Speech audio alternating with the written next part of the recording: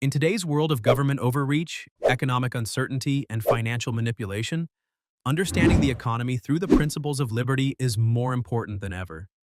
At Economics and Freedom, we provide the knowledge and tools you need to navigate the complexities of the financial system, challenge mainstream narratives, and to take control of your future.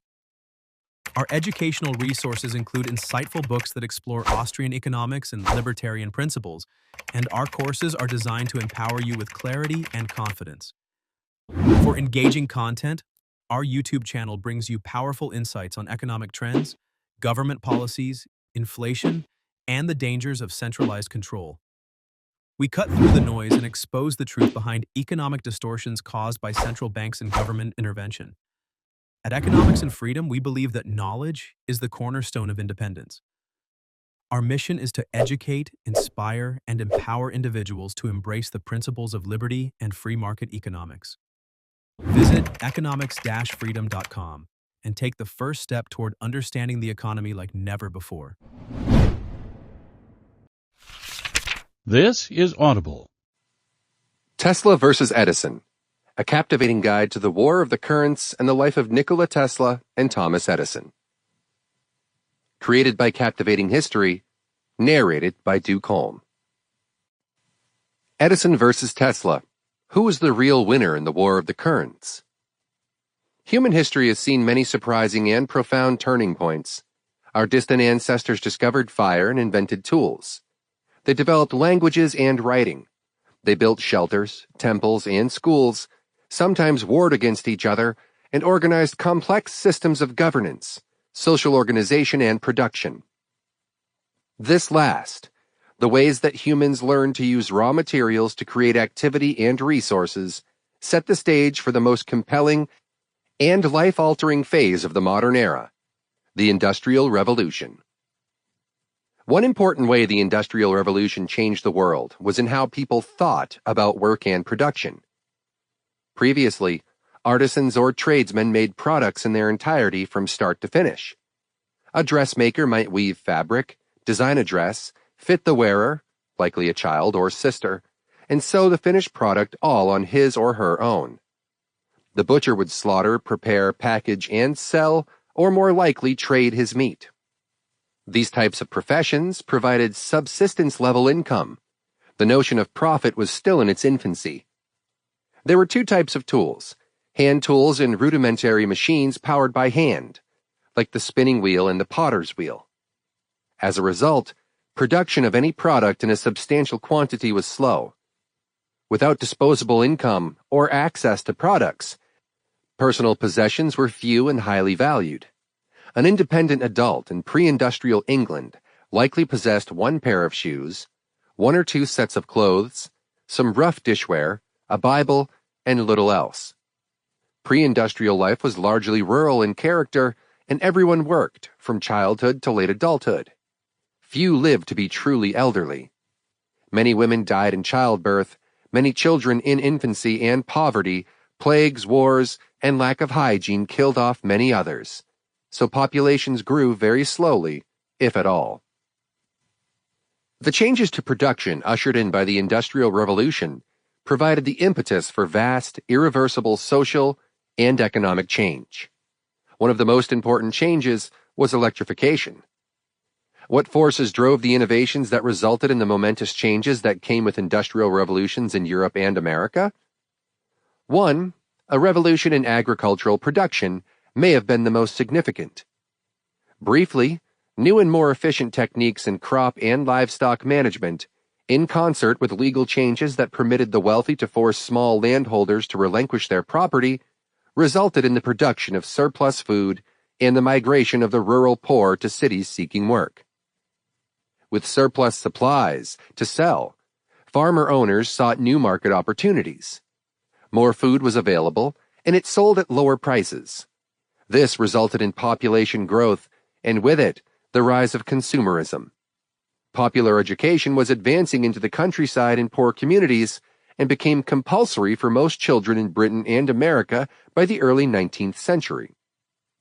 Into this exciting historical period, two remarkable men were born, tied by birth to different continents, but connected by similar interests, Each indelibly marked their generation and those that followed with their genius and foresight. Nikola Tesla was born in 1856 in Smiljan, Croatia, part of the Austro-Hungarian Empire, to Serbian parents. His father, Milutin, was a serious but not unkind Orthodox priest. His mother, Juka, was more like her clever, sometimes willful son. Although blind, she made inventions of her own, including a mechanical egg beater, to lighten the heavy work of caring for her home and family. The Tesla home boasted a modest library that included classics of prose and fiction, as well as scientific tomes. Milutin was a writer and poet, and Nikola, gifted with a remarkable memory, learned many passages from classic works by heart by the time he was a teen. He was a curious child, and fascinated by all things scientific. An early bout of cholera gave him a chance to read, and later he said, "Of all things, I love books most." Much of his early learning took place at home, supervised by his mother and father, until he entered a school in Karlstad, Croatia, where he took an early interest in the relatively new field of electricity. For a brief time, the young scholar was distracted by some of the charms of the big city and took to gambling. He was even expelled briefly for missing classes. Soon, though, he reverted to being a serious student. Tesla excelled and later studied at the Austrian Polytechnic in Graz. His talents were unusual. He could conduct integral calculus in his mind, and throughout his life, he rarely used paper and pencil to work out problems. He had an amazing ability to concentrate on deeply complex problems and produce workable solutions in this way. He explained his talents this way: "When I get an idea, I start at once building it up in my imagination. I change the construction, make improvements, and operate the device in my mind. It is absolutely immaterial to me whether I run my turbine in thought or test it in my shop. I even note if it's out of balance. There is no difference whatsoever, the results are the same. In this way, I am able to rapidly develop and perfect a conception without touching anything." His obsessive thinking was occasionally a problem as it distracted him from schoolwork and kept him awake late into the night. He even left university for a period due to a nervous breakdown. His father tried to force young Nikola to choose the priesthood as his profession, but the young genius balked at the idea. Later, he continued his education in electrical engineering at the Charles Ferdinand University in Prague. He produced on telephone and electrical systems and became very familiar with direct current, DC, an electrical system that at the time used brushes that transferred an electrical current to a rotating shaft to power a motor. Tesla was the kind of inventor who had eureka moments. He called them visions, and in this way he came up with the rotating magnetic field polyphase alternating current, AC electric motor, a way to generate current without the additional friction. He has retold the story himself as follows. "One afternoon, which is ever present in my recollection, I was enjoying a walk with my friend in the city park and reciting poetry. At that age, I knew entire books by heart, word for word. One of these was Goethe's Faust. The sun was just setting and reminded me of a glorious passage. The glow retreats, done is the day of toil. It yonder hastes, new fields of life exploring. Ah, that no wing can lift me from the soil. Upon its track to follow, follow soaring." As I uttered these inspiring words, the idea came to me like a flash of lightning, and in an instant the truth was revealed. I drew with a stick on the sand the diagram shown 6 years later in my address before the American Institute of Electrical Engineers. The system he envisioned would use a transformer to increase or decrease voltage in transit. Both current and voltage can be reversed in this system. It was unique and promised to seriously impact the application of electrical power. In truth, there was nothing instantaneous about Tesla's discovery. He had read and studied widely, and had a deep understanding of the theories that underpinned his work. Unfortunately, Tesla was not a talented self-promoter, and though his career took him across Europe, investors in both Germany and France turned down the amazing opportunity he presented them.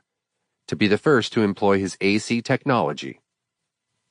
Edison's French, called Continental Edison, hired Tesla in 1882. His job was to repair DC electrical systems in Strasbourg and Paris.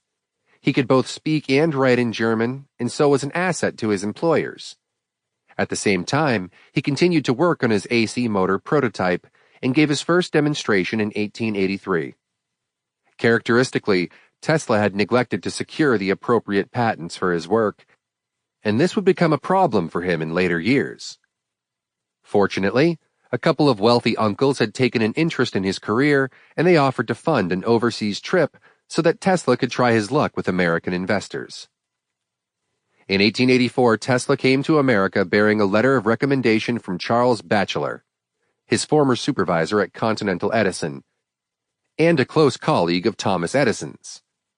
The letter read, "My dear Edison, I know two great men, and you are one of them. The other is this young man."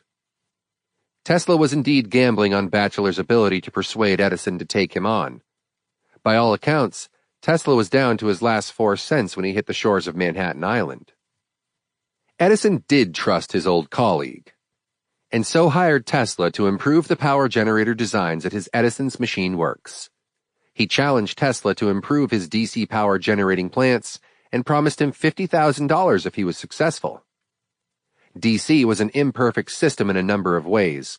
Firstly, it was inefficient, as it generated a significant amount of friction, slowing the transmission considerably. It was also limited in terms of the distance it could cover. Still, Edison was hopeful that Tesla could improve the system, allowing Edison to outstrip his competitors.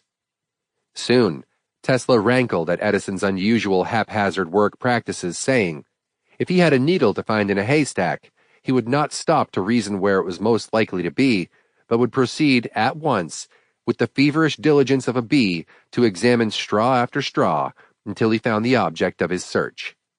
I was almost a sorry witness of such doings, knowing that a little theory and calculation would have saved him 90% of his labor. Edison Machine Works was located in Manhattan on the Lower East Side. At the time, the area was mostly factories and tenements, and had a very high proportion of Yiddish-speaking Jewish immigrants. Living conditions for the newest Americans were beyond challenging. Most significantly, fires were a constant risk, as few had central light and heat, and many died as a result. Although Manhattan became the best-known battlefield in the War of the Currents, Paris was a significant site of contention as well. The French, although not fond of American attitudes in general, were great admirers of the inventiveness of Thomas Edison. He fit the French proletariat ideal of a genius in his own right, one who had achieved wonders without class privilege to support him, and little in the way of formal education. He exemplified a central goal of France's Third Republic, a civilization and its citizens unfettered by old systems of entrenched power and patronage. During the 1878 Paris Exposition, the Avenue de l'Opéra, an important part of the vast overhaul of Paris public works that took place beginning in 1853, was lit by arc lamps running on close to 3,000 volts. Although an impressive display for visitors, the arc lamps had limited practical application. Due to their extreme brightness, they could be used only out of doors or within very large interior spaces. Furthermore, they were notoriously dangerous for lineman installers to work with and resulted in many deaths. Still, an envious Edison worked doggedly to improve his incandescent bulb, which was far more practical for general-purpose lighting, and he revealed the latest prototype a year later. By 1880, though, Americans were using arc lamps for some applications, most notably to light New York's famous Broadway. Developing the incandescent bulb had been one of Edison's pet projects, and he had tried many types of filaments to conduct the current before he found one that worked best, and made his bulb, one of the most recognizable iconography in the world. Born in 1847 in Milan, Ohio, Edison was a precocious and intelligent child. Like Tesla, Edison had a powerful maternal influence. His mother, Nancy Matthews Elliott, both protected her sickly child and encouraged him to explore his insatiable curiosity. Many stories abound of little Thomas experimenting with the people, animals, and object that made up his world. For example, he once sat upon a chicken egg to see if he could hatch it. As a youngster, he lost a good deal of his hearing. The exact cause is unknown, but possibly scarlet fever. He was an entrepreneurial teenager and came up with a variety of money-making schemes, a habit that continued throughout his life. Edison's best-known invention, aside from the incandescent light bulb, is his invention of the phonograph. Throughout the 1880s, the laboratory he built in Menlo Park produced hundreds of inventions. He was frugal in his use of materials, and often advised junkyards or dismantled failed inventions to source parts. He also wasn't shy of borrowing the ideas of others, and proclaimed, "I am not overly impressed by the great names and reputations of those who might be trying to beat me to an invention. It's their ideas that appeal to me. I'm quite correctly described as more of a sponge than an inventor." This is not to say that Edison didn't have his own inventive genius. He most certainly did. But he was not above making the most of whatever was available to improve his work. Edison, like Tesla, was a talented inventor and had invested deeply, both personally and financially, in the DC system. His approach to invention differed from Tesla's. Unlike the contemplative Serbian, Edison believed the best way to invent was to try out his ideas and to keep trying until his ideas worked, or until he had improved enough on someone else's invention to claim it as his own. Even though he had begun to expect that DC was not a superior technology, he was reluctant to spend even more money and time making the switch to AC. DC was a potentially hazardous system because it stored current after the system shut down. Still, Edison had a fragile ego, and having to admit his mistake would be a serious blow to his pride. Tesla was able to improve the DC system, but when Edison refused to pay the $50,000, saying he'd only offered it as a joke, Tesla quit in a rage. For a while, he was content to dig the ditches where Edison was burying his DC lines, but his complacency didn't last long. George Westinghouse, another leader in the electrical industry, hired Tesla away from Edison, and thus the lines in the War of Currents were drawn. Westinghouse had established Westinghouse Electric in 1886 to compete with Edison's monopoly of around 1,500 generating stations. Originally, Westinghouse had worked in D.C. with the aid of physicist William Stanley Jr. Eventually, both men switched their allegiances to AC, and using an alternator designed by Stanley, they began commercial production of AC plants. Westinghouse agreed with Tesla's position that losses in electrical transmission depended on the strength, intensity of the current, P equals I, 2 times R, circulating through the system. Employing transformers, invented in the prior century, AC electrical power could travel on small wires over much greater distances than DC. In addition, the customer could determine the voltage of the power they wished to use at the receiving end. Both Tesla and Edison were eccentric, each in his own way. Tesla had his visions, and later in life demonstrated symptoms that we might now call obsessive-compulsive disorder, including hypervigilance about what he ate and other excessively methodical behaviors, such as counting how many steps he took and washing his hands whenever he came in contact with a surface or a handshake. Edison, on the other hand, was an expert promoter and performer and loved to draw a rapt audience to his lab or event. He had a knack for identifying inventions and trends that would appeal to a hungry market. Often because his name became so well known, Edison received more credit than may have been his due. For example, when Bell displayed and demonstrated his telephone at the Philadelphia Exposition in 1876, newspapers credited Edison with the inventive triumph. In fact, neither Edison nor Tesla can take all the credit for the profound shift created by electrification. Many participated in the project from a number of different angles. In 1884, 3 engineers in Hungary's Ganz factory produced critical transformer technology, known as the ZBD team. Karoly Zipernowski, Otto Blathy, and Miksa Dary addressed the problem of reliably regulating voltage with their invention of the closed-core transformer. Even more importantly, they were the first to connect transformers in parallel, eliminating many of the inefficiencies caused by series connections. By 1887, the number of Westinghouse power stations was rising and rapidly catching up to Edison's installations. Other competitors, including the United States Illuminating Company and the Waterhouse Electric Light Company, were keeping Edison busy chasing lawsuits over patents. Sometimes Edison was unable to see the bigger picture, manage his affairs, or realize the full potential of his work, resulting in only a partial success. For example, Edison loved his phonograph, but did not really see it as a medium for music. He was not only distracted by lawsuits and financial matters. Edison's own employees were begging him to make the switch to AC before his doggedness destroyed the company, but also by whichever newfangled ideas were waved under his nose. Edison, though undeniably talented, did not have an intellect to match his rival. Edison's Illuminating Company is another example. Originally, his primary competitors for business were gas utilities. A combination of factors secured his initial success. Firstly, DC current could be generated using batteries. During times when power interruption was frequent, this was an attraction. Also, DC generators were generally economical and reliable, and many customers already owned motors and lamps that required DC.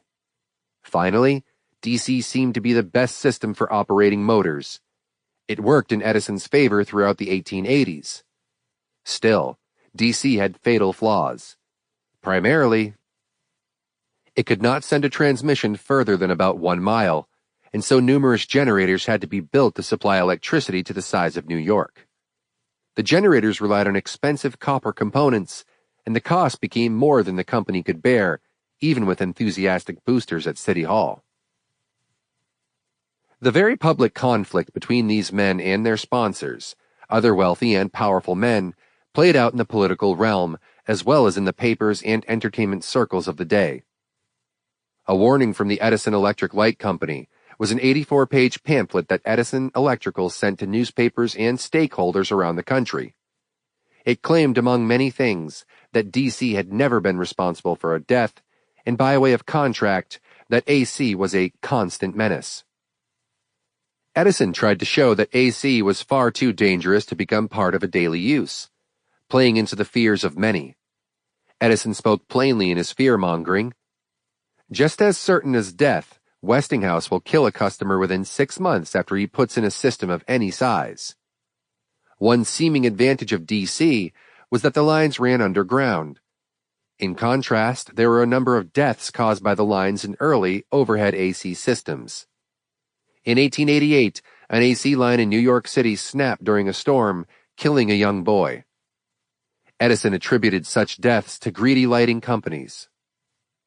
Gradually, other power companies were adopting AC, and Edison tried mightily to ruin the reputation of both AC as a system and Westinghouse as a citizen. Another New York electrical engineer, Harold Pitney Brown, opposed the use of alternating current and blamed slapdash installation of the lines for the dangers. Installing the lines was a risky business. In 1889, at least 5 linemen and a merchant were killed as a result of the work, and an unfortunate fruit merchant also died when his display touched one of the lines. Public deaths panicked citizens, and Brown and Edison used the opportunities to direct blame towards Tesla and Westinghouse. Brown wrote a scathing condemnation of AC to the New York Post, calling the system damned. Brown, who at first had little to no connection to Edison, later formed an alliance to bring down AC, and they may have also colluded in lobbying for legislation to restrict installation of AC systems. Brown also presented evidence that AC was the ideal system to power the controversial electric chair, and worked closely with the Thomson-Houston Electric Company, a primary competitor in AC technology, to ensure a Westinghouse generator powered the first electrocution. Edison wryly called electrocution getting Westinghoused.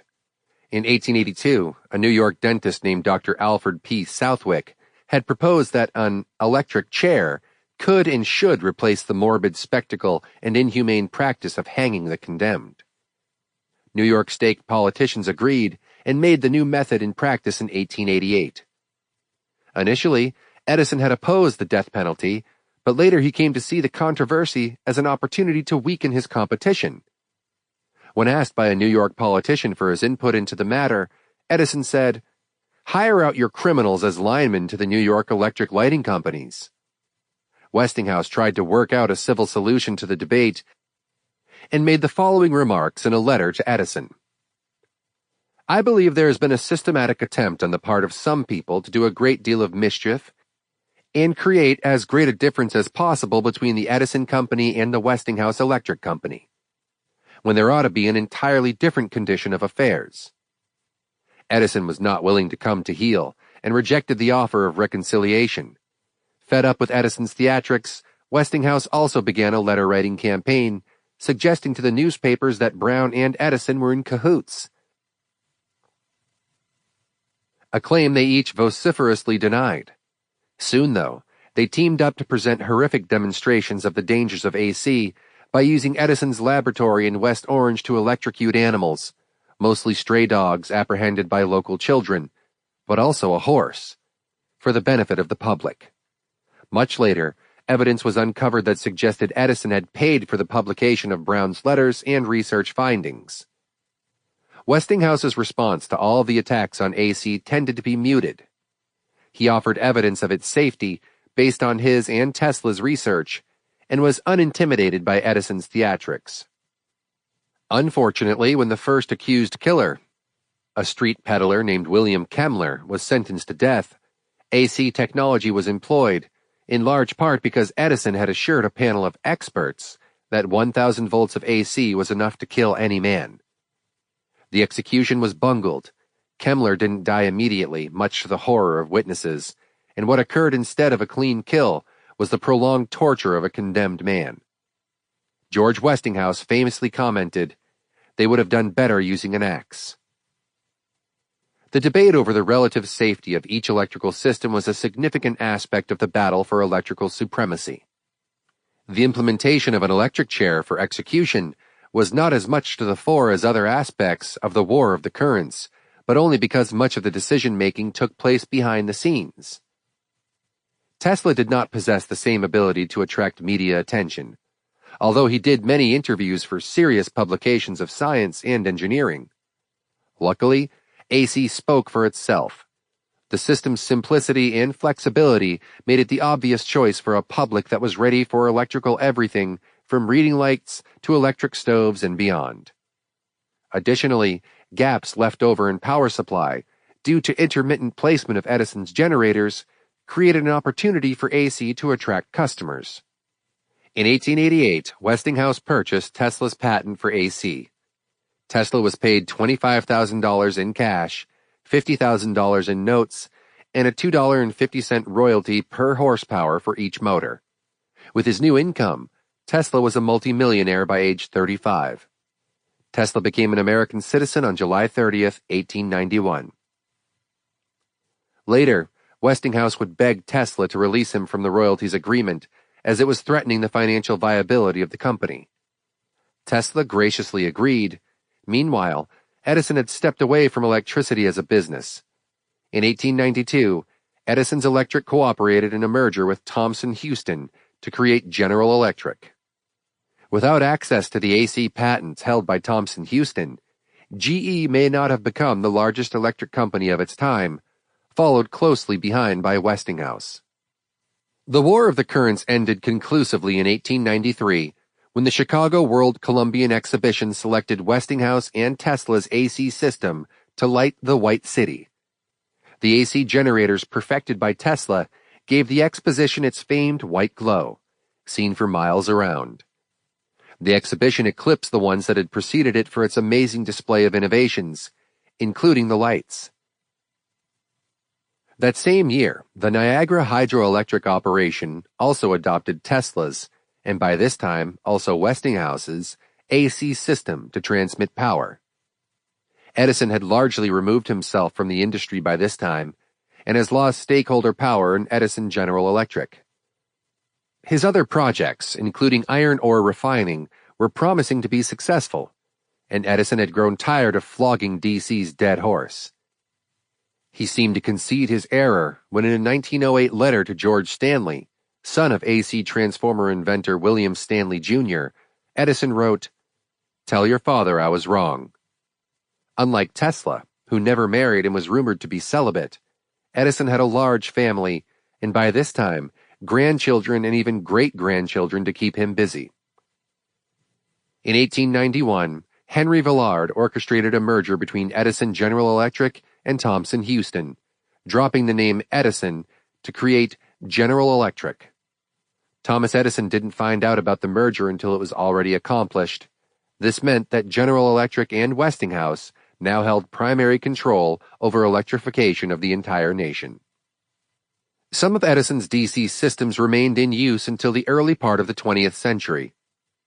Helsinki used DC transmission into the middle of the 20th century, for example.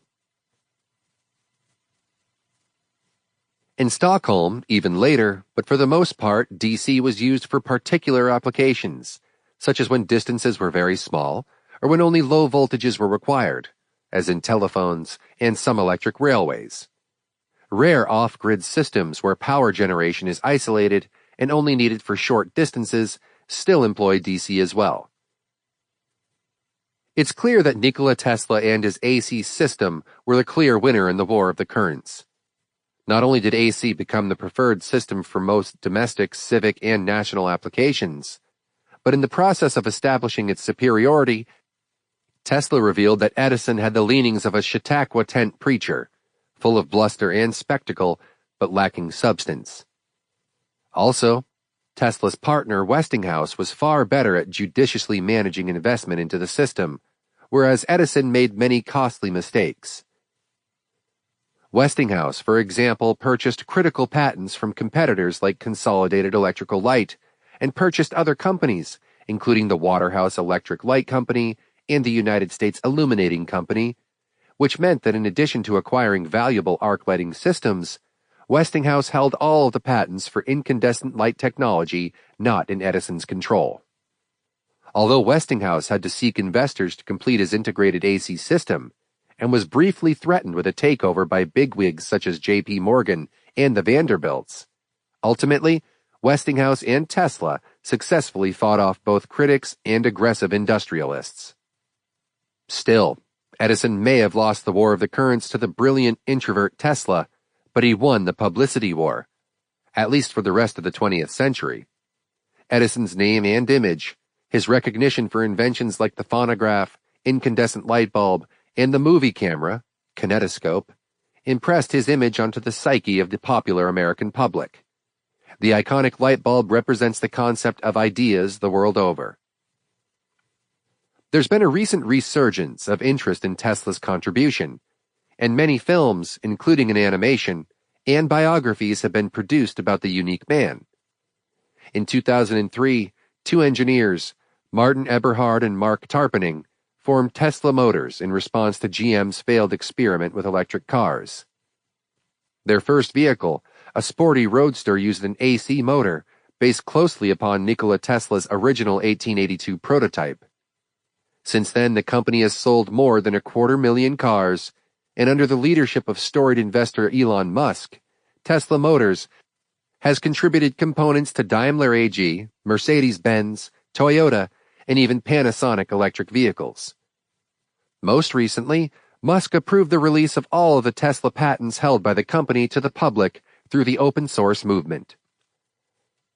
In an effort to further promote environmentally responsible investment and production, this gesture means that anyone in the world may now access the technology required to build a clean, quiet, and safe power supply, potentially freeing millions who still live in dark, intemperate, and unclean conditions. Nikola Tesla would have approved of Musk's generosity. He never married, but was known to be a caring man, and toward the end of his life, Tesla found companionship with a pigeon who'd visited his hotel room window. Tributes to Tesla exist the world over. A museum in his hometown of Smilj in Croatia, statues and other monuments in Niagara Falls and New York City, New York, Serbia, New Zealand, and Azerbaijan. There's an impressive statue representing Tesla's generator in the city of Prague, and too many plaques, busts, and other tributes to count.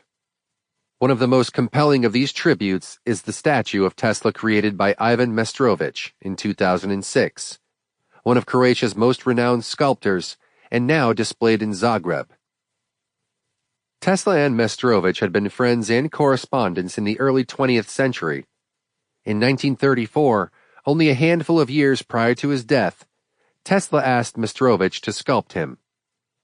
The completed sculpture shows a seated Tesla with one elbow resting on his knee and his chin in his hand.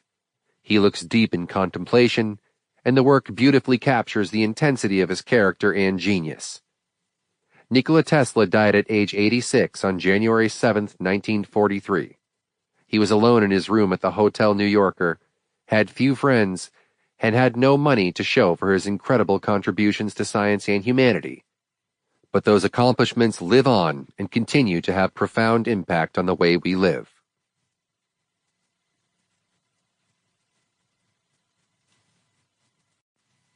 Part 1. Nikola Tesla. A captivating guide to the life of a genius inventor. Introduction. Obsessive, brilliant, and tortured.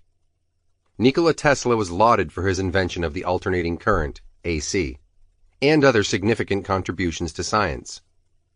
His claim that harnessing the forces of nature was the only worthwhile scientific endeavor both impressed and enraged the scientific community. Eventually, his peers could no longer dismiss his eccentricities and began to view him as a crackpot, a potentially dangerous one. Although Tesla's work was a major factor in the success of the Second Industrial Revolution, he died alone, impoverished, and largely shunned by the scientific community that once hailed him as a genius. Beset by visions, without a wife or children, Nikola Tesla's brilliant mind changed the world, even though at the time of his death he passed unnoticed into obscurity. Chapter 1. Childhood. My mother understood human nature better and never chided.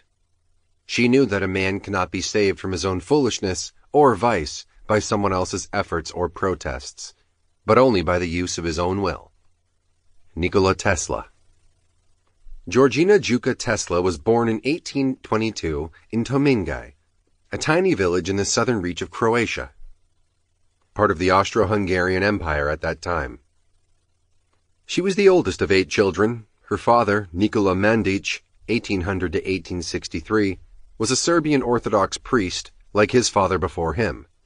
At age 16, Juka's mother was blinded, and Juka began taking care of her siblings, a task that may in part explain why she remained illiterate throughout her life, despite her impressive inventiveness. Although living in Croatia, both Juka and her future husband were ethnically Serbian and likely in the minority in tiny Tomingai. In 1847, Juka married Milutin Tesla, born in Raduc, Croatia, in 1819. Milutin attempted to complete training at a military school, but was unsuited to the rigorous discipline. So he left and joined a Serbian Orthodox seminary. Few other career choices existed for young men at the time. He was ordained the year he and Juka married, and was directed by the church to represent Serbian interests in Senj, a coastal town belonging to the Austrian monarchy. Milutin ministered to a small congregation of 40 or so families. Poorly paid and in poorer health, Milutin blamed the cold, damp conditions, saying in a letter to the bishop, "It is impossible to preserve one's health here." Milutin took his small family back inland to the mountainous region of Lika. Nikola Tesla was born July 10, 1856, in Smiljan, Croatia. He was the 4th of 5 children, and legend has it that he was born exactly at midnight during a summer lightning storm. The midwife at attendance, fearful of the bright flashes, said, "He'll be a child of storms." His mother replied, "No, of light." Her devotion to him would see him into adulthood, and he often spoke of her fondly years after her death. Tesla credited his mother for his inventiveness and wrote of her, "An inventor of the first order, and would, I believe, have achieved great things had she not been so remote from modern life and its multifold opportunities. She invented and constructed all kinds of tools and devices, and wove the finest designs from thread which was spun by her. She even planted the seeds, raised the plants, and separated the fibers herself. She worked indefatigably, from break of day till late at night, and most of the wearing apparel and furnishings of the home was the product of her hands. He also once said of Juka that her fingers were nimble enough to tie 3 knots in an eyelash. Milutin was also an influential presence in young Nikolai's life. They studied together, memorizing lengthy passages from the romantic poets like Byron and Shelley, and playwrights like Goethe. Another activity they enjoyed together was trying to guess each other's thoughts. Gifted with an eidetic memory, many years later Nikolai could recall detailed images from his youthful imaginings. He described how, when a word was spoken to me, the image of the object it designated would present itself vividly to my vision, and sometimes I was quite unable to distinguish whether what I saw was tangible or not. This caused me great discomfort and anxiety. Nikolai learned mathematics, religion, and the German language at his primary school in Smiljan. He and his siblings lived as most country children do, playing outdoors and getting into minor mischief. At age 3, recounts one biographer, he got acquainted with electricity by means of his tomcat. When pulling him by the tail, the back of the cat bathed in light. It was a new experience which will later lead Tesla to become a famous inventor. Is nature one large cat?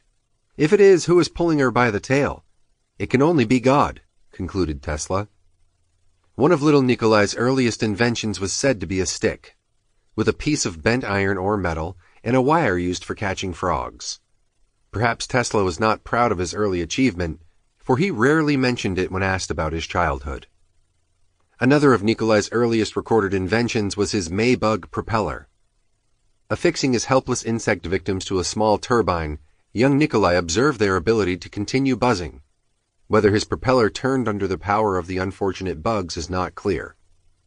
Nikolai felt it a successful experiment, only ruined when a neighborhood boy came along and ate the bugs. Perhaps more than a hint of eccentricity comes through in stores of Nikolai's early family life. His father was often overheard expressively talking to himself and felt it critical that both he and young Nikolai commit to memory numerous passages of heavy philosophical and poetic texts. Tesla's mother was also a great memorizer, though she preferred Serbian epic tales and poems. Despite the seriousness of his father's interests, their simple house was always cheerful and busy with congregants and customers of his mother's sewing services. Nikolai was a distracted child, and he was not the student he had the potential to be. He recalls having visions of light and even stated that he envisioned his invention for Niagara long before his 16th birthday. He read voraciously and into the night from his father's impressive scientific library.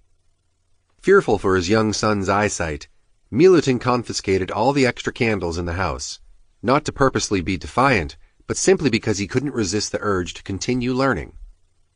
Nikolai took to making his own candles in secret, continuing his nighttime reading habit. Sometimes Nikolai engaged in somewhat dangerous activities. He is said to have leapt off the house roof, attempting to fly. Flying would later become one of his obsessions. And once made a snowball so large it rolled down a hill, smashing into and uprooting a thicket of walnut trees. Another time he nearly drowned attempting to swim under a barge. The oldest child in the Tesla family, Nikola's brother Dane, was also described as a brilliant youth with potential like his brothers.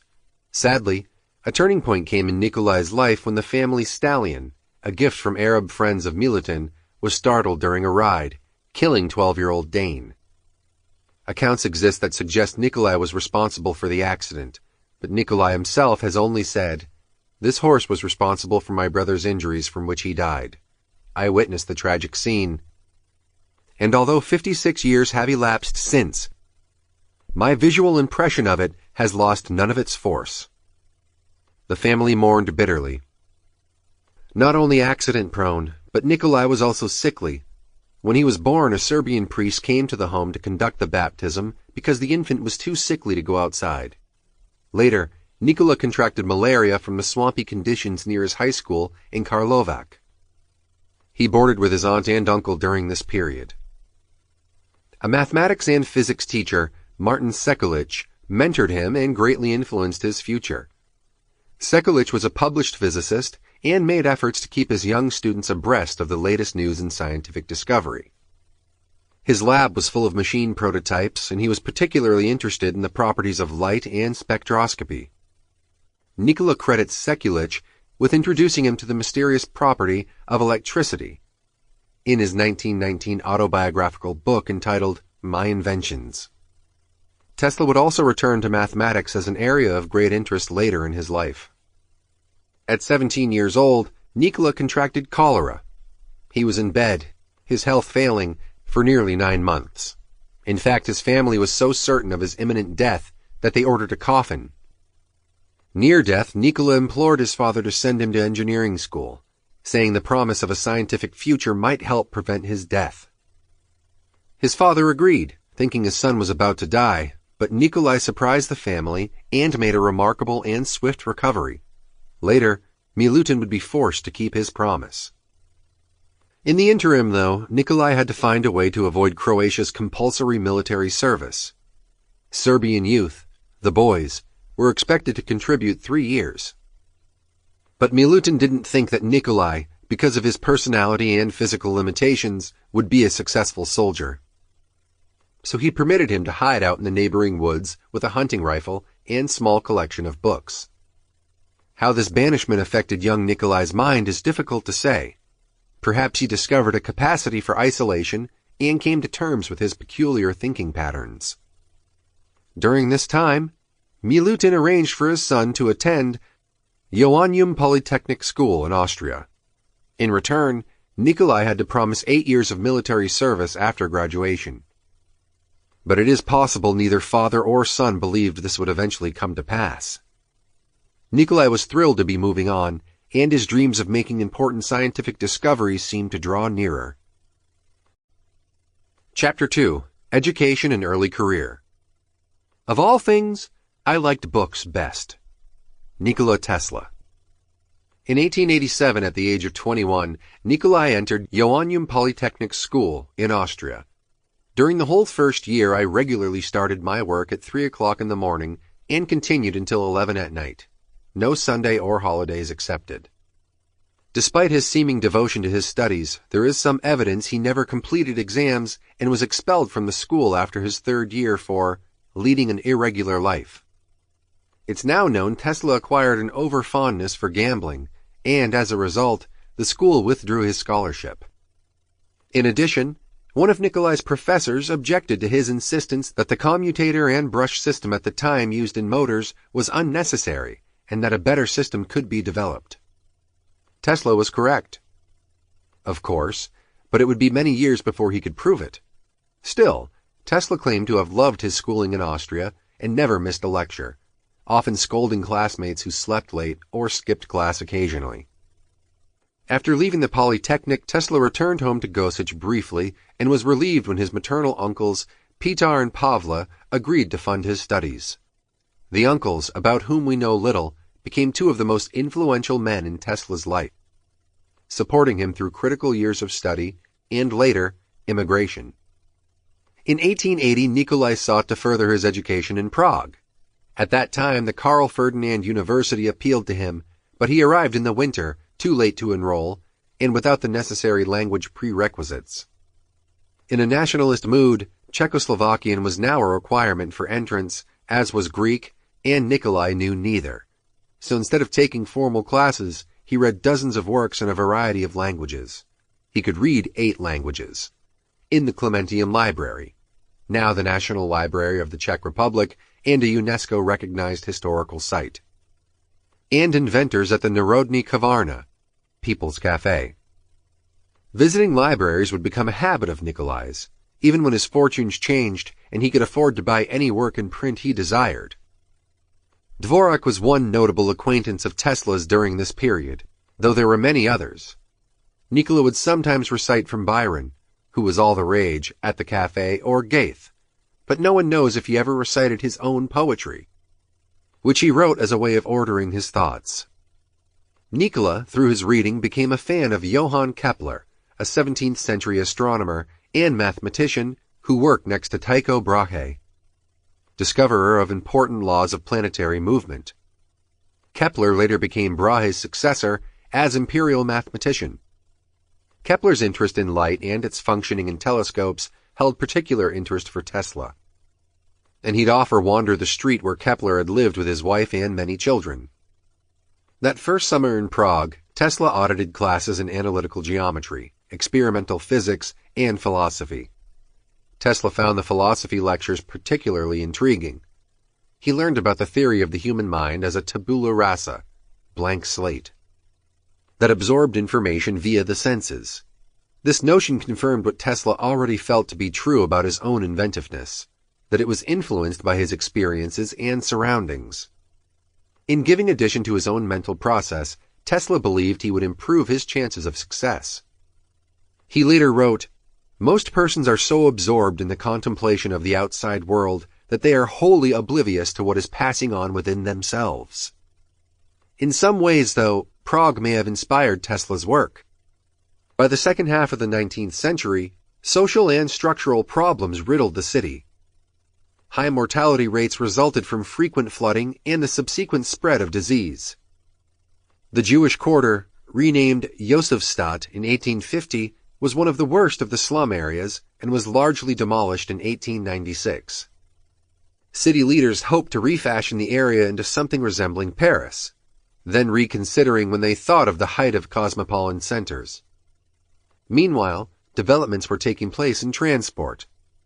Horse-drawn trams first appeared around 1879, and the first electric tram in 1891. And the arts with the opening of the Czech National Theatre in 1881.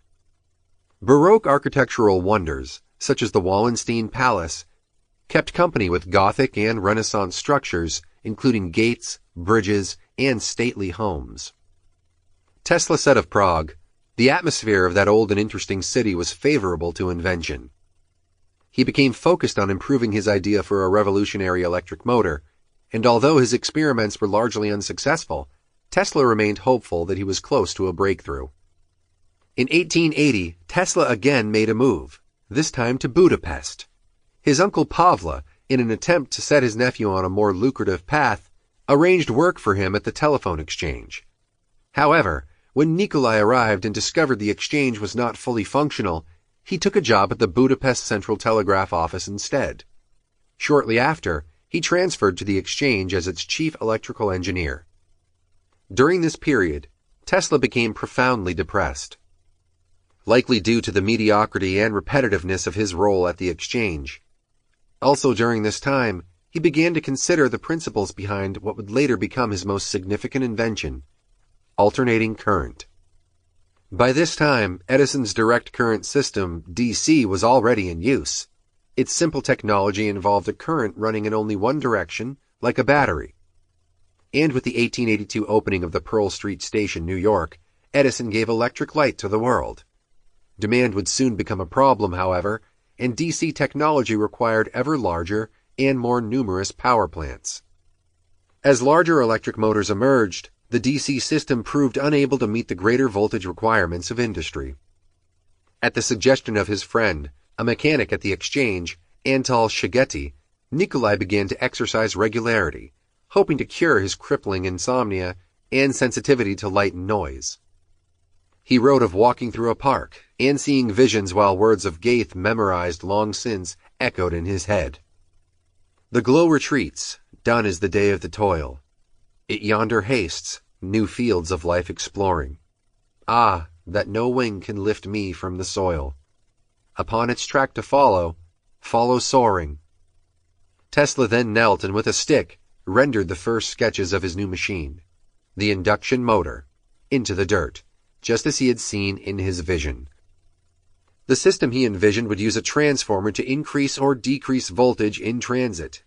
Both current and voltage can be reversed in this system, setting it apart from anything anyone had devised at that point. In 1882, the French branch of the Edison Company, Continental Edison, hired Tesla to repair the faulty DC electrical systems in Strasbourg, then part of Germany, and Paris. His work included repairs to a DC light system for the German railway. His facility in the German language was pivotal to his success in this role. He had used his spare time in Strasbourg to build and test a prototype for his AC motor. On June 10, 1883, he demonstrated the engine and its rotating magnetic field to potential financial investors. But they apparently did not understand how revolutionary Tesla's invention would prove to be in years to come. Tesla also may have underestimated the value of the AC motor, evidenced by his unfortunate failure to obtain a patent. The Edison company later refused to pay him. Tesla left the position broke, but with high hopes for a better future in America. Unable to afford anything for his ideas beyond the prototype, he once again looked to his generous uncles to support him. The stories of Tesla's misadventures before he emigrated to America are rife with unconfirmed anecdotes. One story reports he misplaced his tickets and money before even boarding the ship that would take him to New York, while others claim someone robbed him. In either case, he eventually managed to board the ship. Another story relates he nearly went overboard in an attempt to mutiny. But far from having the withered physique of a stereotypical scientist, at 6'6", Tesla supposedly fought off the mutineers. Whatever the truth to these tales, he arrived safely in New York on June 6, 1884. Among his sparse possession was a book of poetry. Tesla also carried with him a letter of introduction to Thomas Edison, written by Charles Batchelor.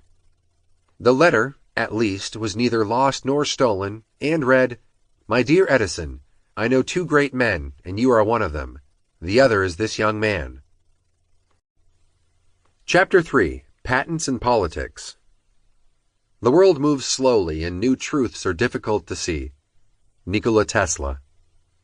Upon arrival at the Ellis Island port of New York, it's said that Nikola Tesla had only 4 cents to his name.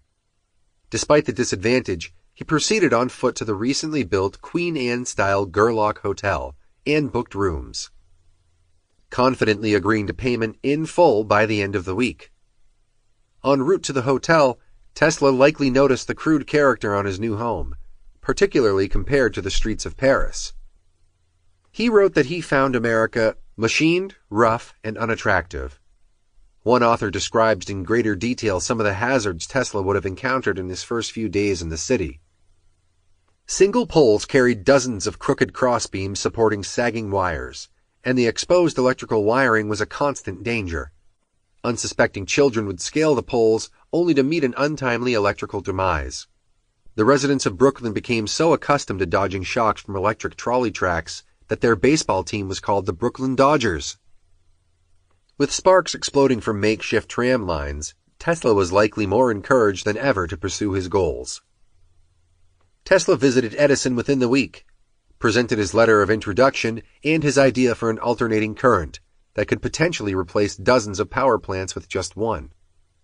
Tesla's rotating magnetic field had the potential to solve many of the issues that Edison faced with his DC systems. Significantly, generators had to be built every mile or so to supply enough energy for industrial lighting. To light each home also required a generator. Only the wealthy could afford the luxury of electric light. The DC system also required an unreasonable amount of copper wiring and rods. At first, Edison did not see or understand the point of an AC system and considered it impractical and unnecessary. However, he did see the promise in Tesla and offered him a job at the Edison Machine Works. It is likely Edison's ego prevented him from seeing that Tesla's genius had solved a problem that Edison could not. Tesla's first job for Edison involved repairing the troublesome dynamo machines produced in Edison's factories. Tesla was certain he could increase the efficiency. He blamed Edison's style of work on his lack of success and later wrote of him, "If he had a needle to find in a haystack, he would not stop to reason where it was most likely to be, but would proceed at once with the feverish diligence of a bee to examine straw after straw until he found the object of his search. I was almost a sorry witness of such doings, knowing that a little theory and calculation would have saved him 90% of his labor." Later he would claim that Edison had promised him a lottery-like payout of $50,000 if he accomplished the goal of correcting the dynamos. Unfortunately, when having completed the task with startling ease, Tesla called in this promise, and Edison told the naive Tesla he'd only been joking. saying Tesla would have to become more familiar with the American style of banter. Tesla was, understandably, both mortified and angry. In 1885, he quit his job with Edison and took work beneath his skills, although still under the eye of the Edison Company, digging ditches in the dirty New York streets. Despite these reduced circumstances, Tesla maintained his living quarters at the Gerlach Hotel, and more importantly, continued with his experimentation and invention. When not digging ditches, his fertile mind was considering the possibilities of radio transmission, arc lighting systems, generators, and other similar ideas. He even set up a makeshift lab in his living quarters and on the roof of the hotel. He was planning his own future and saving what he could to fund a Tesla electric light and manufacturing. He found investors in Rahway, New Jersey. Benjamin Vail and Robert Lane agreed to finance the fledgling company, and Tesla installed arc lights, popular during this era for lighting the outdoors, under their direction. Tesla improved existing arc light technology by introducing a fail switch, as well as improving their dynamos. These improvements were among the first U.S. patents issued to Tesla. Despite this enormous achievement, Tesla had grander ideas and wanted to pursue development of innovative motors and more advanced electrical systems. Vail and Lane grew tired of Tesla's ambitious and to them unrealistic plans, and forced him out of his own company, stealing Tesla's patents in the bargain. Tesla's lack of business savvy was becoming a heightened problem, and this quirk of his otherwise brilliant mind would prove disastrous to him in later years. Luckily, throughout his life, Tesla attracted the interest of wealthy and influential gentlemen who could see the potential of his work. Alfred S. Brown and Charles F. Peck were two such men. Brown, a superintendent at Western Union, had supervised cable installation and came across Tesla as he dug the channels for the cables. Peck was a reputable New York lawyer. The two men were keen to invest in electricity, believing it to be a highly lucrative and progressive business. The investors also saw potential in geothermal energy, harvested from the earth, and hydrothermal energy, harvested from the ocean. Far ahead of many other businessmen. Tesla's hydrothermal system used contrasting cold and warmer temperatures at varying ocean levels to produce condensation. He described his geothermal system in the extensive article, The Problem of Increasing Human Energy. He believed if he could find some economic and speedy way of sinking deep shafts, an unlimited supply of power could be realized. Brown and Peck began to financially support Tesla's work in 1887, and a year later, Tesla completed and patented his electromagnetic motor and a number of other important patents. Eventually, Tesla's work during this period would result in about 30 unique patents. Soon after these successes, Tesla would find himself embroiled in a battle between two of America's most famous names, Thomas Edison, who he'd already encountered and been betrayed by, and George Westinghouse. Thomas Edison, 1847 to 1931, was raised in Michigan and largely educated at home by his mother. He suffered from serious hearing loss, likely due to scarlet fever, and showed an entrepreneurial streak at an early age. During his lifetime, he was best known for his invention of the phonograph, an accomplishment that made him both famous and wealthy. His Menlo Park laboratory became the stuff of legend, as he produced groundbreaking inventions continuously, including the incandescent light bulb, in the early 1880s. He was also known for a stubborn streak of frugality. Often building prototypes from junk, his shabby treatment of Tesla was indicative of his arrogance. He prioritized money and business success over scientific achievement, and while Tesla remained gracious in their rivalry, Edison was less kind. It's also been suggested that Edison borrowed from Tesla's ideas. The following quote suggests that Edison approved of the practice. "I'm not overly impressed by the great names and reputations of those who might be trying to beat me to an invention. It's their ideas that appeal to me. I'm quite correctly described as more of a sponge than an inventor." The rivalry between Edison and Westinghouse took shape when Tesla partnered with Westinghouse to make electric lighting affordable to the masses. George Westinghouse, 1846 to 1914, was a lifelong New Yorker.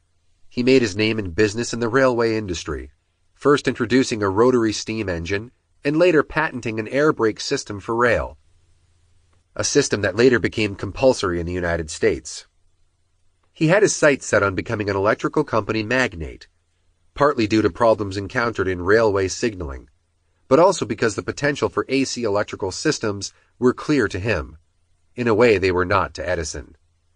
The entry on Westinghouse in the Encyclopedia Britannica explains that, with the aid of 3 American electrical engineers, he, Westinghouse, altered and perfected the transformer and developed a constant voltage AC generator. In 1886, he incorporated the Westinghouse Electric Company, which 3 years later was renamed the Westinghouse Electric and Manufacturing Company. He purchased the patents of Nikola Tesla's AC motor and hired Tesla to improve and modify the motor for use in his power system. Tesla admired Westinghouse for his foresight and tenacity. He would later write, "George Westinghouse was a man with tremendous potential energy of which only part had taken kinetic form. When others would give up in despair, he triumphed." Tesla's business relationship with Westinghouse was a change in fortune for the young inventor. In exchange for the license to his patents, Westinghouse gave Tesla a healthy salary, in today's terms close to $50,000 per month, stocks in the Westinghouse Electrical Company, and promised him a lucrative royalty for the horsepower that Tesla's AC technology would produce. He also paid Tesla $60,000 to license his patents.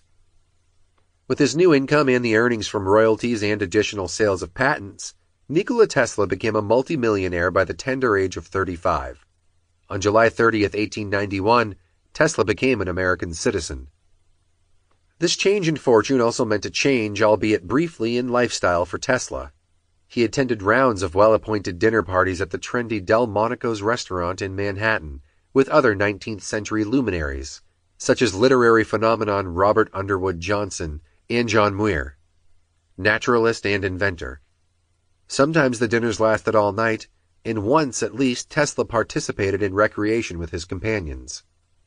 Delmonico himself was present and remembered when, "We managed to make him play pool one night. He had never played, but he had watched us for a little while. He was very indignant when we found that we meant to give him 15 points, but he bet us all even and got all the money. He studied out pool in his head and then beat us, after we had practiced for years." John Muir's first impressions of Tesla's contributions came when he visited the 1863 World Columbian Exhibition and wrote, "Last night the buildings and terraces and fountains along the canals were illuminated by tens of thousands of electric lights, arranged along miles of lines of gables, domes, and cornices, with glorious effect. It was all fairyland on a colossal scale, and would have made the Queen of Sheba and poor Solomon in all their glory feel sick with helpless envy." An unfriendly rivalry had been playing out in New York and around the country during the years leading to the turn of the century. Edison was annoyed the upstart Tesla and his well-funded Westinghouse supporters threatened the success of his DC system. In response, Edison spoke publicly about the dangers of alternating current. When Westinghouse outbid Edison, winning the opportunity to supply electric lighting for the 1893 World Columbian Exposition in Chicago, Edison was outraged. In the process of merging with another electrical company, the Thomson-Houston Electrical Company, to form General Electric, Edison had hoped to light the entire exposition with his DC technology. But Westinghouse's business acumen sealed the deal, and Edison and General Electric were left with only the impressive but isolated Edison Electrical Tower to represent them at the exposition. Westinghouse had an impressive display within the exposition's electricity building that included many of Tesla's inventions, such as neon lights, a two-phase induction motor, and a 500 horsepower generator. By 1903, the war of words turned ugly when Edison went so far as to use AC to electrocute animals, stray cats and dogs, and even an elephant, in an attempt to convince the public of the dangers of Tesla's invention. His publicity campaign resulted in his patenting of the electric chair. Although an opponent of capital punishment, Edison believed death by electric charge would be less painful to the prisoner than any other method. Unfortunately, Edison's first human guinea pig, William Kemmler, convicted of murder, caught fire and bled from his eyes during the execution. Tesla's response to Edison's antics was elegant and compelling. He continued to work on all manner of inventions, including an attempt to reproduce the effects of an earthquake using what he called mechanical vibrators. The results were startling. The Altered States blog reports that Tesla attached a powerful little vibrator driven by compressed air to a steel pillar. Leaving it there, he went about his business. Meanwhile, down the street, a violent quaking built up, shaking down plaster, bursting plumbing, cracking windows, and breaking heavy machinery off its anchorage. Tesla's vibrator had found the resonant frequency of a deep sandy layer of subsoil beneath his building, setting up an earthquake. Soon Tesla's own building began to quake, and just at the moment the police burst into the lab, Tesla was seen smashing the device with a sledgehammer, the only way he could promptly stop it. Tesla decided to go on his own publicity tour to demonstrate that AC current, 25,000 volts worth, could safely pass through the human body. Meanwhile, DC systems installed on European rail lines, including Ireland and Germany, became obsolete, as AC swept the international scientific and industrial world. Not one to rest on laurels, Tesla was inventing all the time, though numerous of his experiments were burned in a fire in his lab. An 1885 article in the Electrical Engineer magazine described this event as a fire which almost completely gutted the 6-story and basement building at 33 and 35 South 5th Avenue. This city, on March 13th, Mr. Nikola Tesla, the electrician, lost all of the apparatus with which he was carrying on his professional experiments. He occupied the entire 4th floor. When the floor gave way, his apparatus fell to the 2nd story where it lay in unrecognizable ruin. It was not insured.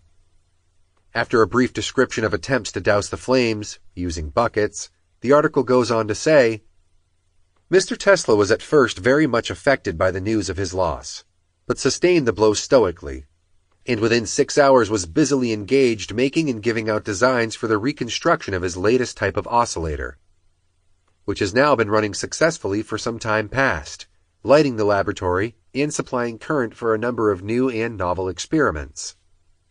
It is needless to add that Mr. Tesla has received innumerable expressions of sympathy and regret, not only from friends and acquaintances, but also from total strangers. Tesla's reaction to this event is typical of the eccentric genius. Like others of his ilk, he had a remarkable ability to sustain focus on work, or other interests of his choosing, over long periods of time and under very challenging circumstances. His personal life suffered because of this quality. Yet, Tesla was, in his own way, content. Chapter 4. The Eccentric Genius. Be alone, that is the secret of invention. Be alone. That is the secret of invention. Be alone. That is when ideas are born. Nikola Tesla. Was Nikola Tesla ever in love? Such a basic part of most of our human experiences, and yet, for Tesla, the presence of a partner was, at best, a secondary consideration. During the height of his success, Tesla was a society darling, least briefly. His tall, svelte European looks and impeccable wardrobe were often remarked upon. And Hugo Gernsback, the publisher of Tesla's autobiography, My Inventions, commented on them in his article about Tesla called Nikola Tesla and His Inventions. I was fascinated with the tall, gaunt man, then about 50 years old, but looking less than 30. His extraordinary face with his deep-set blue eyes proclaimed the intense thinker, the philosopher. A few minutes' chat with him left me more than ever convinced of his greatness.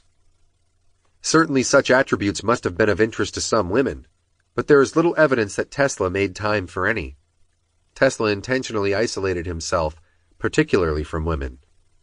He once remarked to a journalist who asked if marriage was advisable for artists and scientists. Artist, yes. Musician, yes. Inventor, no. The former two can get aspiration from the woman's influence and reach their finest work through love, but inventor's nature is so forceful, so wild and passionate, that by giving himself to a woman, he would give everything and nothing would be left for his chosen field. I doubt that you can name many inventors who were married, and that is a shame, as we are sometimes so lonely. Tesla's loneliness may have resulted from some of his more challenging personality traits. Characteristics which today might be diagnosable and even treatable were, at the time, shameful and often debilitating. It seems he suffered from a compulsive nature, particularly regarding cleanliness, and that he greatly feared diseases.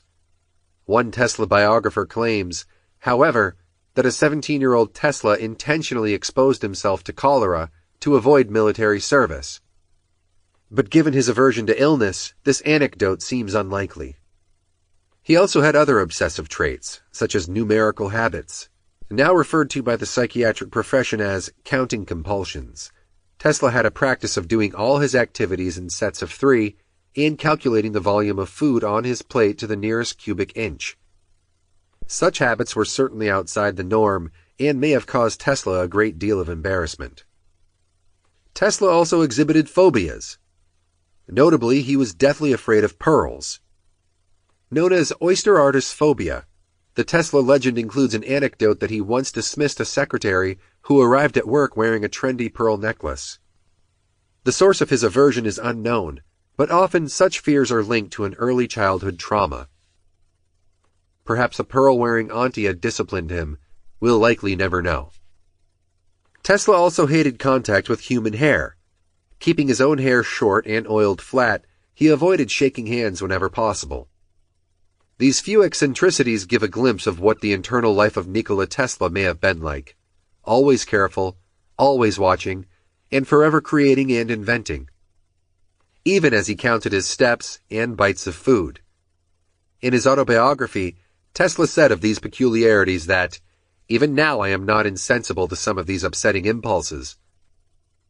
However, even Tesla was not genius enough to cure them. But there was more to Tesla's isolation than his fears and obsessions.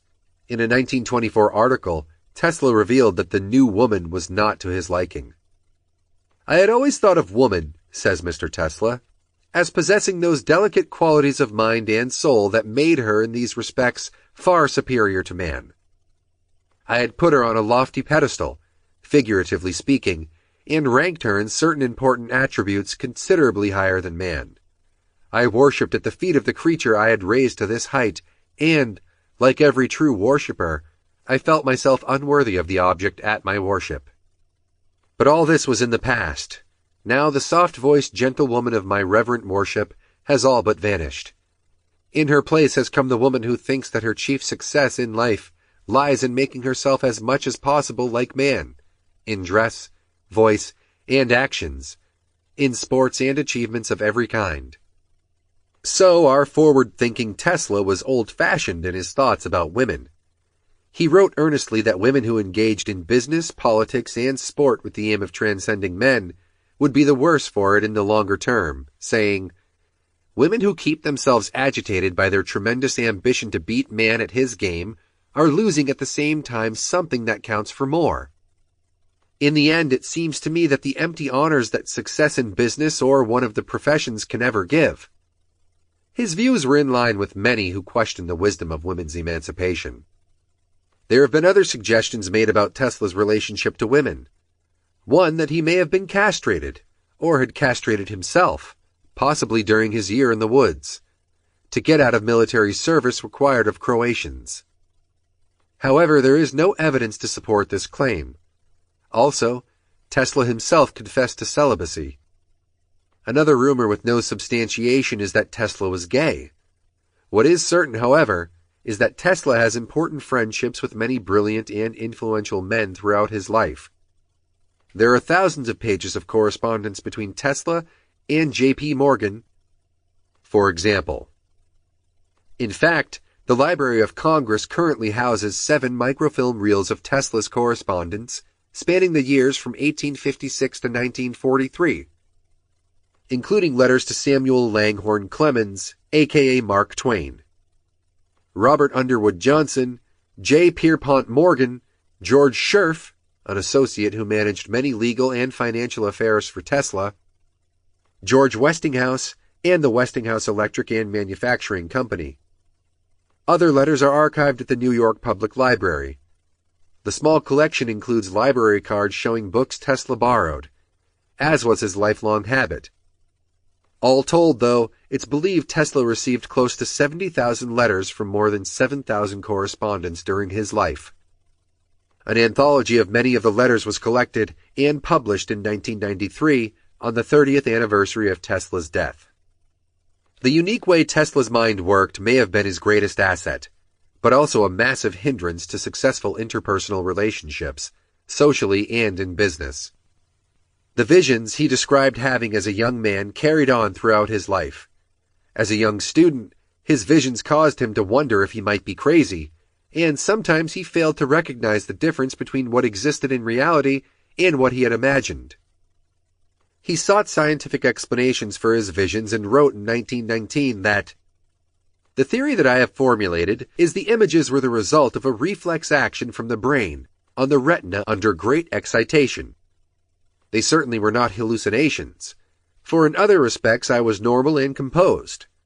In struggling to explain the workings of his unusually talented brain, Tesla joined in a project to unlock the secrets of the mind. A project that today is still far from complete, yet Tesla adamantly rejected any suggestion his abilities were due to some extrasensory talent or psychic ability. He shared one anecdote that demonstrates not only Tesla's deep sense of loss over the death of his mother, but his capacity to return, always, to rational thought in the aftermath of tragedy. "For many years I endeavored to solve the enigma of death, and watched eagerly for every kind of spiritual indication.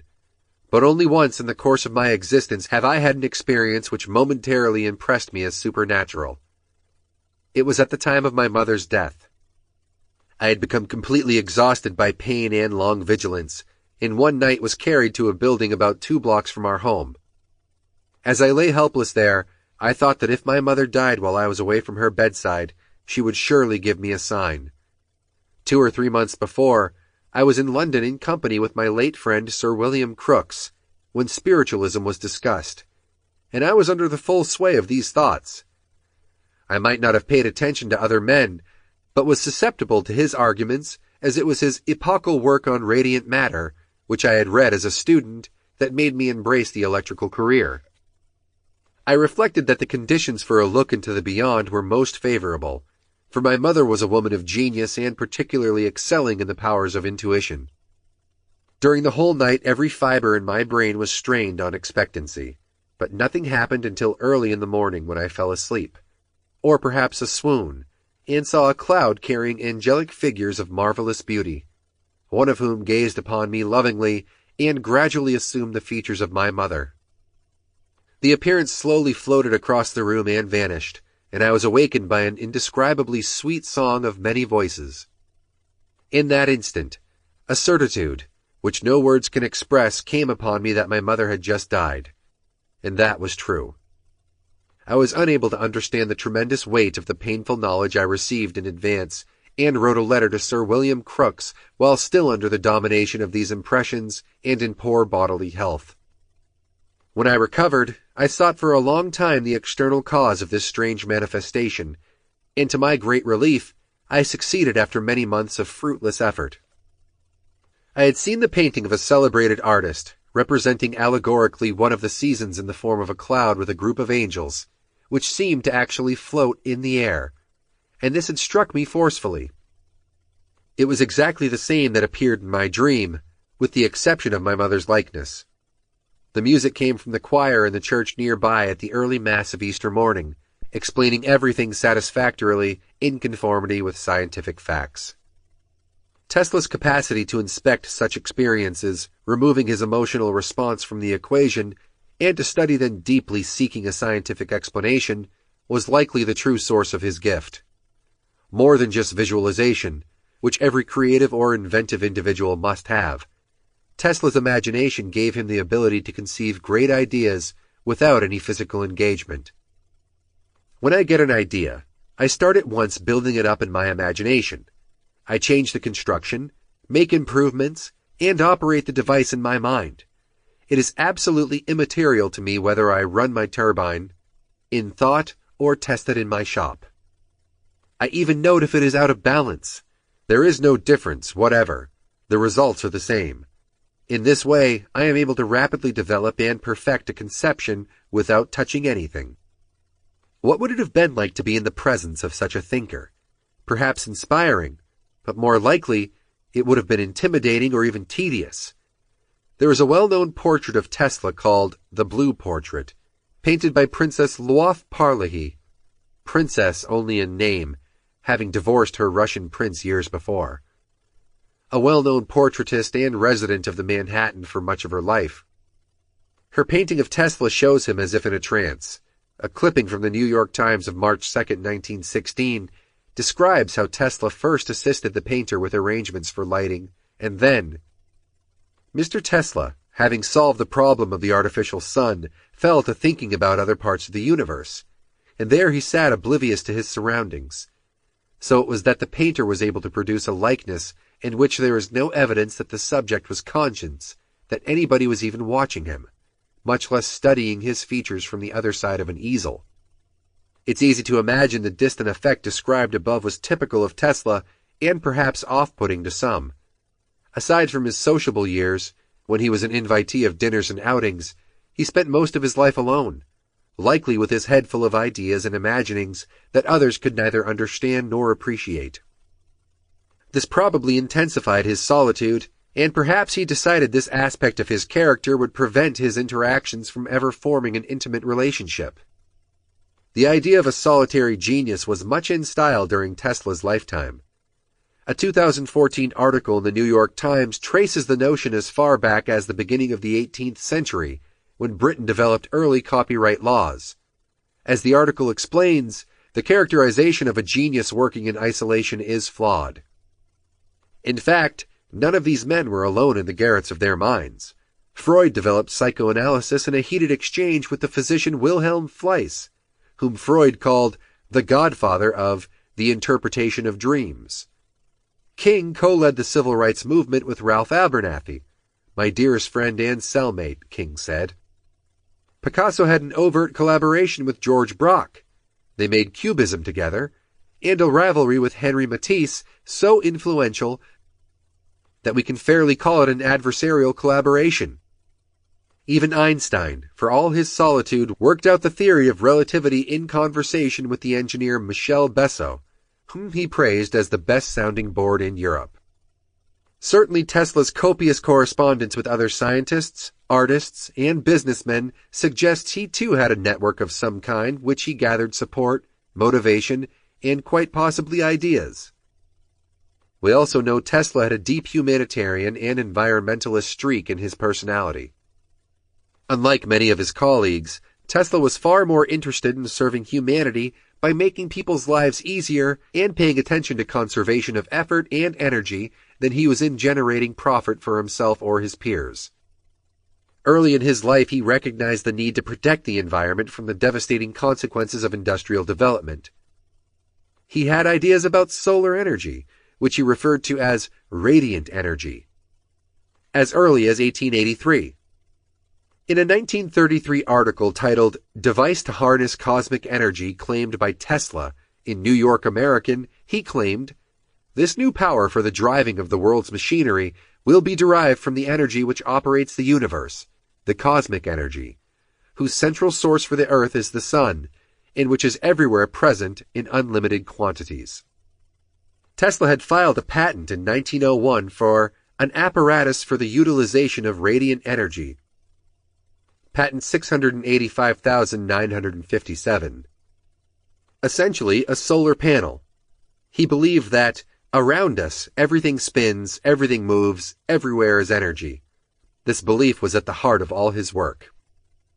He also had ideas about human nutrition that were well ahead of his time, and he was a vegetarian far before the term came into popular use.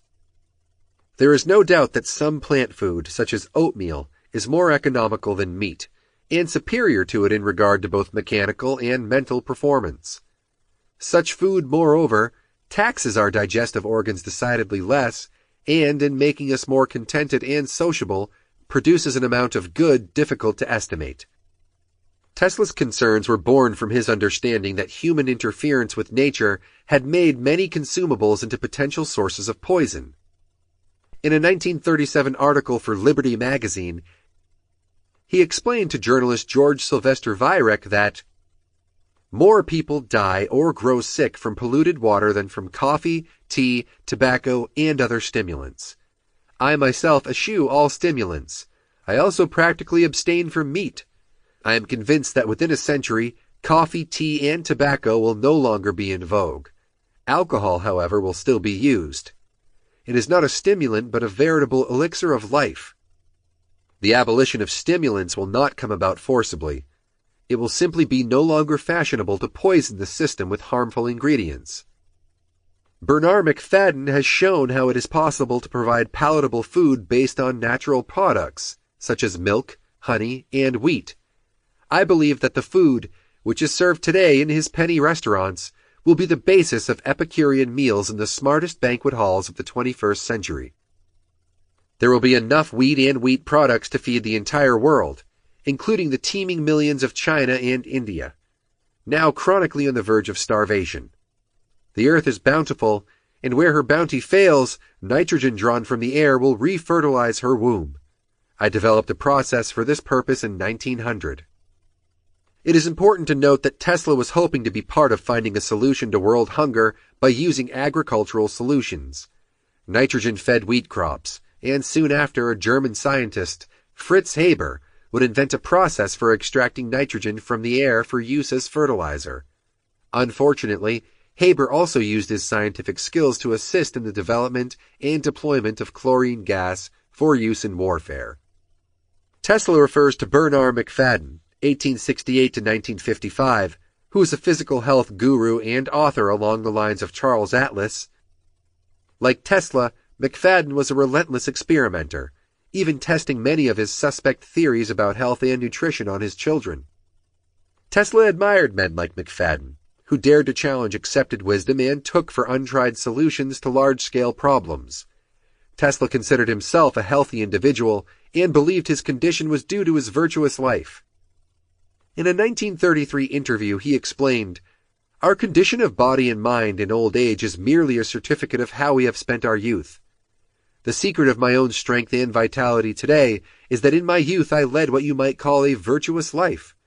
It seems that Tesla had conveniently forgotten the serious gambling addiction that plagued him during his young adulthood. Tesla embraced various food fads throughout his life, sometimes eating only fish, certain vegetables like onions, spinach, and carrots, or grains. Later in life, though, Tesla would give up food altogether and resort only to drinking milk.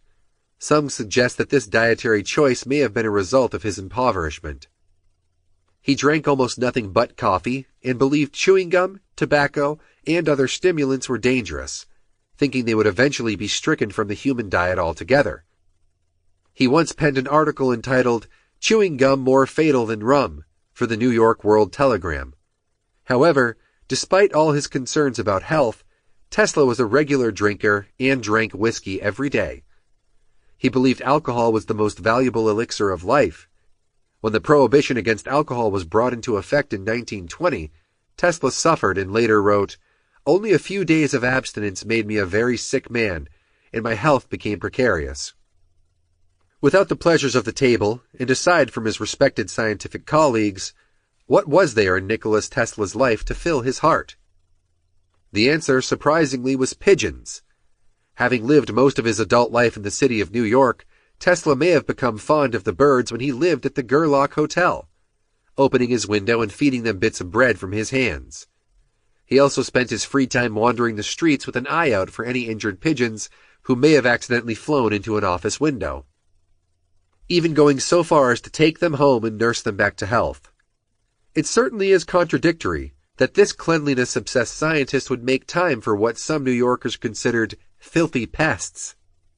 He is known to have become even more obsessive about hand-washing and boiling his food past the point of recognition.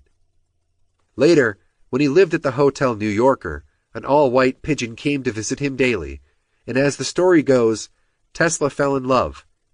Once he told a journalist, "A man must be sentimental towards the birds. This is because of their wings. Humans had them once, the real and visible." Like all his great loves, however, the pigeon was also a scientific experiment in Tesla's view. and it presented an opportunity for invention.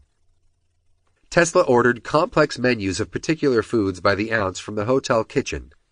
As he nursed the sickly bird, he kept track of her diet and progress, and he even considered producing marketable birdseed out of his discoveries. Neither experiment was particularly successful.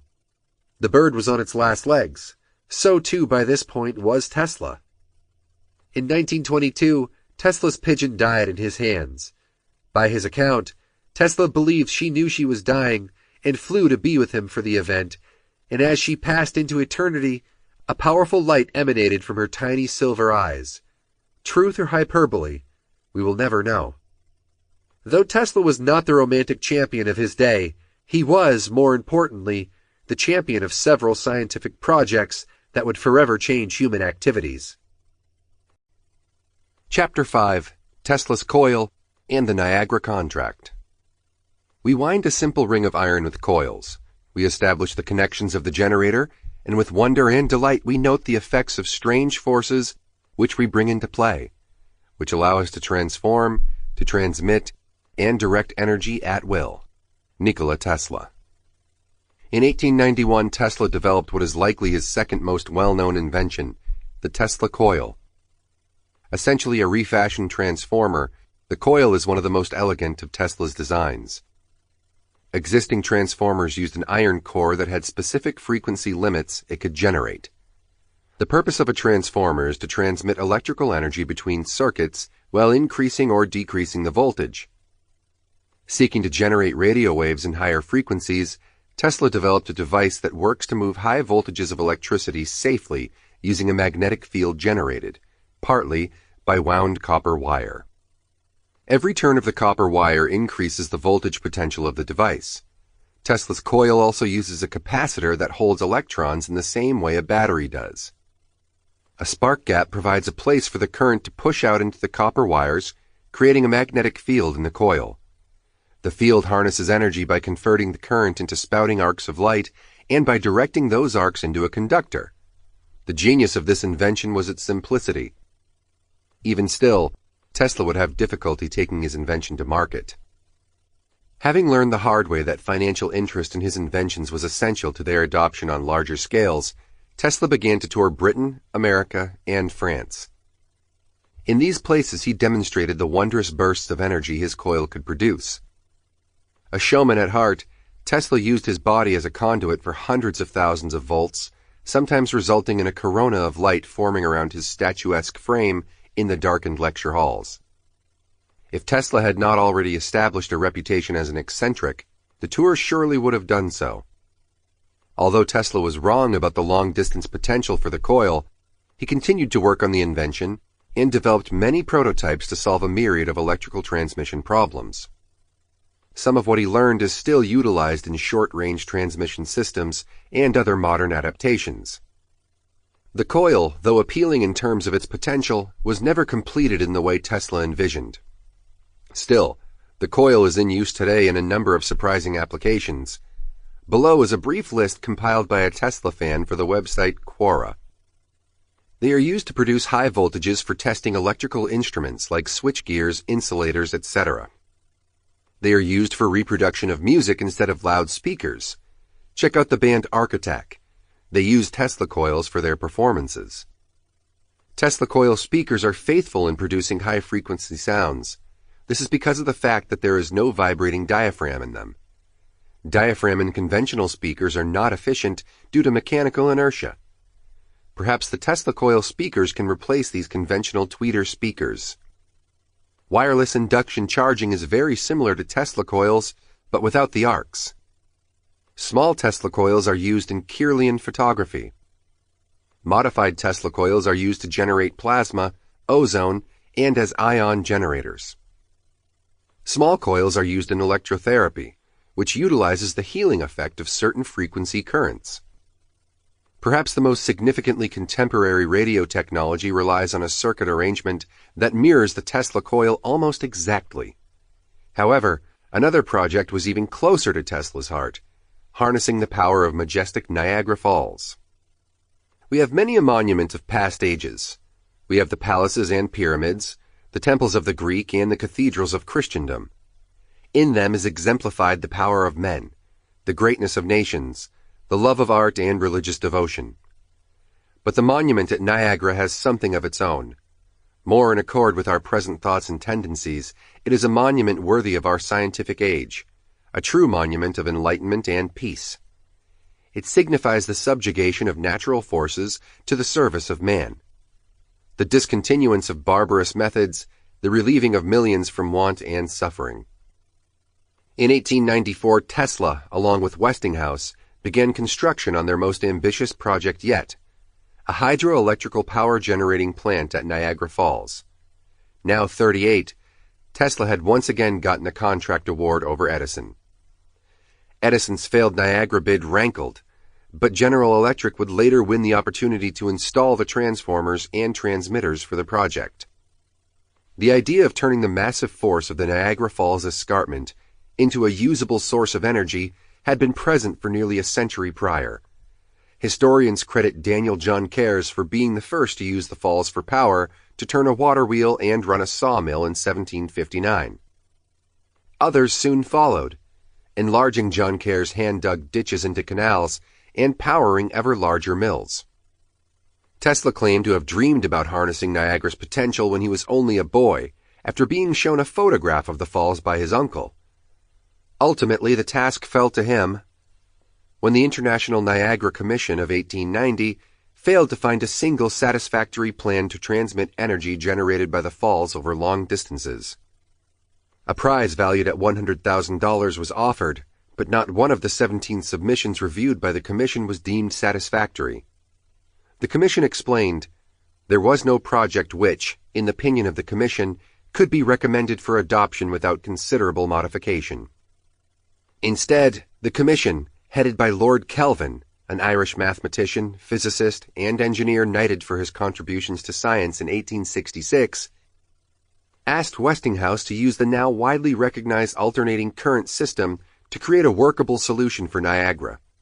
The Niagara Falls Power Company, with additional financial backing from John Jacob Astor IV, Lord Rothschild, W.K. Vanderbilt, and J.P. Morgan, and others, made it possible for Westinghouse and his team, including Tesla, to create enormous underground conduits and their accompanying turbines.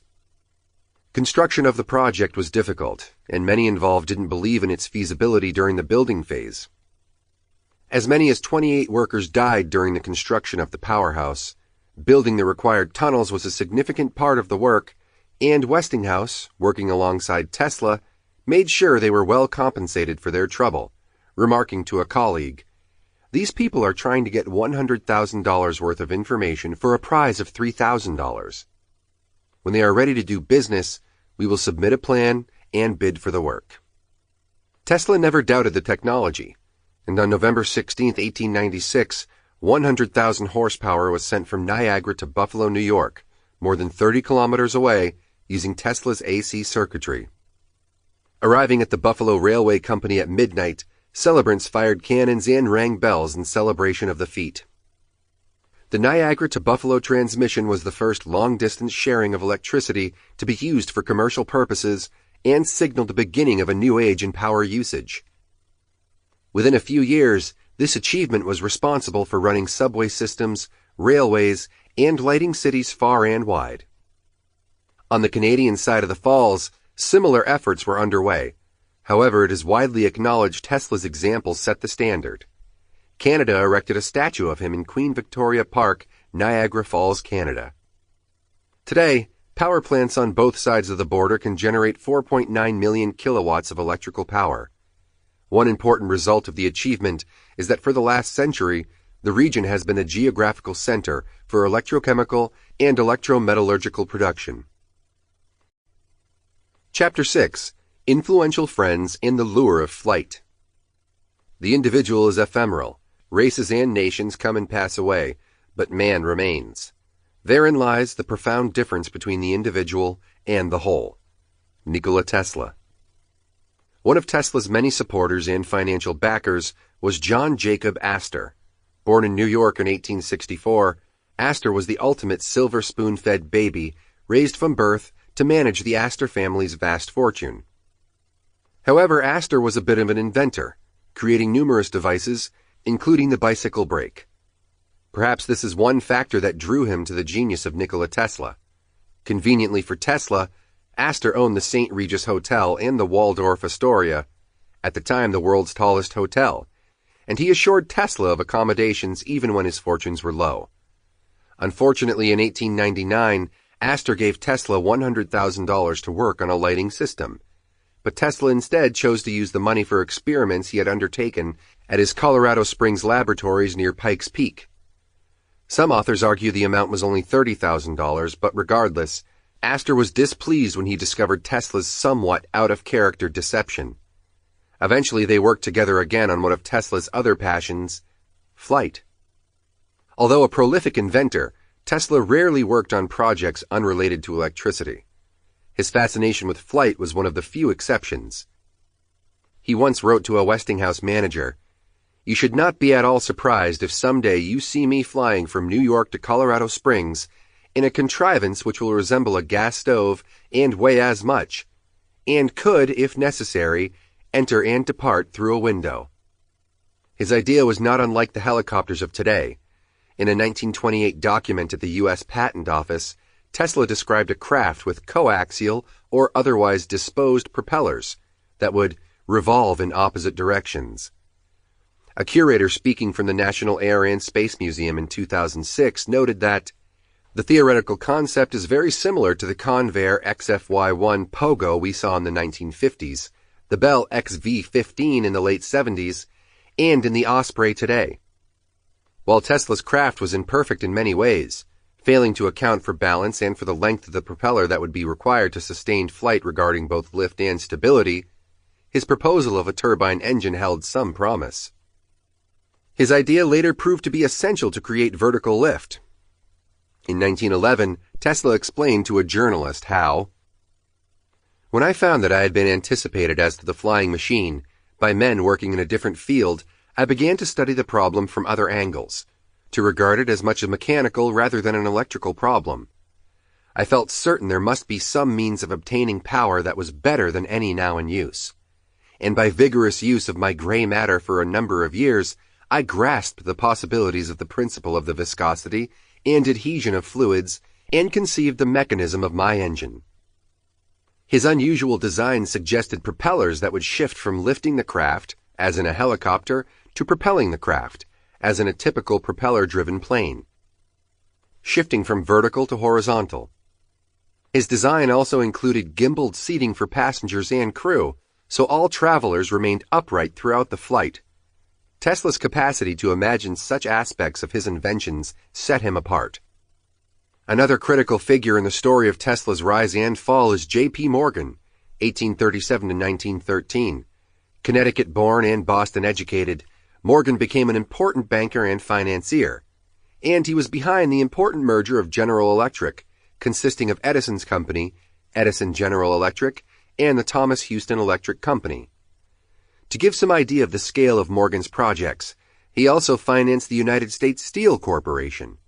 Part of the infamous robber barons culture, the Morgan family was intimately connected to the Rothschild family, another major banking dynasty, and other financial luminaries, Astor, DuPont, Vanderbilt, Guggenheim, and Rockefeller. Morgan protected not only American but also European financial interests of the day. In 1952, Fed researcher Eustace Mullins put forth the supposition that the Morgans were nothing more than Rothschild agents. Mullins wrote that the Rothschilds preferred to operate anonymously in the U.S. behind the facade of J.P. Morgan and Company. One way Morgan sought to control and influence finance was by putting pressure on Westinghouse to resign the royalty payment he had negotiated with Tesla. Morgan feared Tesla's AC system would become so widespread it could potentially bankrupt companies who had invested in other types of energy production, such as coal, oil, and gas. It's telling that Tesla's work starting a century prior already showed ways to reduce harm to the environment and to make energy available to all. This was not the vision of Morgan and his associates, who privileged profit from ethics at all costs. Morgan placed numerous obstacles in Tesla's way, strong-arming financiers into ignoring Tesla's pleas for support and harnessing the political power to support the industries he favored. There are even suggestions the laboratory fire of 1895 may have been set intentionally to destroy Tesla's work.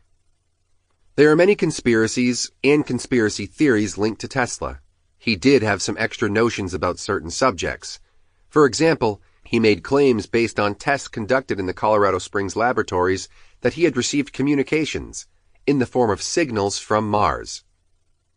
Tesla was never one to leave publicity to chance, and a 2016 article in the New Yorker magazine includes the following anecdote.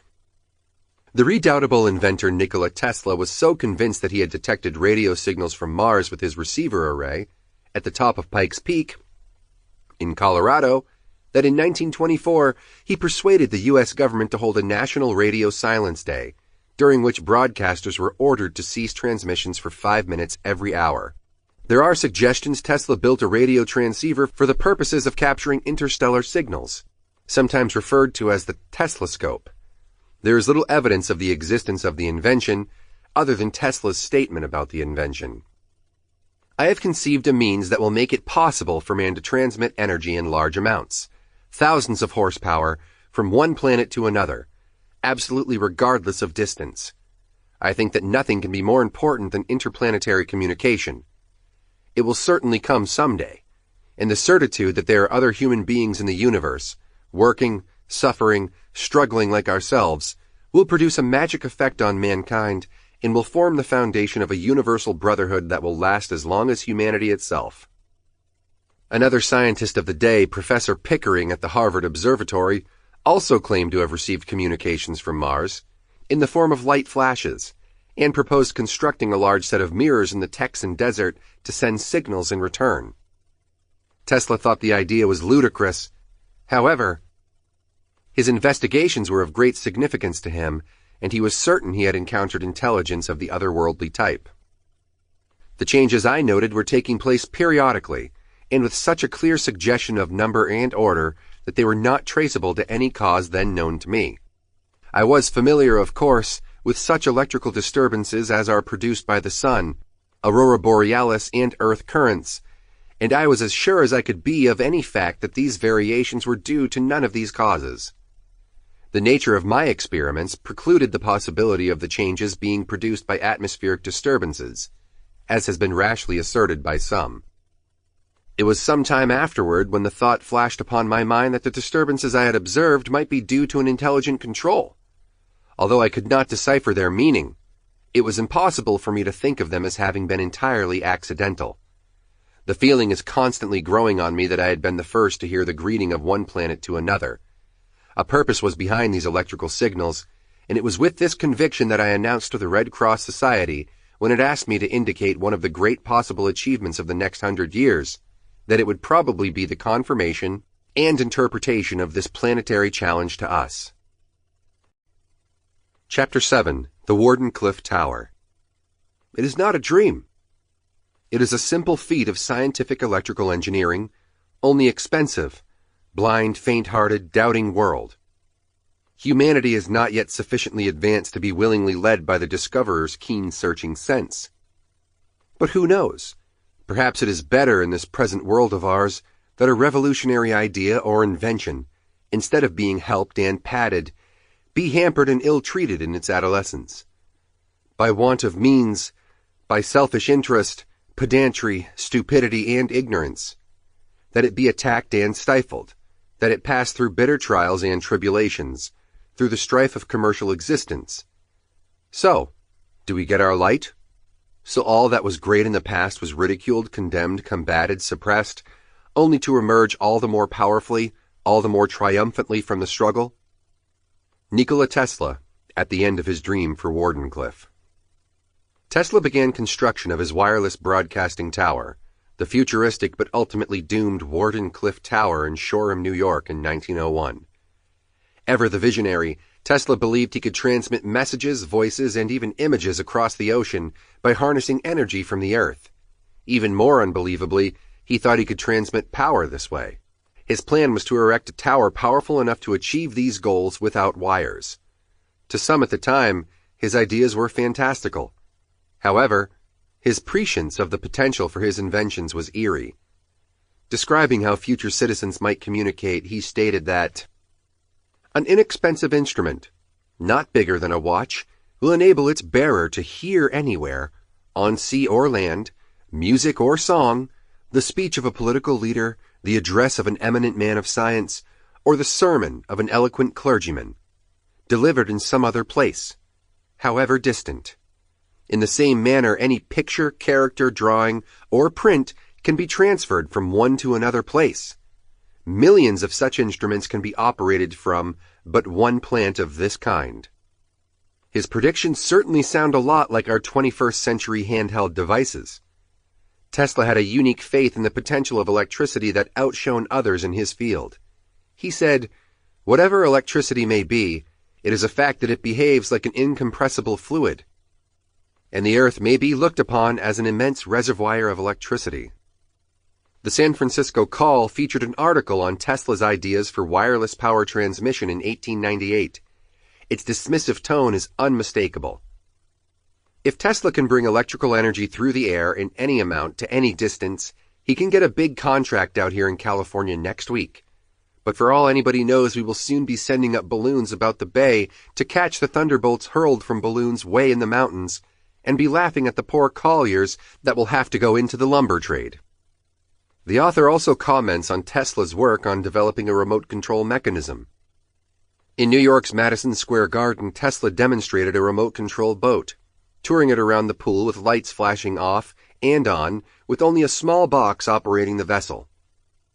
Radio waves were still science fiction at the time, and even then science fiction barely existed. And the crowd was amazed. Soon after, the newspaper articles and other inventors began to discuss how radio control was ideal as a tool of warfare. But this was never Tesla's interest. In response to the suggestion, he remarked, "You do not see there a wireless torpedo. You see there the first of a race of robots, mechanical men which will do the laborious work of the human race." Seemingly in direct competition with Marconi and his radio wave telegraphy system, Tesla was at first unconcerned with his competitor's progress and remarked, "Marconi is a good fellow. Let him continue. He is using 17 of my patents." Later, however, Tesla would sue Marconi for stealing his ideas. In 1943, the Supreme Court would overturn Marconi's patent in recognition that Tesla was the original inventor of radio transmission. Tesla asked Morgan for financial support to build a communications transmission tower, and Morgan gave him $150,000. However, Tesla had other plans for the money. He decided to make the tower a prototype for the wireless transmission of power without telling Morgan. The cliff top at Long Island Sound provided an ideal site for his plan, and in 1901 Tesla began construction of the 187-foot tower with a sphere of steel at the top weighing in at 55 tons. Stanford White, the renowned architect in the American Renaissance style and best known for the Washington Square Arch, was selected to design the Wardenclyffe Tower.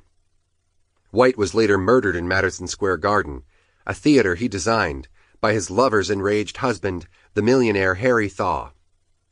Tesla and White were friends, and a rather morbid but humorous letter exists in which Tesla writes to White that he is less shocked by the shooting of the president, William McKinley, than by the proposed cost to build the tower. Beneath the tower, 120 feet underground, a shaft was built to support the ungainly structure. In 1904, the New York Times imprinted the following description of the tower. Tesla's magnifying transmitter at Wardenclyffe Shoreham, Long Island, New York.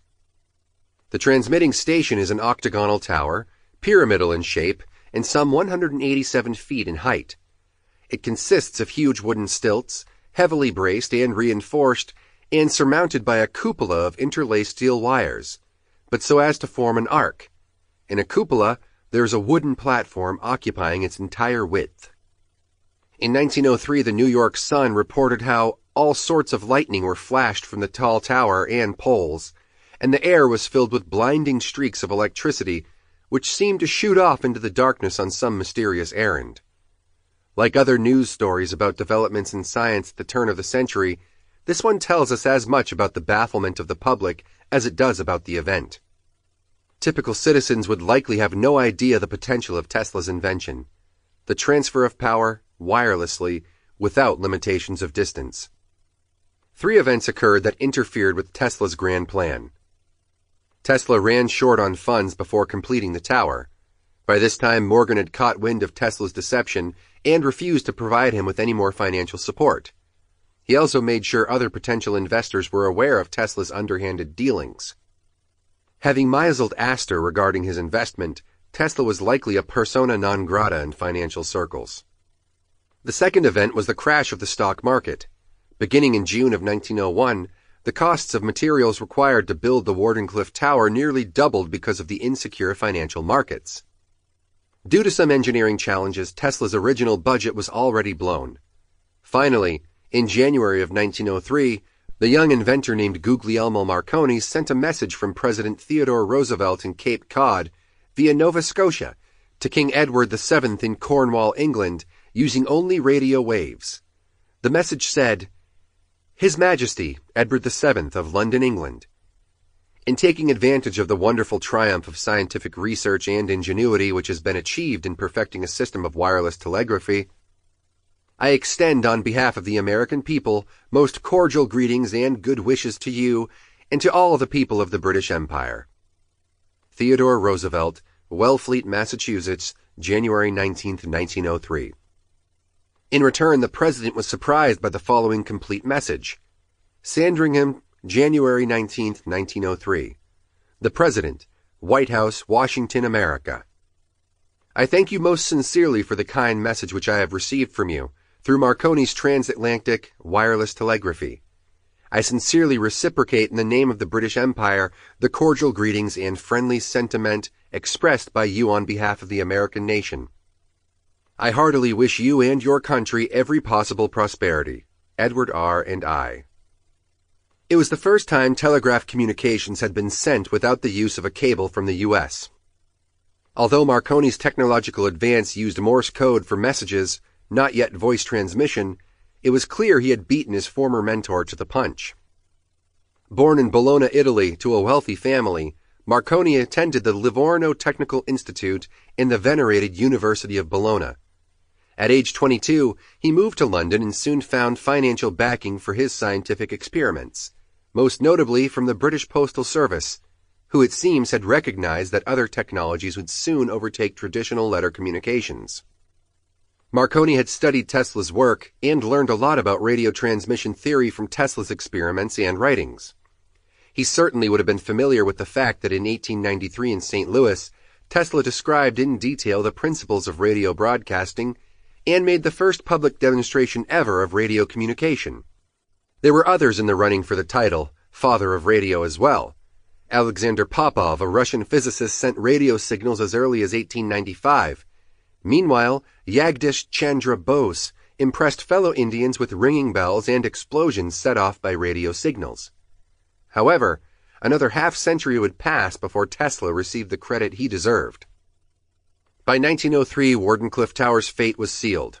Doubters had come forward, and the result included headlines like, "Weird Doings at the Tesla Plant.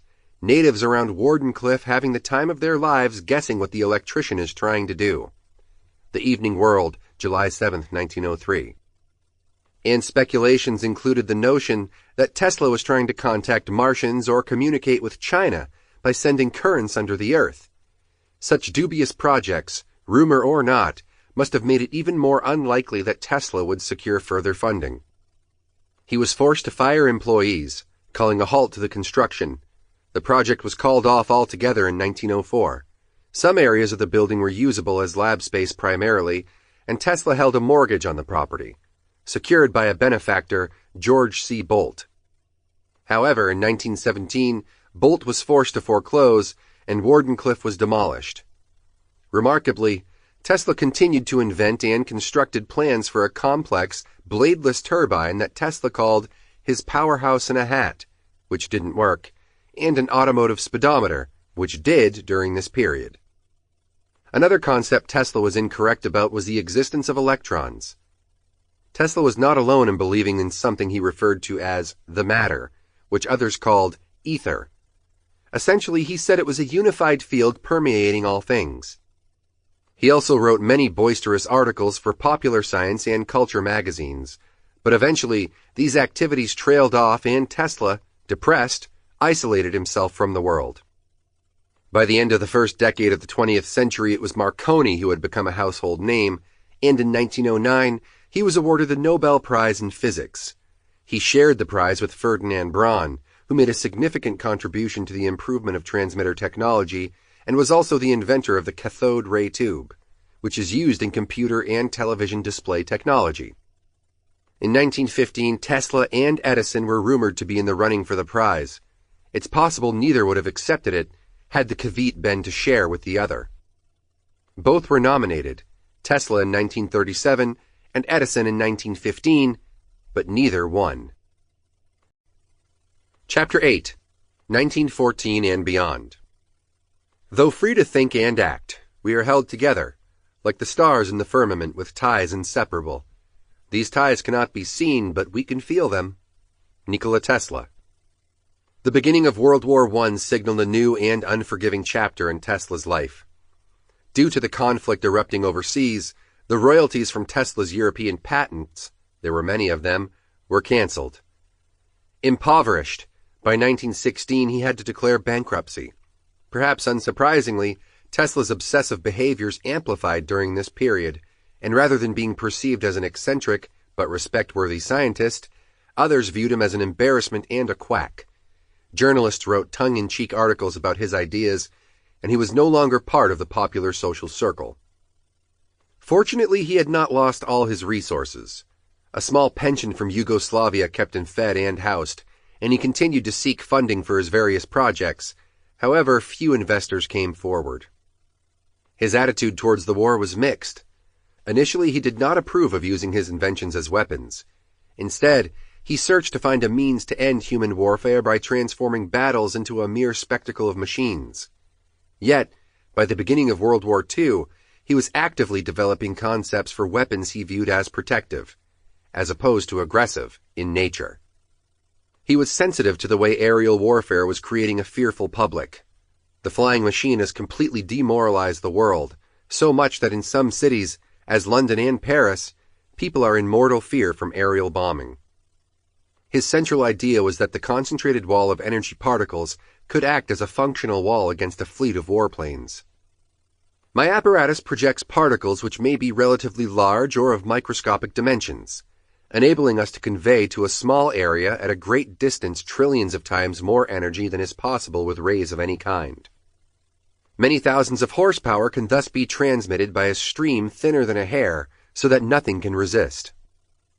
The nozzle would send concentrated beams of particles through the free air of such tremendous energy that they will bring down a fleet of 10,000 enemy airplanes at a distance of 200 miles from a defending nation's border and will cause armies to drop dead in their tracks. Reporters, perhaps in deference to his reputation as a genius, continued to produce stories about Tesla's remarkable claims. But in many of the articles their bewilderment is obvious, such as in this article from the New York Times in 1934. This death beam, Dr. Tesla said, will operate silently but effectively at distances as far as a telescope could see an object on the ground and as far as the curvature of the earth would permit it. It will be invisible and will leave no marks behind it beyond its evidence of destruction. An army of 1 million dead, annihilated in an instant, he said, would not reveal even under the most powerful microscope just what catastrophe had caused its destruction.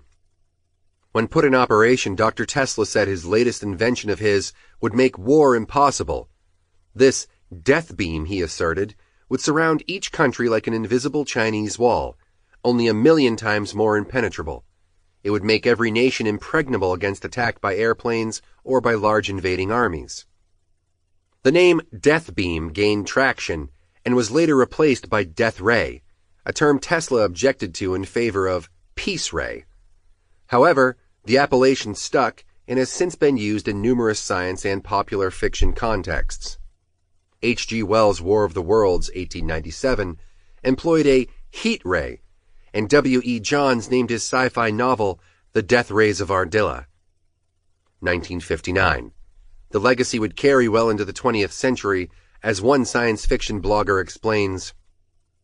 With the advent of the laser in 1960 and its accompanying famous pencil-thin red light, however, the death ray was quickly modified within sci-fi, partly as a result of the usage of such a device in the 1960s movie version of Ian Fleming's James Bond story Goldfinger, and gained a new and more popular relation, the ray gun, perhaps most universally recognized in the form of the phaser from Star Trek. Indeed, the American Heritage Dictionary defines a ray gun as a gun that fires a ray of energy, especially as depicted as a destructive weapon in science fiction. In 1935, many believed Hitler possessed new superweapons, X-ray guns and sonic cannons, among others. And while the Allied scientists rejected the idea that anyone could use radio waves offensively, the American and British military pursued the notion that such waves could be used to detect approaching aircraft or seagoing vessels. Ultimately, this pursuit led to the development of radar, and Nikola Tesla was central to the invention of radar technology, despite reports to the contrary. Principles of frequency and power levels of energy waves he proposed in, and even before 1917, were essential to radar's utility for numerous applications. An introduction to a 1917 article in the Fort Wayne Journal-Gazette entitled "New Yankee Tricks to Circumvent the U-Boat" clearly identifies Tesla as responsible for submarine detecting radar. Among the thousands of suggested methods of fighting submarines, most of them by persons who have not even rudimentary knowledge of the conditions with which are being attempted to deal, a few stick out with every appearance of being practical. The August number of the Electrical Experimenter features 3 of these, one by its editor, one by Nikola Tesla, and one by H. Hartman, a New York electrical engineer, inventor of the submarine camera and other devices. It's worth noting that the author does not feel it necessary to include any biographical information about Tesla, as he was already a household name. He goes on to explain that rumors would have been printed that Mr. Tesla had invented an electric ray that would destroy submarines at a considerable distance. These rumors, while distorted, are based upon actual facts. Mr. Tesla's device is a tremendously powerful electric ray that, while it will not destroy a submarine, will be reflected back from it in such a way as to reveal its presence and position, thus making its capture or destruction a comparatively easy matter. The rhetoric around Tesla's war-related work became sensationalized to the point of incredulity. Headlines like "Tesla's new device like bolts of Thor," New York Times, December 8, 1915, and "Tesla declares he will abolish war," stoke the fires that threatened his scientific reputation. One biographer of Tesla uncovered evidence that the U.S. had more than a passing interest in his weapons-related inventions, stating, "The government set up a secret project called Project Nick, which tested the feasibility of death rays, but the project was eventually shut down and the results of their experiments were never published." Unfortunately, much of Tesla's own writing on the topic was lost. Perhaps Tesla should have done more to promote his own work on a radar system, but he was focused on submitting his particle weapon ideas to the Allied nations. With a paper titled "New Art of Projecting Concentrated Non-Dispersive Energy Through Natural Media," he attempted to sell the technology in earnest to the British for $30 million. Some evidence suggested he had already sold his plans to the Soviet military complex via the Amtorg Trading Corporation, sole purchaser for the communist state, in 1937 for $25,000. Still, Churchill did, by all accounts, consider Tesla's proposal. However, he became disinterested as the war intensified, ending negotiations in 1939.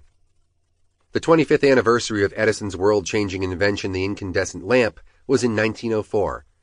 A group of his peers decided to commemorate the occasion, and a committee of luminaries, the only pun in the entire book, including Tesla, decided to create an endowed metal prize to be awarded by the American Institute of Electrical Engineers, AIEE. Many passed, during which the committee worked to define the metal's purpose, and in 1908 they released a statement to the effect that it should, during the centuries to come, serve as an honorable incentive to scientists, engineers, and artisans to maintain by their works the high standard of accomplishment set by the illustrious man whose name and features shall live while human intelligence continues to inhabit the world. Furthermore, the award was to be presented for meritorious achievement, emphasis and document, in electrical science or electrical engineering or the electrical arts. Whenever in the judgment of said committee there is someone properly deserving of such award. In 1916, the committee awarded Tesla the medal. Initially, Tesla reacted poorly to the gesture, feeling he had been taken advantage of over the years due to the intense competition between himself and Edison. He refused to accept the honor. However, after an intervention by some of the nominating committee, Tesla changed his mind. He attended the awards ceremony and even spoke graciously about Edison, who was absent, saying, "This wonderful man, who had no theoretical training at all, no advantages, who did all himself, getting great results by virtue of his industry and application." Never one to pass up the opportunity of an audience, Tesla also used the evening to remind his peers he had not always had a friendly reception from the scientific community. I am deeply religious at heart, although not in the orthodox meaning, in that I give myself to the constant enjoyment of believing that the greatest mysteries of our being are still to be fathomed, and that, all the evidence of the senses and the teachings of exact and dry sciences to the contrary notwithstanding, death itself may not be the termination of the wonderful metamorphosis we witness. In this way, I have managed to maintain an undisturbed peace of mind, to make myself proof against adversity, and to achieve contentment and happiness to a point of extracting some satisfaction even from the darker side of life, the trials and tribulations of existence. I have fame and untold wealth. More than all this, and yet, how many articles have been written in which I was declared to be an impractical, unsuccessful man? And how many poor, struggling writers have called me a visionary? Such is the folly and short-sightedness of the world. On Tesla's 75th birthday, Time magazine made the inventor their feature story. Tesla was pleased with all the fuss, and held press conferences. In both contexts, he spoke about his concerns for the future and his current projects. In typical Tesla style, he was confident in his ideas and unafraid to challenge popular ideas and egos. I am working now upon two things. First, an explanation based upon pure mathematics of certain things, which Professor Einstein has also attempted to explain. My conclusions in certain respects differ from, and to that extent tend to disprove the Einstein theory. My explanations of natural phenomena are not so involved as his. They are simpler, and when I am ready to make a full announcement, it will be seen that I have proved my conclusions. Tesla made other bold pronouncements. However, both he and the reporting community seemed to doubt whether or not he could produce anything other than ideas. Tesla hoped his body would maintain the necessary energy, but said, "I have been leading a successful life, one of continuous thought and deep meditation. Naturally enough, I have accumulated a great number of ideas. The question is whether my physical powers will be adequate to working them out and giving them to the world." On January 7, 1943, Nikola Tesla died. He had been living at the Hotel New Yorker for a number of years, courtesy of regular rent payments from his old colleague Westinghouse. Tesla died impoverished and deeply in debt, but the debt the world owed him was, and remains, far greater. A plaque now marks the rooms he inhabited, including room 3327, which contained Tesla's safe of scientific papers, from which the infamous death ray papers mysteriously disappeared. In July 2003, Tesla was honored, when Martin Eberhard and Mark Tarpenning founded the Tesla Motor Company. In 2004, Elon Musk, a South African multimillionaire, became chairman of the board after securing $7.5 million in financial investment for the company. Tesla Motors went public in 2010, the first car company since Ford in 1956 to have a successful public launch. In 2014, Tesla Motors branched out into a new concern, Tesla Energy. The new company's focus is on ending human dependence on the electrical power grid using solar energy, a goal very much in line with Nikola Tesla's vision. Although Tesla Motors lost close to $800 million in 2016, it surpassed General Motors in market capitalization, the value of the company on the stock market. In 2017, Musk tweeted the projected stock prices of $300 to $400 were in line with the company's potential, more so than its current value, which certainly sounds like something that Nikola Tesla might have said. The scientific man does not aim at an immediate result. He does not expect that his advanced ideas will be readily taken up. His work is like that of the planter, for the future. His duty is to lay the foundation for those who are to come and point the way. He lives and labors and hopes. There are monuments to Nikola Tesla in cities all over the world, including Calcutta, New York, Prague, Belgrade, Budapest, and many others. He is globally recognized as one of the few key figures in the electrification of the world. Certainly, he was an unusual man. However, Nikola Tesla's legacy is one of enduring importance to humanity. Never one to miss an opportunity to leave an impression, in 1933 Tesla was asked if introducing his electrical system, one that no longer required oil, gas, coal, and the like to produce power, would upset the world's economic system. Tesla quietly replied, "It is badly upset already." Part 2. Thomas Edison. A captivating guide to the life of a genius inventor. Introduction. Thomas Edison was born into a hard-working but attentive family. He struggled in school and became deaf at an early age. Born on February 11, 1847, Edison would become arguably the best-known American inventor of all time. His invention of the light bulb was one of more than 1,000 patents he held during his lifetime. Others included the phonograph, the electrical grid, and motion pictures. His work changed the way we see and hear the world around us. America before Edison. The story of Thomas Edison begins in a spectacular social and political context. In the late 18th and 19th century, North America was on the brink of a shift from upstart colonial outpost to full-fledged participant in world affairs. Truly the land of opportunity, at least for enterprising and well-connected European immigrants. The promise of freedom from political and religious oppression drew boatloads of hopeful settlers to points of entry including Pier 21 in Halifax and Ellis Island in New York. Edison's great-grandparents arrived in America from Holland and Scotland and would have an impact on the development of the youngster who had come to possess one of the most famous names in the world. The place they made a home, smack in the center of the continent, provides a glimpse into some of the changes going on in the Americas and beyond.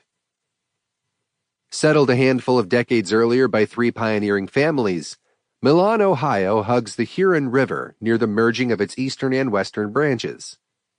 It was an exciting place of rapid growth, and one where a young, ambitious family could make a good start at success. One such family was the Edisons, and among them, Thomas Alva, who would have a significant impact on the technological innovation-driven revolution of the 20th century. The earliest map of Milan, Ohio region is from 1812 and shows Indian trails crisscrossing the area, a state road, and a dedicated military road to neighboring Medina County. Established in 1838, Erie County became associated by the Underground Railroad, ushering escaped slaves to freedom north of the border. By the middle of the 19th century, demand for slave labor had expanded westward from its beginnings on the eastern seaboard. Field hands were bringing close to $1,000, and slaveholders had no compunction about separating families for profit. Many slaves, not surprisingly, decided to take the chance at freedom presented by the friendly neighbor to the north, Canada. In 1833, Great Britain had outlawed slavery in Canada. Geography, among other factors, meant Ohio presented a key route for escape. Its southern river introduced a passable line between the free and slaveholding nations, depositing freedom seekers only a few hundred miles from port cities like Cleveland. Ohio boasted naturally draining prime agricultural land and groves of shipworthy timber that served the first settler families well. Even before settlers arrived on the scene, Moravian missionaries from Canada had set out to save souls in the area, but decamped when settler roots started to take hold. Those first settlers, the Abbotts, Wards, Walworths, and Parkers, began to farm and build. And although some of the original immigrants were displaced during the War of 1812, the town of Milan quickly became a community. Relations with the first inhabitants were sometimes cordial and occasionally violent, but eventually developed into a grudging cooperation, much like relations between settlers and First Nation peoples and the rest of the young nation. The Erie, Kickapoo, and Shawnee tribes were the original inhabitants of the area, but other tribes including Delaware, Miami, Wyandot, and the Ohio Seneca migrated to the area after the appearance of Europeans. Much of the animosity on both sides dissipated when Confederate soldiers stationed in the area left for their homes. Many Aboriginal soldiers from the region participated in the conflict between Britain and France. During peacetime, single-room schoolhouses emerged, and various denominations of churches, including Presbyterian, Anglican, Episcopalian, and Lutheran, and as usually follows, a tavern, shoemaker, chemist, and the rest of the necessities of settler life sprouted from the verdant land. As in other pioneering towns with resources to spare, speculators soon arrive on the scene, and one of their chief interests was the construction of a canal to transport grains using barges to the Huron River, and subsequently to schooners. Lake-going schooners were in regular use in other regions for delivering goods to major ports. Until the Milan Canal was constructed, Ohio farmers relied on rough and poorly placed roads, and as a result, made little headway in continental trade. Significant roads skirted the central part of the state to the north, south, and west, and left many Ohioan farmers virtually stranded. One solution was to create a navigable waterway to ease transportation of people, livestock, and goods. The fledgling community supported the idea of a 3-mile-long canal consisting of 2 locks, a dam, a toll house, and a mill. The original projected cost of $5,800 soon increased when the developers decided to make the canal deep enough to accommodate lake schooners, large vessels that had a presence on the Great Lakes since the 17th century. As one historian notes, in the early 1860s there were reportedly more than 750 canal schooners on the lakes out of a total of nearly 1,300 sailing craft. The canalers were the backbone of the Great Lakes fleet. The final tally for the canal, $23,392, paid for itself in no time. By 1840, and in large part due to its location near Lake Erie, Milan was becoming a critical grain shipping port. Shipbuilding was a natural fit for the site, as well as manufacturing. The practical and majestic ships, primarily lake-going schooners, were the primary means of transporting goods until railways began to replace canal systems all over the state. Enter the Edisons. The Edison ancestors on his father's side had all been mill owners in Holland. Early in the 18th century, they made their way to North America. John Edison, born in 1724, Thomas's great-great-grandfather, had come to America as a toddler with his widowed mother. They settled in Caldwell, New Jersey. There were no other children, and John's mother never remarried. Little is known of how they fared in his early years, but he inherited his mother's valuable estate when she passed away. John met and married Sarah Ogden in Hanover, New Jersey in 1765, and they settled into a relatively comfortable life of farming in Orange County.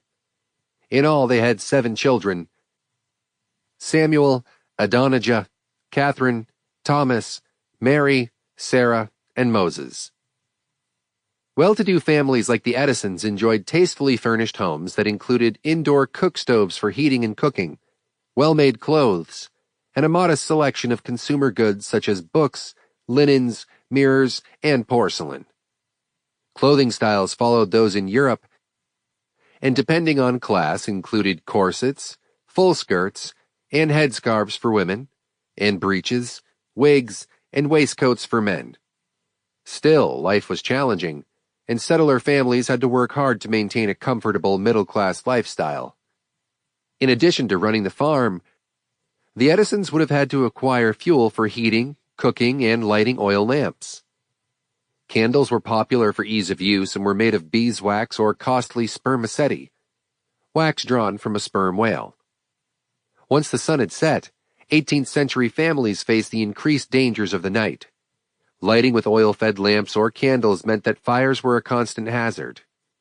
Families were often limited activities to one room once darkness fell. This place was usually the parlor or the kitchen, both to conserve fuel and temper the risk of fire. Sedentary tasks such as sewing and reading were typically accomplished by lamplight after dark, and many suffered strained eyesight as a result. Producing heat and light by burning coal, oil, or wax also had the effect of polluting the air and coating rooms and garments with soot.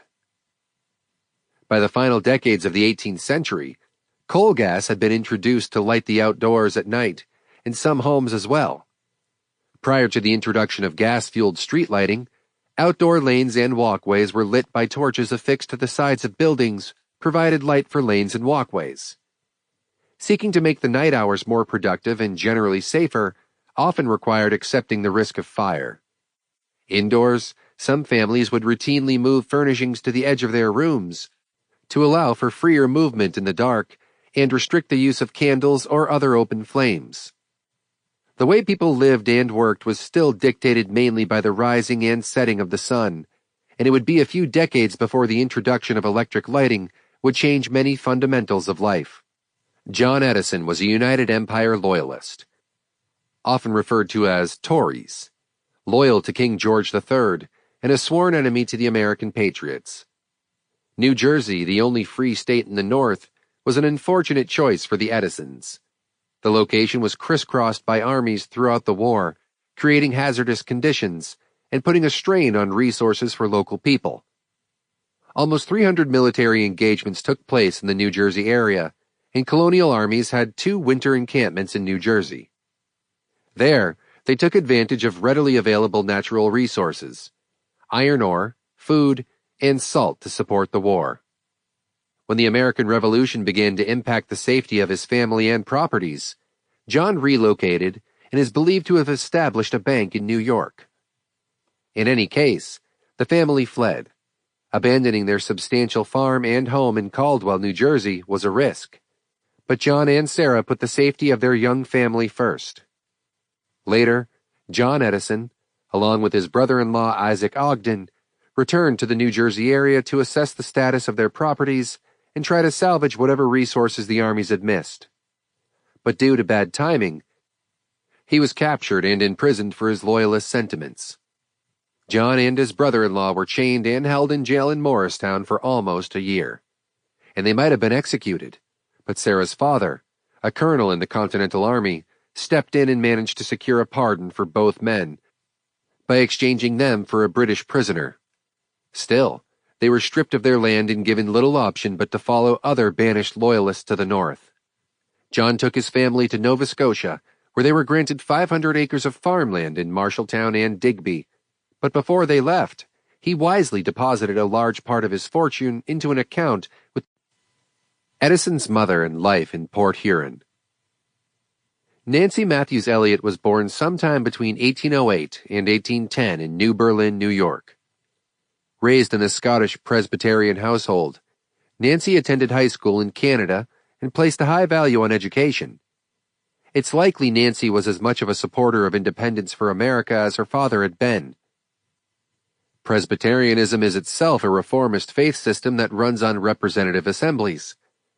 A studio portrait of Nancy shows a pale, solemn woman, but she'd been a pretty girl, and it's likely more a reflection of the severe nature of portraiture during that time than a reflection of her personality. In the portrait, Nancy is broad across the face, and her eyes are sunken in shadows. Her hair is neatly tucked into a cloth head covering, and she's dressed in swaths of heavy and pleated taffeta, or perhaps silk. Nancy's family was not wealthy, but fit neatly into the upper middle classes and their hard-working community. When baby Thomas Alva was born on February 11, 1847, Nancy had already lost 2 infants, and a third died that same year. Such losses were not uncommon at the time. Many women gave birth unattended by a physician or midwife, and there were few remedies for infants who became ill. All the time, most parents grieved deeply whenever a child was lost. In 1842, Nancy and Samuel's son, named Carlisle, died at age 6, and 3-year-old Samuel died a year later. 3-year-old Eliza died just months before Thomas was born. Nancy had always been a severe and somewhat reserved woman, though not ungenerous. She was a pious and charitable member of the community and well-liked. The Edison home was a site of frequent visits from neighbors, and Nancy was a welcoming hostess. Still, the loss of so many of her children was a massive blow, and Nancy dressed in black for the rest of her life. Marian Edison, Thomas's oldest sister, survived the rigors of infancy and childhood, and together with Nancy, fussed over Thomas for much of his infancy and childhood. There is a much retold story about Edison's mother Nancy. She possessed a formal education, unlike Thomas's father, and believed all her children should be formally educated, preferably outside of the home. Once, young Thomas came home from school with a note from his teacher, Mr. Crawford. Nancy unfolded the paper and read aloud to her son that the school teacher found Thomas brilliant, a genius, and the school had little to offer him, and she should teach him herself. Many years later, Edison found the same scrap of paper and read that, in fact, his primary teacher had described him as addled and mentally deficient. Edison had been expelled, and Nancy had cleverly disguised the harsh reality of the situation. A different version of the famous story relates that the teacher told Edison he was addled, and that the boy, incensed, left school in a huff. The veracity of these stories is questionable, but Nancy was a teacher and did teach little Thomas at home. The young scholar had the advantage of an extensive at-home library and a mother's complete devotion to his success.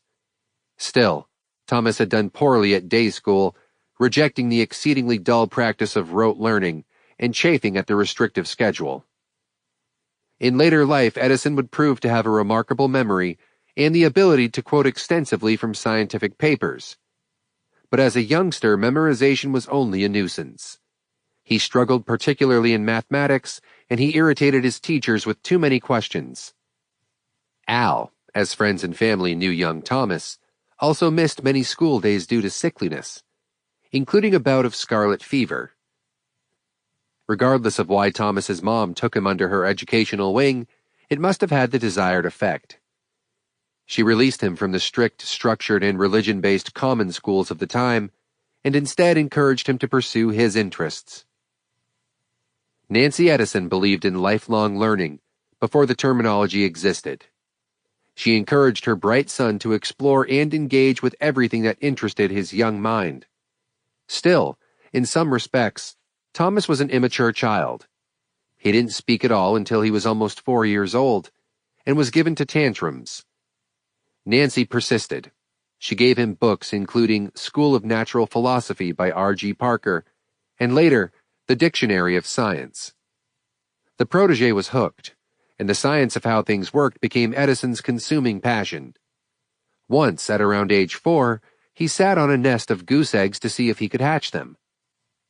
Nancy encouraged his curiosity, and Thomas asked her and many other adults around to explain the workings of every object or phenomenon that caught his eye.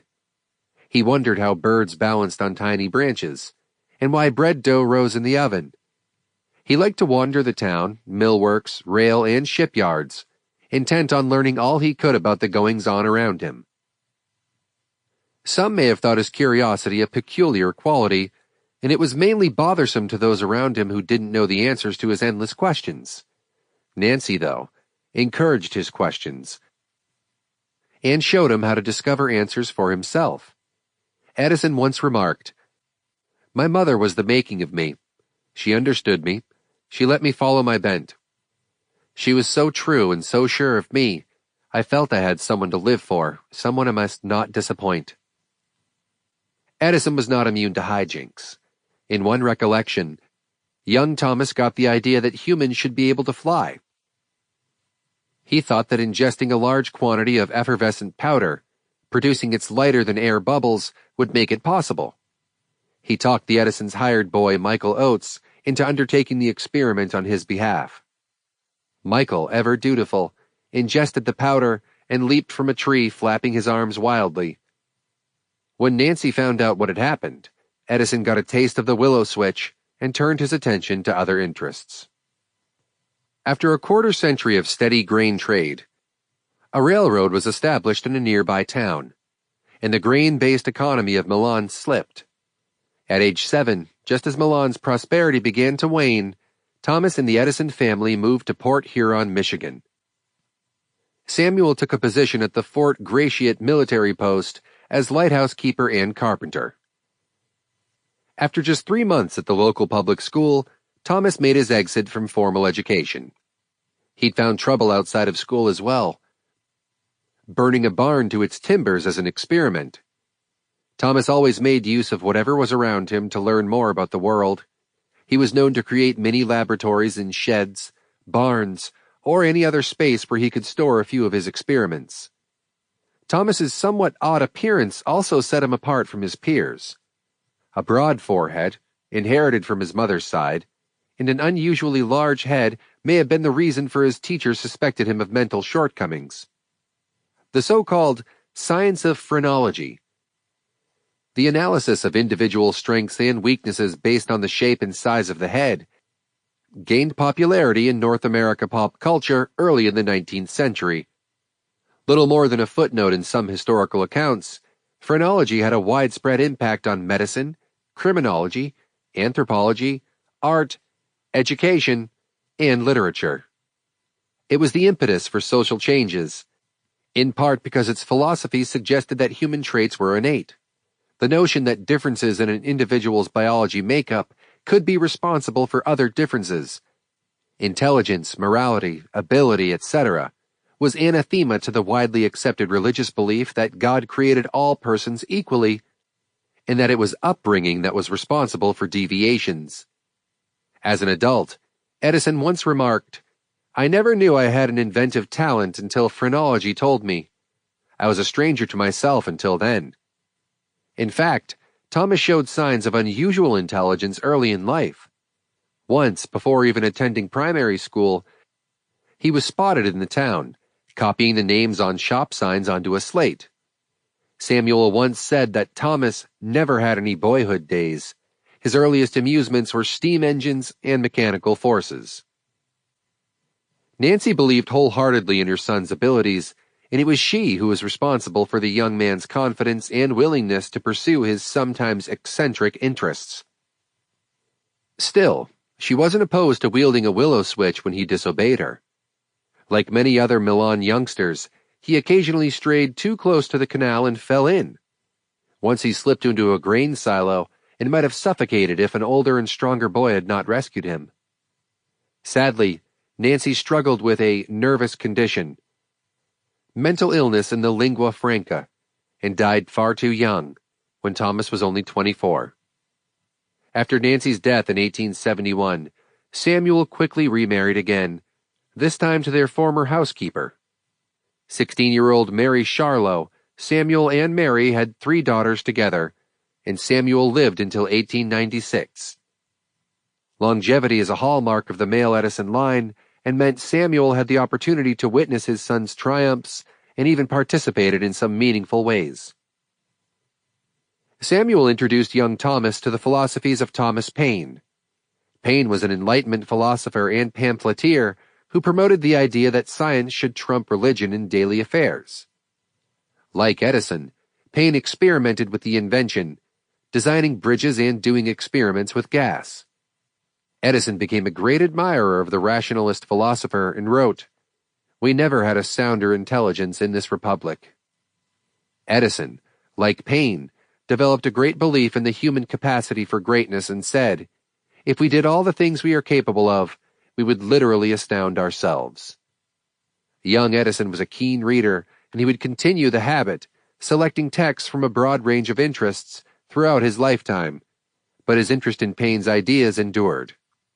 Edison's increasing deafness caused difficulty for the young schoolchild in Port Huron.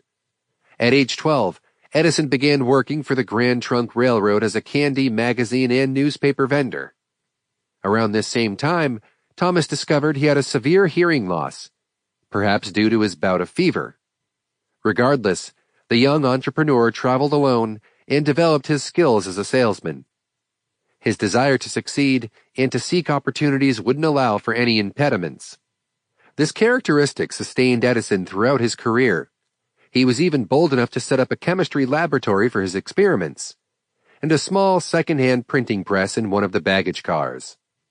Sadly, Thomas's formal education ended early, and by his early teens, Edison was considered functionally deaf. Edison refused to have surgery for the condition, although it may have helped him.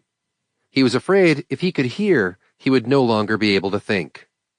Later, it led him to develop the essential carbon transmitter for Bell's telephone because he had difficulty hearing its faint sounds.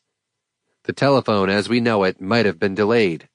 Edison pointed out that, if a deaf electrician had not undertaken the job of making it a practical thing, as for the phonograph, he explained, deafness, pure and simple, was responsible for the experimentation which perfected the machine. His family had recently relocated to Port Huron due to increasingly depressed economic conditions in Milan.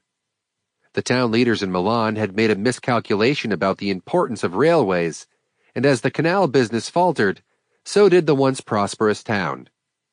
Like so many other young men of that era, Edison worked to remove the burden of his care from his family. What set Edison apart was his drive to continue to educate himself long after he had left the classroom. One of his tricks for earning a bit of extra cash was to inflate the price of newspapers on days when there was a significant news about the Civil War. He also dabbled in producing his own newspapers using the old printing press and 300 pounds of old type he'd purchased from the Detroit Free Press. He named one of his newspapers the Grand Trunk Herald, and the other, produced with the help of a less experienced hawker, he titled Paul Pry. The content of his last publication was objectionable to at least one indignant reader, who dunked Thomas in the icy St. Clair River in lieu of canceling a subscription. Still, the publication had several contributing writers and regular subscribers. In the 4 years he pursued his news career, he earned close to $2,000 and gave most of it to his parents.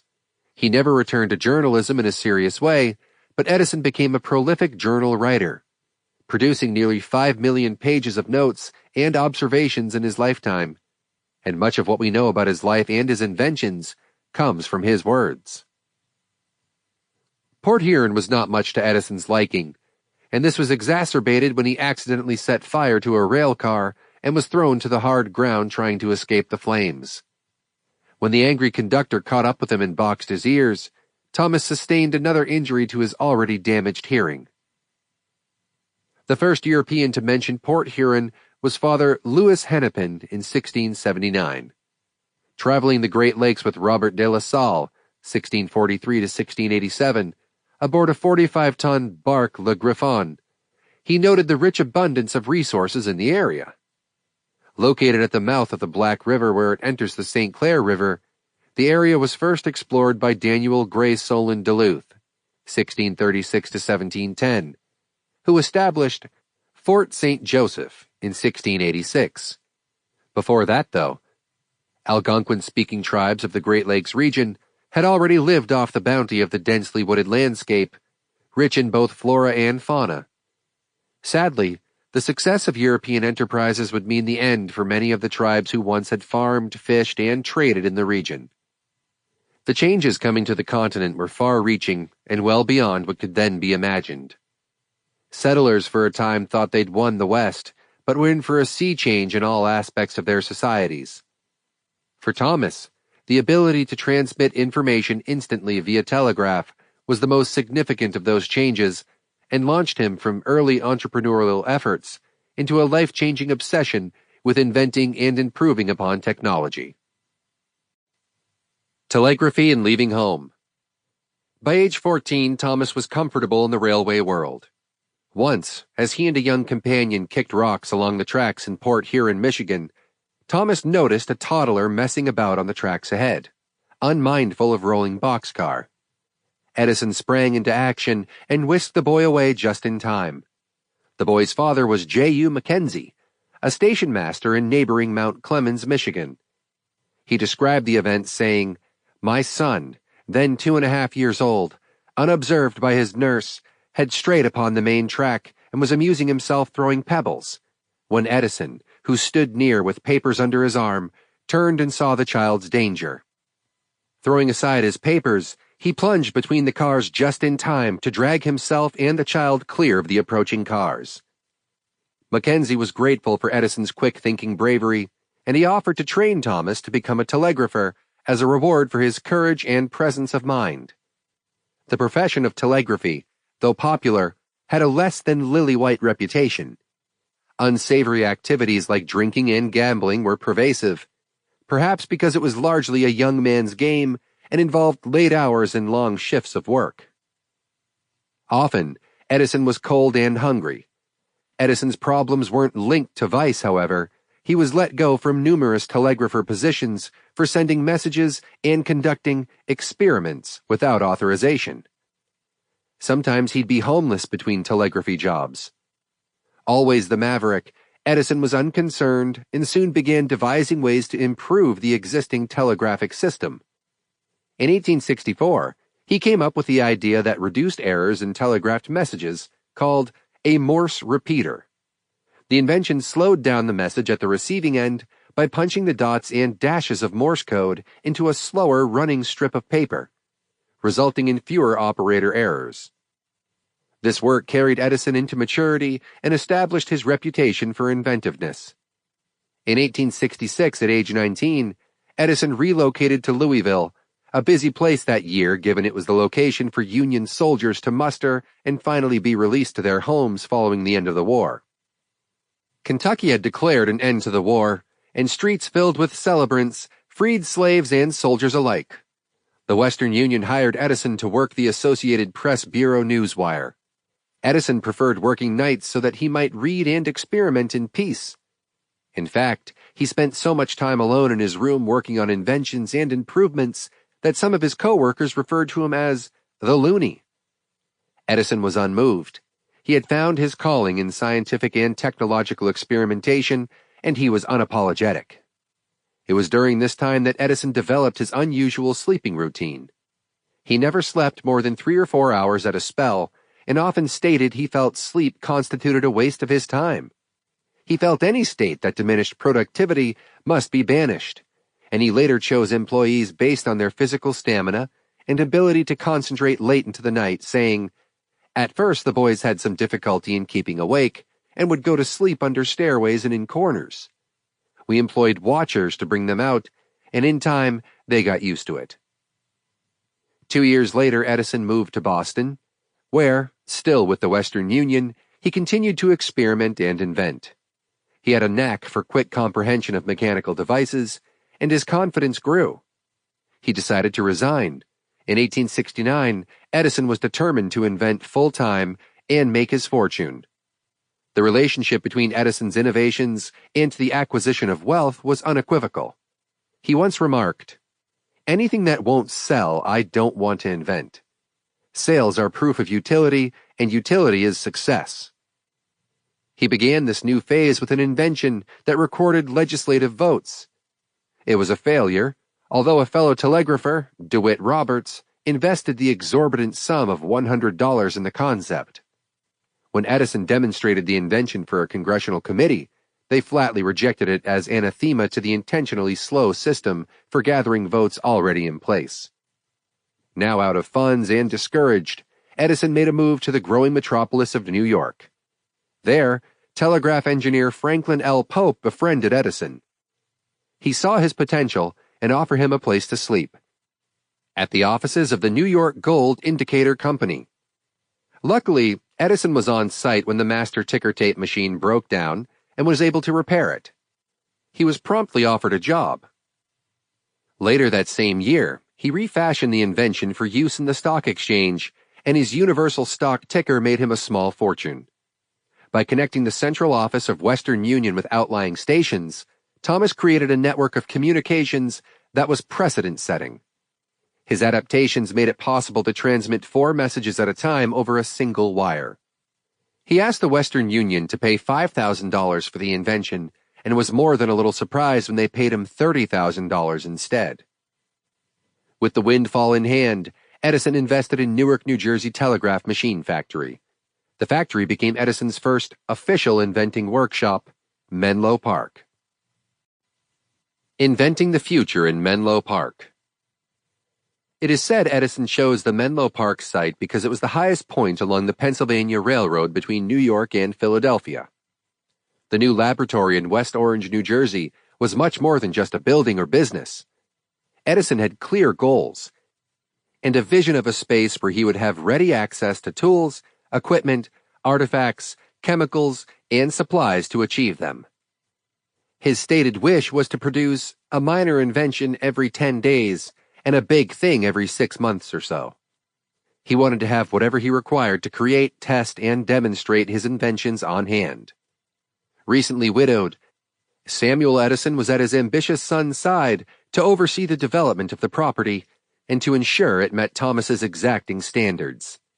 He was also there to keep an eye on the bookkeeping, as Thomas was known to spend freely and even to give money away without a thought for the longer term.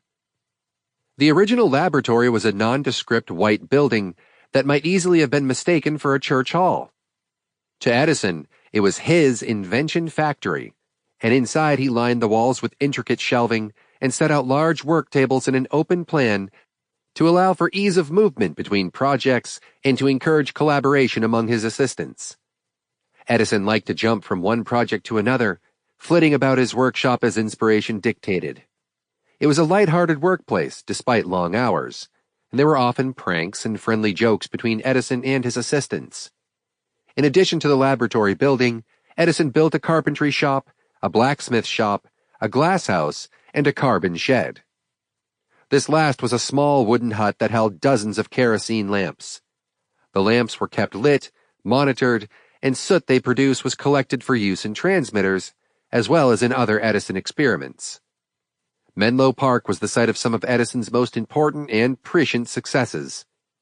15 years prior to British physicist J.J. Thomson's discovery of electrons, one of Edison's engineers, William J. Hammer, noted a blue glow around the positive pole in a vacuum bulb, and a blackening of the wire, and the bulb at the negative pole. This phenomenon was caused by thermionic emissions from electrons, and resulted in the development of an electron tube, critical to the electronics industry that followed. The Menlo Park property, 34 acres, was purchased from the family of William Carman, and Edison chose the office of the former Menlo Park Real Estate Development Company, Menlo Park Land Company, to be his home. One reporter describes the 3-story frame house as without a trace of ostentation, but was, in fact, a model of 19th-century bourgeois living, complete with a formal library, bronze statuary, and a pianoforte. The Edisons had 3 servants to help with household chores and with the children, and Mary's sister Alice also lived in the Menlo Park home. Edison said of their new home, "I like it first-rate out here in the green country and can study, work, and think." Mary, though, was less enamored of their new country lifestyle and slept with a pistol nearby. She was often vexed when Thomas did not come home from work until early morning, and sometimes not at all. Other Menlo Park staff built homes on the property, and a small community was formed. For unmarried staff, a boarding house run by an Edison relative, Mrs. Sarah Jordan, provided a cozy bed and home-cooked meals. This arrangement suited Edison well, as he liked to keep his staff working late and have them on hand should he need their help. Edison initially took on 2 assistants, John Crucy, a machinist born in 1843 in Switzerland, and Charles Batchelor, a draftsman and mechanist born in 1845 in Great Britain. They worked on numerous projects together.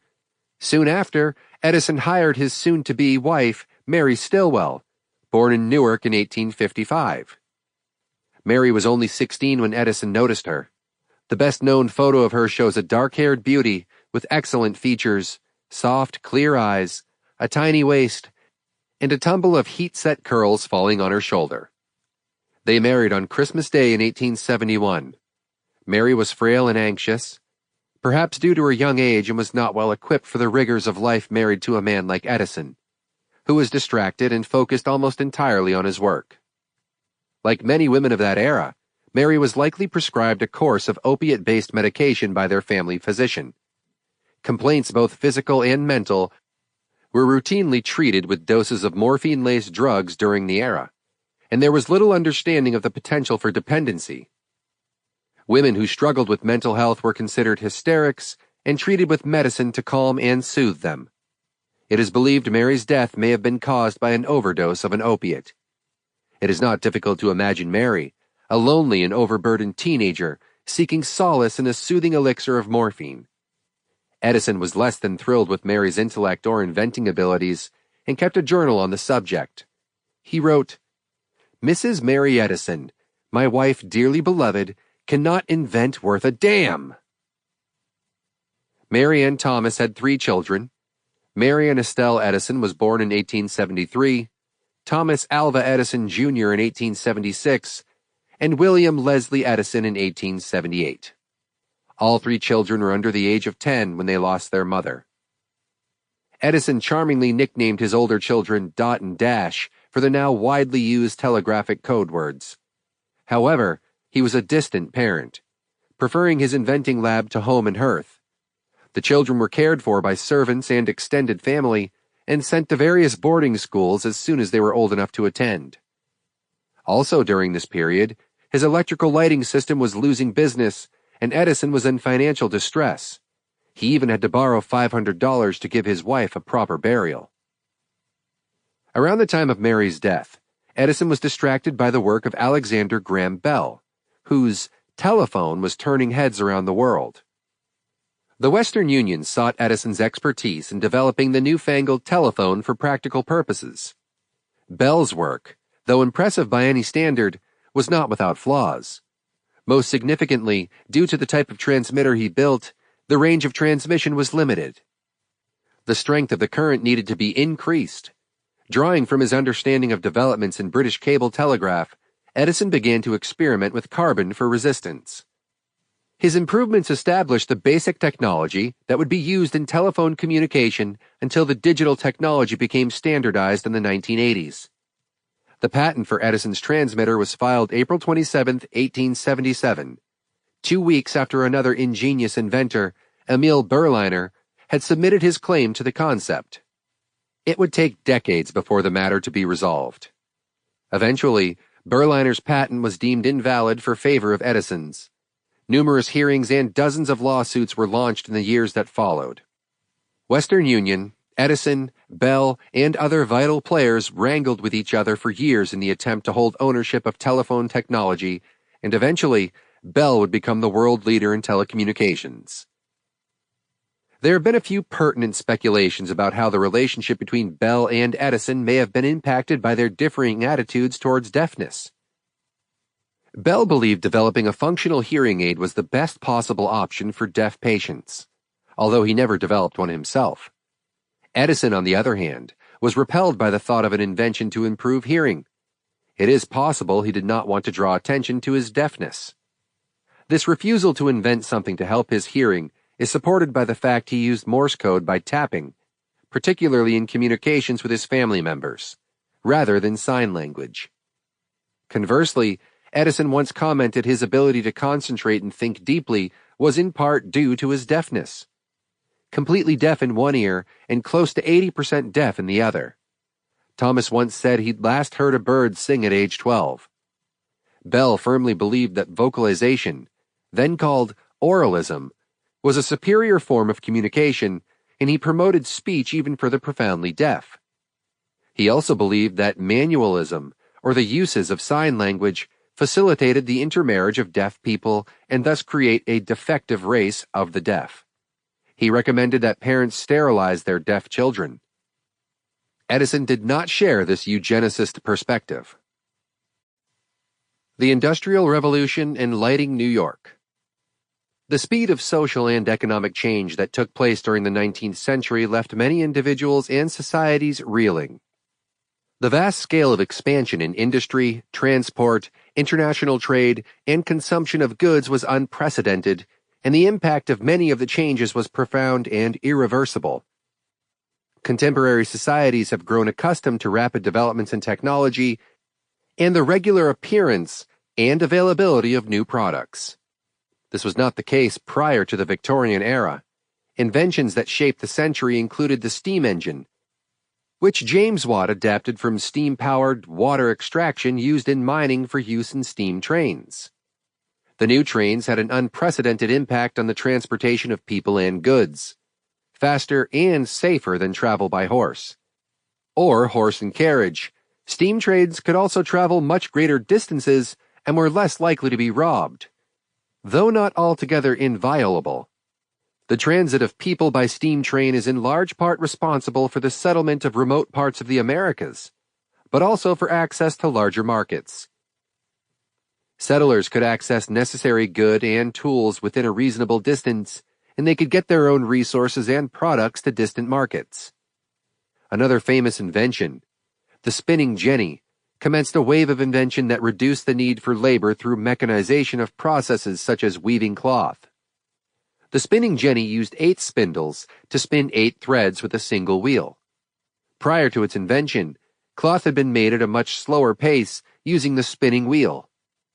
Textiles became the first truly industrialized industry because of the spinning jenny and other inventions that followed, including the cotton gin and the water frame. Other inventions also contributed to the rapid shifts underway in society. In 1810, a British merchant, Peter Durand, patented the tin can. Before him, the government of France offered a prize to anyone who could come up with a new way to preserve food for Napoleon Bonaparte's military forces. And Nicholas Appert received the prize when he invented the process of sterilization using pressurized glass containers. Durand adapted Appert's technique to a tin plate container, which was cheaper to produce and less likely to burst under pressure. The new method for preserving food was not without opponents, and many unfortunate incidents involving tainted preserving processes almost scuttled the invention altogether. One businessman, John Gamble, was found to have shipped contaminated canned meat to the British Navy, and it's long been believed the unfortunates of the Franklin expedition also succumbed to poorly sealed tin meat. Eventually, though, canned food became a staple of the Western diet and changed agriculture from a seasonal industry to a year-round, multi-million-dollar concern. Not all the impacts of the Industrial Revolution were as positive.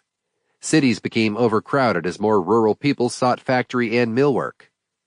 The success of some aspects of industrial enterprise resulted in crowded housing conditions, poor sanitation, increased air pollution from concentrated levels of coal and wood burning, and many other increased threats to health.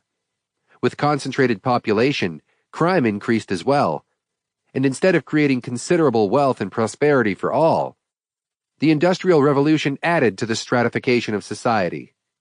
The premise of real financial and social success was only attainable by a very lucky or clever few. Much of society stepped onto a treadmill of labor that has persisted until this day. For all the noble motivations behind 18th and 19th century innovations, the desire to amass capital and access ever larger markets also had a significant influence. Thomas Edison had a knack for capitalizing on his own inventions, as well as those of others. As he honed his skills and processes, he'd become addicted to the feeling and wages of success. His work on a new and improved light bulb is a prime example of how he combined ingenuity with savvy business sense. Edison's light bulb was not the first, but it was the first practical and commercially realistic version of the new technology. Like much of Edison's work, he and his team excelled at modifying and improving existing inventions to meet market and manufacturing demands. In 1802, Humphrey Davy, an accomplished chemist from Cornwall, England, created the first incandescent light, using a platinum strip as the conductor. Others followed in his footsteps, tweaking the materials and design of the bulb along the way. Edison, for his part, made 2 significant improvements on previous light bulb prototypes. Firstly, he had implemented a filament that was both economical and long-lasting. Made from carbonized sewing thread, and then later from bamboo fibers, it was a perfect solution to an old problem: how to heat something to a high enough degree to emit light, but not to burn. The notion of using bamboo for the filament may have come from a camping trip when Edison is reported to have dropped a bamboo fishing pole onto a campfire and noticed its unusual burning properties. Secondly, he created a technique for evacuating the bulb of oxygen using a Sprengel pump. Invented in England in 1865, the Sprengel pump used mercury drops to compress and remove air from a tube and served Edison's purposes perfectly. It was no straightforward project to come to the right combination of technologies. In Edison's own words, "I speak without exaggeration when I say that I have constructed 3,000 different theories in connection with the electric light, and each one of them reasonable and appears to be true. Yet only in 2 cases did my experiments prove the truth of my theory. My chief difficulty, as perhaps you know, was in constructing the carbon filament, the incandescence of which is the source of light. Every quarter of the globe was ransacked by my agents, and all sorts of the queerest materials were used, until finally the shred of bamboo now utilized was settled upon. Even now I am still at work nearly every day on the lamp, and quite lately I have devised a method of supplying sufficient current to 15 lamps with 1 horsepower. Formerly 10 lamps per horsepower was the extreme limit." He created a bulb that burned for days at a time, used it to light his home, his street, and eventually the world. Edison knew perfecting the bulb would only solve part of the problem of electric lighting. Friend and physicist George Barker invited Edison to visit and observe an arc light system that had been developed in Connecticut, and Edison was enthralled. Nearly inspired, he drew up plans for a multi-channel distribution of electricity using 15 or 20 of the dynamos he'd witnessed in operation at Barker's, and a 500 horsepower engine. His vision combined his understanding of how gas was distributed at the time, and how telegraph signals traveled. His challenge was to devise ways to regulate and divide current across multiple channels. He developed lamp regulators to prevent the incandescent materials from melting, and once that problem was solved, he had to come up with a new way to allow for control of individual lamps. Placing lamps along a parallel circuit, as opposed to a series of circuits, made it possible to operate lamps independently. The demand for his invention was overwhelming, and in response, Edison built the first light bulb factory in an old wooden building close to the Menlo Park facility. The Edison Electric Light Company, established in 1878, also became the home base for several other experimental projects.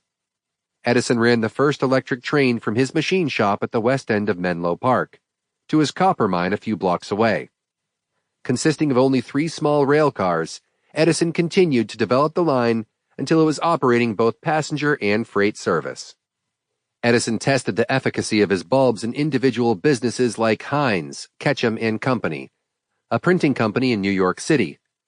However, this process of installing a dynamo for each separate building was costly. A centralized power station would solve the problem, so Edison tested the concept in the United Kingdom at the Holborn Viaduct in London. After a successful 2-year pilot, Edison was ready to transfer his success to America. In 1882, Edison built a generating plant in the center of New York City on Pearl Street. Edison intentionally selected a well-populated part of the city and one that boasted both commercial and residential activities. The Pearl Street area, also known as the First District, was located between Wall Street, Nassau Street, the East River, and Spruce Street. At the time, this area was considered the financial hub of North America, if not the world. Also, major newspapers, including the New York Times, were headquartered in the First District, a promotional advantage that did not escape Edison's keen business acumen. He purchased 2 Pearl Street buildings to house his generator and had the floors reinforced to handle the extra weight of machinery, which he called Jumbo, named for P.T. Barnum's famous elephant. In all, 6 dynamos, driven by reciprocating steam engines, were required to accomplish the task of distributing electricity throughout the district. In fact, the technical requirements were vast and included underground installation of 80,000 feet of conductors, a job that employed many hands. Once everything was in place, Edison and his investors met with Chief Electrician John W. Lieb at the Drexel Morgan & Company offices to flip the switch closed. On that first day, 400 lamps were simultaneously lit and were soon to be followed by thousands more. The New York Times reported the event under its miscellaneous news section, somewhat underestimating the impact of the momentous occasion. The success of this event made Edison a household name. It also made him a very wealthy man. Now investors regularly visited Menlo Park alongside tourists, and Edison used their money to design and patent hundreds and eventually thousands of new inventions. Despite his success, some in the scientific community derided Edison as a refashioner of the ideas of others. There was some truth to this accusation, for although Edison had his own approach to scientific discovery, he also took any opportunity that presented itself to develop or improve on a new idea. Edison had a pragmatic streak that served him well. The phonograph and moving pictures. By the time of his success on Manhattan Island, Edison was already developing a fantastic new machine, intended to transfer telegraphic messages through puncturing paper tape, and later relayed by telegraph. The concept led Edison to wonder if a telephone message could be recorded. It's difficult to say how Edison's loss of hearing as a child may have influenced his work on recording the human voice, but perhaps he wanted to accommodate his sensory disability in some way. He did not conceive the phonograph as an invention to be used for entertainment, and later this would spell the end of the phonograph in favor of records featuring popular songs, speeches, and comic entertainments. Edison's ideas for how the phonograph might be used are surprising. In June 1878, he described for the North American Review how it could be employed in dictation and letter writing, recording books and other educational materials, and even to create a record of the voice of a dying family member. Edison's phonograph first emerged from his work at Menlo Park in 1877. The first phonograph was a basic device, a pin that pierced paper as it wound around a wooden tube, and a diaphragm that converted vibrations to sound built from Edison's drawings by his colleague John Crucy. Edison spoke into the mouthpiece, "Mary had a little lamb," and miraculously, the machine repeated his words. Later he would change the tube to waxed paper and then metal. It was the only invention of its type in the world. The phonograph made Edison a household name. The papers referred to him as the Wizard of Menlo Park, and excited visitors began flocking to the laboratory to see the miracle at first hand. Edison had to expand his laboratories and added a machine shop and a library. He preferred the term invention factory to describe his growing enterprise. Edison enjoyed the initial rush of fame, attending parties to show off the invention, but the change in his circumstances did not seem to affect his dedication to work. He would often leave soirees thrown in his honor to return to his lab and work on into the night. Soon, his work would pay off in a way even more significant than his imaginings. In 1877, Scientific American reported, "Mr. Thomas A. Edison recently came into this office, placed a little machine on our desk, turned a crank, and the machine inquired as to our health, asked how we liked the phonograph, and informed us that it was very well, and bid us a cordial good night." Soon, other newspaper and popular magazines also reported on the invention. On January 24, 1878, the Edison Speaking Phonograph Company was established to exhibit and sell the invention. Early models were not easy to operate and wore out quickly, but were still an overnight success. Edison briefly lost interest in the phonograph, distracted by his interest in electric lighting, and gave his attention to other projects. Alexander Graham Bell picked up where Edison left off and worked on the phonograph, substituting wax for tin foil and developing a floating stylus to replace the rigid needle. Bell took out a patent and presented his graphophone to the public. He asked Edison to work with his collaboration on the machine, but Edison declined. Eventually, Jesse H. Lippincott, a wealthy businessman, took over control of both Bell and Edison's manufacturing concerns and created the American Graphophone Company, later to be renamed the North American Phonograph Company, whose primary business was in the renting of machines for special events and office applications. Edison wasn't done with the work yet, and began to produce machines for entertainment, including at one point talking dolls. His cylinders play music in recitations by famous entertainers and presenters. Edison had lost the rights to his invention, and to get them back was forced to declare bankruptcy. Once his legal issues were settled, Edison returned to the task of selling phonographs, and he established the National Phonograph Company in 1896 to manufacture phonographs. These machines, intended solely for home entertainment, soon expanded his reach to commercial uses both in America and in Europe. Although prices for home-use phonographs had fallen significantly, many thousands of machines were sold featuring a variety of entertainments, such as hymns, comedy, ballads, and marches. All this was accomplished without an effective system for mass production and relied on performers' willingness to repeat their performances multiple times. In 1901, a new production method was introduced. It involved molding rather than engraving the cylinders. Using the new process, Edison's factories could produce up to 150 cylinders per day and used black wax. These cylindrical records sold for 34 cents each. Edison was also producing business machines, but had trouble competing with the cheap and popular Columbia dictaphones already widely in use. By 1916, Edison's Epiphone began to grow in popularity. Inspired by the simulated animal footage created by Edward Muybridge's Zoopraxiscope, Edison's first foray into moving pictures resulted in a rather rough version of what would later become one of his most important inventions.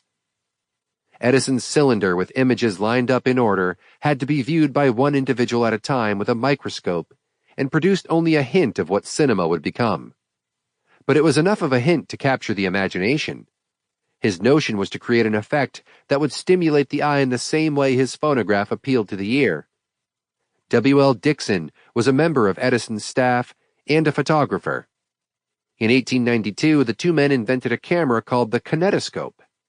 They were first shown publicly in 1894 on Broadway, New York, in the Holland Brothers Arcade, and the following year the first Edison films were exhibited commercially in Nickelodeons, both in America and overseas. Edison's failure to properly patent his technology in Europe allowed French manufacturers Louis and Auguste Lumière to produce a portable version of the peephole machine, and later a projector version, permitting more than one audience member to view films at a time. They are most famous for their film Arrival of a Train, which frightened first-time cinema-goers into thinking they were about to be run down. Edison's movie studio, named the Black Maria, due to its uncanny resemblance to police paddy wagons, was housed at West Orange. The first of Edison's laboratories and the tar paper shack produced close to 75 20-second films. Ingeniously designed, the roof of Black Maria could be raised, allowing in sunlight. For subject matter, Edison drew upon the traditions of stage and vaudeville and featured dancers, magicians, boxers, and other forms of light entertainment. Edison loved to apply popular fictions to film, and stars like Buffalo Bill and other well-known entertainers of the late 19th and early 20th century went to his studio to commit their likeness to his unique process. He also specialized in mini travelogues and had a travel team widely capturing exotic locations and cultures. Edison's participation in the film industry was contentious. He held so many patents on technology, he had control over the industry of film producing, at least briefly. He established the Motion Picture Patent Company, forcing other inventors to work under his leadership. Members of his monopoly only worked with and sold to other members. Eventually, a small group of independent filmmakers decided to leave Edison and his cronies to their devices and relocated to California. Eventually, film required better projector technology to be commercially successful, and Edison withdrew from the industry as other inventors made headway. The best known of these was Edwin S. Porter and his 1903 film, The Great Train Robbery. The World Columbian Exposition. The World Columbian Exposition in Chicago, ostensibly organized to celebrate the discovery of America by Christopher Columbus, was a civic and political response to a series of demoralizing events. The end of the Civil War, while a relief in some senses, also resulted in the mass movement of workers from rural to urban settings. In Chicago, job seekers had to compete with newly mechanized factories, leaving many young men and women far from home and without occupation. Also, an upswell in immigration filled the windy Chicago streets with hopeful immigrants, many from Europe, but also from Asia, South America, and the Caribbean. Some met with resentment and discrimination, and the disparate groups formed their insular communities and neighborhoods in response. Black communities experienced forced segregation and a heightened policing of activities, but most other communities self-segregated, resulting in enclaves of often disgruntled and unemployed people. The ethnic centers of Chicago provided a feeling of security for the newly arrived, but could also stir xenophobic and racist sentiments. Civic leaders were desperate to create a positive, upbeat reputation for the growing city, and they looked to Europe for inspiration. Expositions in London, 1851, and France, 1854, had set the bar high. London's offering included an emphasis on developments in automation and manufacturing, and showcased the infamous Crystal Palace, designed by Sir Joseph Paxton. The glass and cast-iron showpiece housed London's 14,000 exhibitors in a building 3 times the size of St. Paul's Cathedral. The 990,000-square-foot wonder was a sensation. The 1854 exposition in Paris also emphasized industry and agricultural invention. Edison was invited to display in Paris, and upon his return home, he described the exposition in glowing terms. The Paris exposition is simply bewildering. It is grand, immense. If the Americans hope to surpass it, they will have to get to work and never loiter. In 1893, Edison formed a sister company to General Electric in Paris, the Compagnie Française Thomson-Houston. The investors and politicians behind Chicago's effort knew they had to make the fair not only memorable, but also astonishing if they hoped to join the ranks of their predecessors.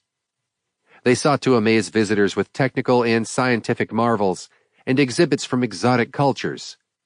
The Paris Fair impressed architects with their centerpiece, the Eiffel Tower. But Chicago would provide both artistic vision and good old-fashioned fun when they unveiled the Ferris wheel as the featured structure of the exhibit. Invented by George Washington Ferris, the one built for Chicago was the first of its kind, and more than 1 million people paid 50 cents to experience the thrill of riding on a wheel 140 feet into the air. For Americans, it was time to show the world the new kid on the block was ready to play. In 1893, financial markets in the U.S. collapsed. It was the beginning of a depression that would result in massive unemployment, and in Chicago, banks and well-established companies were forced to close their doors. Workers and the unemployed clashed, and soup kitchens and tenement housing had more mouths to feed and bodies to house than they could handle. This was exacerbated by the evident and extravagant lifestyles of America's top tier. In 1871, the Chicago's town center had been almost wiped out by a horrific fire. By 1890, the city had largely rebuilt and had become more important commercially than ever before. Accordingly, the planners of the fair sought to make it bigger and more impressive than any other fair. They accomplished their goal with astounding exhibits of arts and manufacturing beyond imagination. Had Edison been more willing to accept advice from his contemporary Nikola Tesla, the task of powering and lighting the fair might have fallen to his General Electric company. Thousands of lights were required, and electricity on a scale previously unknown. Sadly, Edison's proposal to power the fair with direct current at the cost of close to $500,000 was rejected in favor of Westinghouse and Tesla's cheaper bid that proposed alternating current. Edison was not rejected altogether, though, and as a tribute to Edison, a Tower of Light, a replica of the German Tower of Victory, was placed in the middle of the electricity building. The 82-foot tower was topped by a single incandescent bulb 8 feet tall. The City of Light, as the fair came to be called, was no disappointment. Except perhaps to Edison, who garnered little credit for the impact of more than 10,000 incandescent bulbs. Fair organizers permitted Edison to exhibit phonograph technology within the electricity building, and both Edison and his chief competitor, inventor of the graphophone, Edward Easton, featured and profited from nickel-in-the-slot phonographs placed throughout the exhibition site. One visitor to the fair, Thomas Lambert, was inspired to improve the design for records by his visit to Chicago. Leading up to the exposition, Edison had other projects in the works. One of these was his Ogdensburg, New Jersey mining concern. Edison believed he had discovered a method to simplify separating iron from rocks. In 1881, Edison incorporated his Edison Ore Milling Company as a response to his observation of scarcity of iron ore on the eastern seaboard. Edison believed that the electromagnetism could draw ore from rock, debris, and even sand at a fraction of the cost of other processes. He met with numerous failures and technical challenges, closed up shops and opened new ones, lost money and invested more money, all the while believing unequivocally in his idea, "I'm going to do something now so different and so much bigger than anything I've done before, people will forget that my name ever was connected with anything electrical." In 1899, Edison finally accepted that his process and foray into mining had failed. However, ever the optimist, Edison parlayed the waste product of his mining business, namely sand, into a cement production project, selling off the material to cement companies and starting his own, the Edison Portland Cement Company, who eventually bought Edison's improved sand processing kiln. Yankee Stadium was erected in 1923 using Edison's Portland cement. Edison, never one to overlook an opportunity, was also a keen early adopter of automobiles. He enjoyed taking his family for motoring excursions and thinking about ways to improve the battery life of electric cars. His friendship with Henry Ford would get in the way of following through with this project. Henry Ford's Motor Company, 1903, was a customer of Edison's nickel iron batteries. Although Edison is often credited with pushing Ford to mass-produce his gasoline-driven cars, in fact, Edison realized early on that electric vehicles were better from almost every angle. Electricity is the thing. There are no whirring and grinding gears with their numerous levers to confuse. There is not that almost terrifying uncertain throb and whir of the powerful combustion engine. There is no water circulating system to get out of order, no dangerous and evil-smelling gasoline, and no noise. Ford was already on the gasoline bandwagon, and money began pouring in, so even though he respected his good friend's opinion, the horse, so to speak, was out of the barn. By 1914, once the auto industry was well and truly Ford's, he did consider an electric model again. The New York Times interviewed Ford, who said, "Within a year, I hope we shall begin the manufacture of an electric automobile. I don't like to talk about things that are a year ahead, but I am willing to tell you something of my plans. The fact is that Mr. Edison and I have been working for some years on an electric automobile that would be cheap and practicable. Cars have been built for experimental purposes, and we are satisfied now that the way is clear to success. The problem so far has been to build a low-weight storage battery that would operate for long distances without recharging. Mr. Edison has been experimenting with such a battery for some time. Photos exist of these early experiments, battery-operated cars on Model T frames, for the most part, called the Edison Ford. Rumors swirled that the first commercially available Edison Ford would be on the market in 1915 at the cost of $500 to $700. Early press said the vehicle could travel as much as 100 miles on a single charge. Some conspiracy theorists suggest the plans for electric vehicles were undermined by oil cartels, which may have set fire to Edison's workshop in 1914. However, it is more likely the car failed because Henry Ford insisted on using Edison's batteries. In fact, Ford purchased 100,000 of the batteries before it was determined they were unsuitable for the purpose. Ford lost close to $1.5 million on the venture, but he and Edison remained friends. The War of the Currents. The circle of leading inventors and scientists in the field of electricity grew as the 19th century progressed. It was a century of experimentation and advancement in all areas, but technology and mechanical developments outpaced all others. Men such as George Westinghouse and Nikola Tesla would challenge Edison's position as the most significant inventor of all time and change the nature of how humans live. George Westinghouse was born in 1846 in Central Bridge, a small hamlet in Albany County located southwest of the better-known town of Schenectady, New York.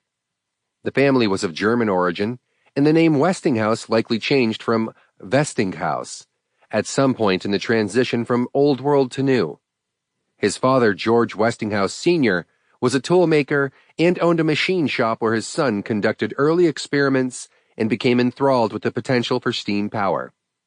His mother, Emmeline Westinghouse nee Vetter, was Dutch English and bore 8 children during her lifetime, of which George Jr. was the third.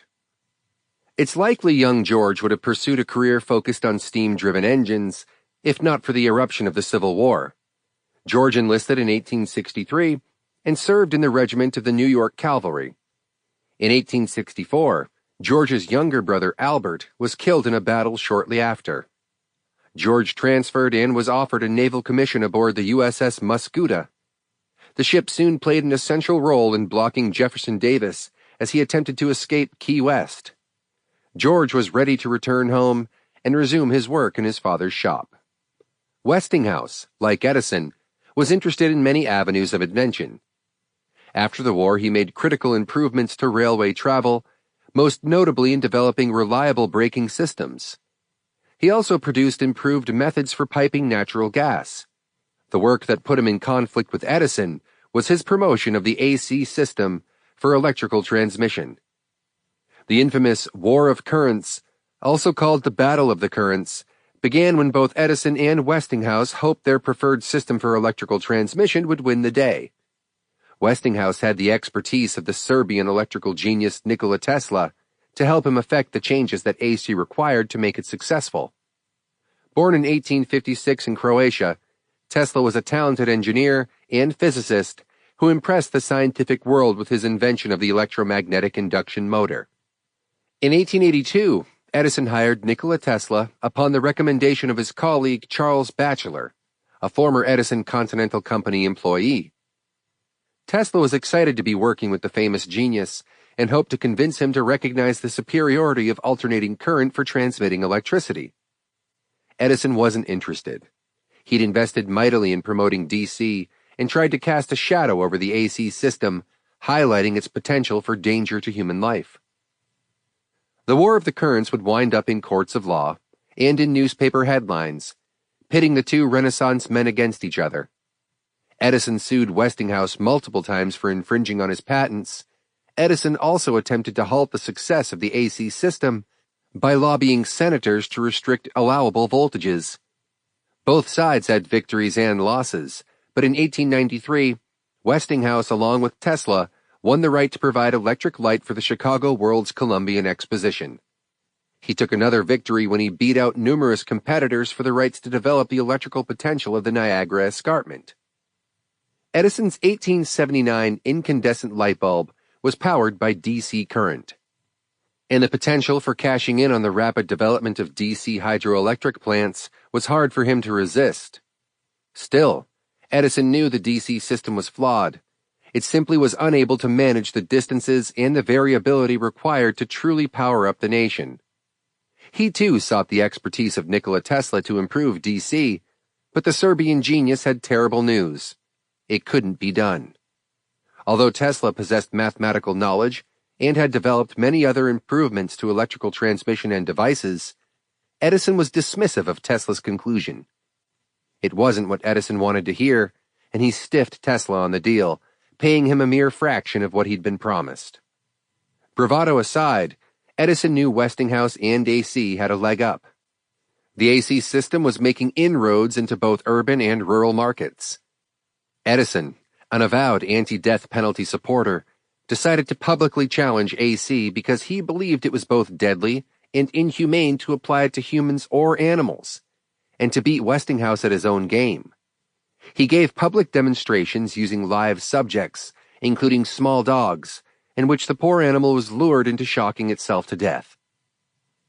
The circus sideshow aspect of Edison's business was not unique during the 19th century, or indeed to Edison, who'd largely cashed in on the phonograph with a Barnum and Bailey-like approach to marketing. Many inventors followed suit. Tesla was renowned for demonstrating his electric coils by summoning what appeared to the 19th century audience as room-sized lightning. The main flaw in the DC system was its limitation in terms of distance or transmission, about a quarter of a mile. This was not so much an issue in urban centers. where one dynamo or generator could provide electricity to service to multiple homes or offices within a single building. Edison knew perfectly well the Niagara project was well beyond what DC could handle, but he kept his hat in the ring regardless. Alternating current was also an imperfect system. For one thing, the motor Westinghouse employed was inefficient and unwieldy. Tesla worked on it feverishly, but could not complete the work at a pace that satisfied Westinghouse. Edison's DC stations numbered around 1,500, spread across factories and other commercial interests, and primarily powered lighting systems. Although direct current had been implemented for other purposes as well, one of the reasons why Edison's systems garnered lesser success than alternating current may have been that Edison had very little interest in motors, or in providing electrical power to industry for that matter, and outsourced the building of his motors to the Sprague Electric Railway and Motor Company. Danish physicist and chemist Hans Christian Ørsted, 1777 to 1851, discovered how a magnetic field is produced during the transmission of current. Michael Faraday, 1791 to 1867, also a scientist, found that introducing a wire to the magnetic directs the electrical signal through the wire. As one researcher explains, an alternating current in a primary conductor, because of the constantly changing direction of the current, and thus constantly changing the direction of the magnetic field, will induce a similar current in a nearby secondary conductor. In the transformer, the conductor wires are formed into coils to enhance the magnetic field and induction effects, and by varying the ratio of turns in the primary and secondary coils. The transformer can be used to change the voltage in the secondary. Westinghouse's employee, William Stanley, came up with a workable transformer in 1886. For the Niagara electrification project, Westinghouse was chosen by the Niagara Falls Power Company to design the system to generate alternating current. The Vanderbilts, Astors, and Morgans provided financing to build large underground conduits that would send electricity as far away as Buffalo. Edison chafed at being shut out of the project. Love, marriage, and Seminole Lodge. The widower Edison was accomplishing his myriad scientific feats, all the while trying to manage the care of his 3 small children. Luckily, he met and married a well-educated and highly competent woman. Thomas's second wife was the daughter of a successful, paradigm-shifting inventor. Born to Lewis Miller and his wife Mary, young Mina, one of 11 children, was groomed to respect ingenuity and education, qualities that served Edison well when the time came to ask for Mina's hand in marriage. Lewis Miller was an excellent student and later teacher, and he invented improvements to agricultural tools and machines that would push the farming industry into the 20th century. Miller also believed both public and church-led education systems were flawed and needed reform. The Millers were wealthy enough to wield influence, and Lewis Miller achieved much of what he hoped, both personally and professionally. In 1885, after a relatively typical coming-of-age successful high school career and grand tour, Mina began to attend Miss Johnson's, a finishing school for young ladies in Boston, Massachusetts. Close friends and business colleagues of Edison's, Mr. and Mrs. Ezra Gilliland of Boston recognized their friend was floundering as a bachelor and set to work to find him an appropriate match. Although Edison is reported to have enjoyed the company of women, he may not have been ideal husband material.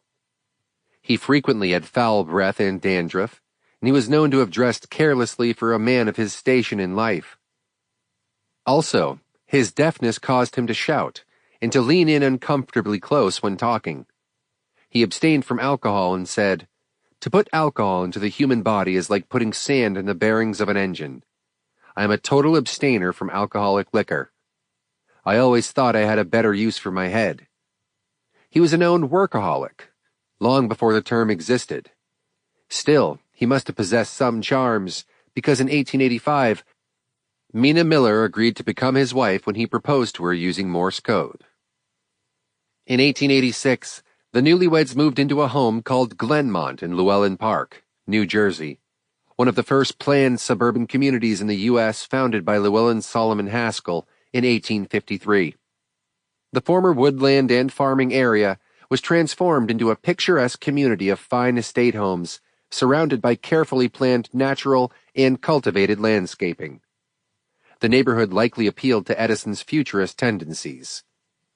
The idea there could be an ideal community that was carefully planned and designed for wealthy city dwellers looking for a home in the country was perfect for Mina and Thomas. The 29-room Queen Anne-style home was decorated and furnished by a well-known interior designers, Potier and Stymus, in keeping with the Edison's social aspirations. The home featured the firm's Gothic style, combined with decorative arts and Victorian-age furnishings. Hand-stenciled walls complemented the first-floor library with its ceiling-height cabinets, fully stocked with leather-bound books. Throughout the home, every effort was made to emphasize good taste and status. The Edisons were keen supporters of the arts, and they reveled in displaying their investments in culture. No expense was spared in bringing in Persian rugs, major works of painting and sculpture, clocks from Tiffany and Company, and fine French porcelain to grace the halls and rooms of Glenmont. The home also exemplified modernity and featured marvels such as hot and cold running water, a central heating system, and a refrigerator room in the kitchen. Edison had the home wired for direct current electricity soon after he purchased it and powered the lights with a line that ran directly from his lab in West Orange. Early that year, Edison had traveled to Fort Myers, Florida, to recover from an illness exacerbated by the chilly northern climate. In the balmy, sun-drenched South, Edison built a winter retreat for his soon-to-be wife, Mina. He purchased acreage, complete with a small clapboard shack, and developed the property into an elegant place to holiday away from the New Jersey laboratory. He dubbed the property Seminole Lodge, to honor the local native tribe. Located on the bank of the Calahoosahatchee River, the site was ideally suited for Edison to build a laboratory, a house, a guest house, and other buildings to meet the needs of his growing family. It suited him in other ways as well, having first been attracted by the naturally growing bamboo on his property, which he was using to improve light bulb filaments, and seemed to have all the qualities the inventor was looking for in property. Edison was keenly interested in botany. He appreciated plants for their potential industrial uses, an interest he'd put to good use during wartime. But he also had an eye for beauty. The retreat would eventually boast a rose garden, moonlight garden, as well as a botanical research garden, later known as the Edison Botanical Laboratory, with more than 1,000 plant and tree varieties from around the globe. In the late 1920s, Edison would work closely with his friend and neighbor Henry Ford to identify a plant that could be the source of domestic rubber. At the time, all rubber was imported, and both Edison and Ford realized that should trade be cut off due to war or another international crisis, many of their industrial interests could fail. Edison, Ford, and another colleague, Harvey Firestone, formed the Edison Botanic Research Corporation in 1927. After testing close to 17,000 plants, Edison identified the plant Solidago edisonia, or goldenrod, as a potential source of the latex necessary to produce rubber.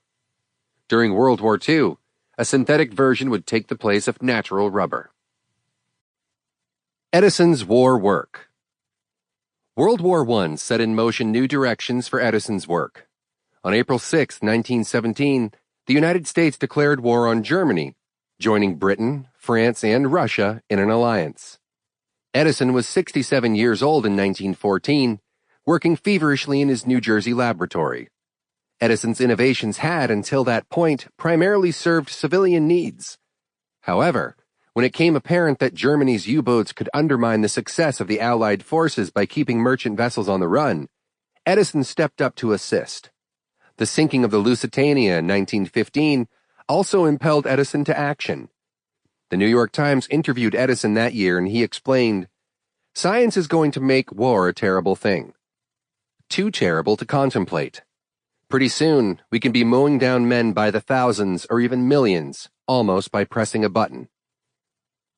Edison recognized enormous gaps in America's preparedness for war. The New York Times reported Edison was calling for a massive research effort to be undertaken.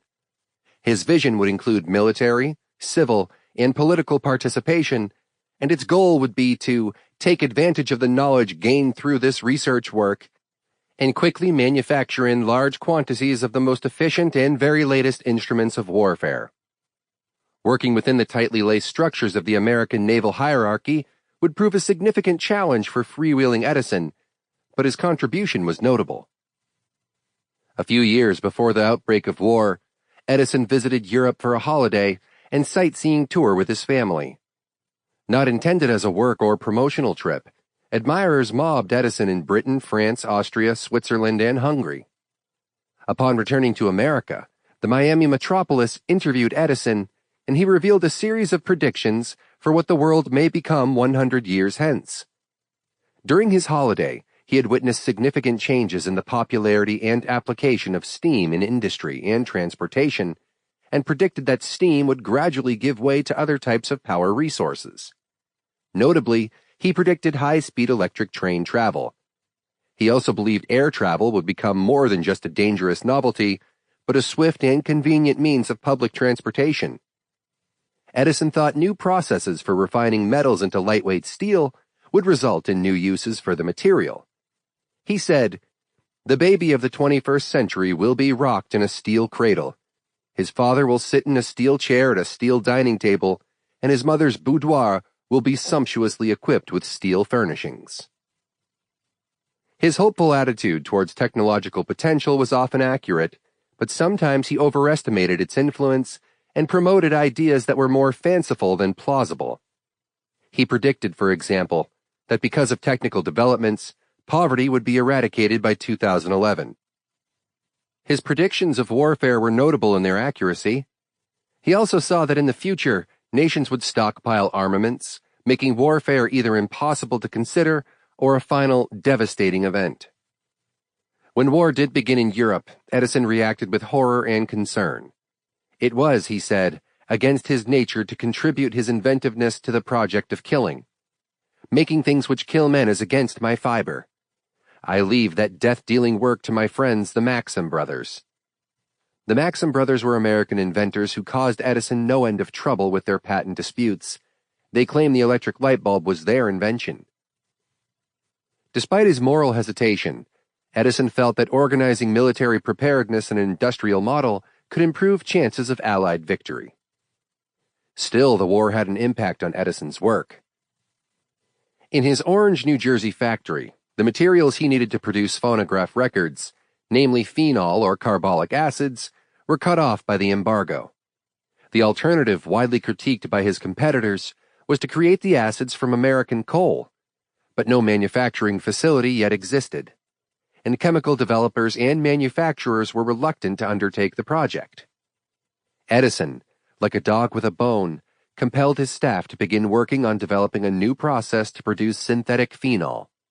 He had a plant built and fully operational, and within a month was generating tons of very high-quality phenol. Later, this same factory would produce other essential chemicals for industry. Wartime reduced supply of many essential products, and Edison's work significantly filled the gap. Edison had previously demonstrated an interest in naval technology, working on torpedoes during the 1890s and the Spanish-American War. He even invented a weapon that would spray electrified water onto the enemy. It was an ingenious but cruel idea. Fortunately, the weapon never went into production. Edison's primary interest regarding naval warfare was to convince the American Navy to replace their lead-acid batteries with his alkaline storage batteries. In 1915, an F-4 naval submarine sank and lost all hands. Edison was convinced beyond all doubt that a faulty, dangerous lead-acid battery was responsible for the incident. The alkaline battery, while efficient and much safer than lead-acid batteries, were far more expensive to produce. He enlisted a friend and fellow inventor, Miller Reese Hutchinson, to promote the alkaline battery for the American Navy. One reporter for the New York Times was convinced and in 1915 wrote, "Edison, the man opposed to war and its implements, has perfected a battery that will not only make the submarine habitable by preventing asphyxiation of the crew, but will practically double the strategic efficiency of the submarine craft." The American Navy also recognized the merits of the newer technology and ordered Hutchinson to proceed with fitting their submarines with Edison's batteries.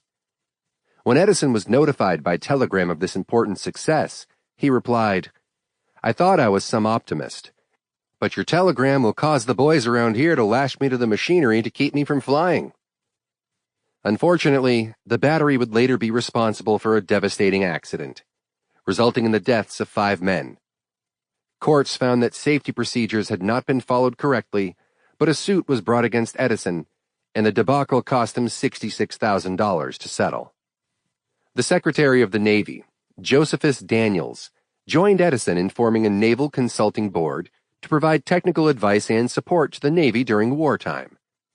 Both Daniels and Edison were wary of Navy protocol and had little patience with the formalities the Navy imposed, and Edison believed military men lacked imagination. After the war ended, he remarked, "I made about 45 inventions during the war, all perfectly good ones, and they pigeonholed every one of them. The naval officer resents any interference by civilians. Those fellows are a closed corporation." This was a characteristic of Edison's personality. He wanted to be in charge and chafed when he was not. Daniels was better at playing the game, but in fact, naval higher-ups scoffed at Daniels' concept of an advisory committee for invention, chalking it up to his already dubious reputation as a crackpot. When the new board was planning one of its first meetings, even Franklin Delano Roosevelt bypassed the invitation, saying, "Tomorrow the inventors come in force, but I am dodging the trip to Mount Vernon.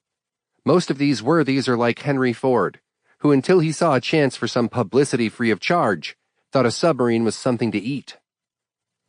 Edison was named the president of the new Naval Consulting Board, but another individual, William H. Saunders, was appointed to chair the meetings due to Edison's deafness. Edison was able to keep up during the sessions by having his friend and colleague Hutchinson use Morse code to live stream the discussion by tapping on Edison's knee.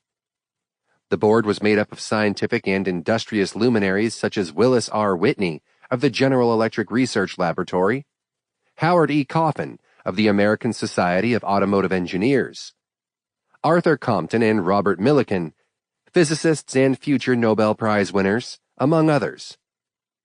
Edison, although known to be prickly, made a positive impression on many board members.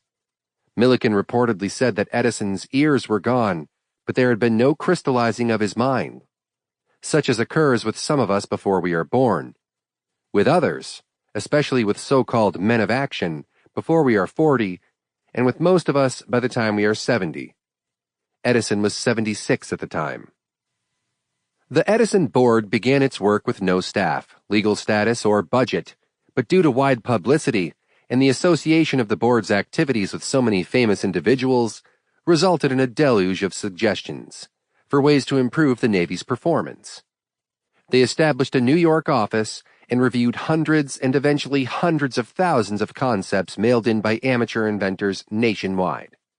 Edison's laboratory concept received funding to the tune of $1 million, but wasn't constructed until after the end of World War I. Disagreements about where to locate the facility rankled.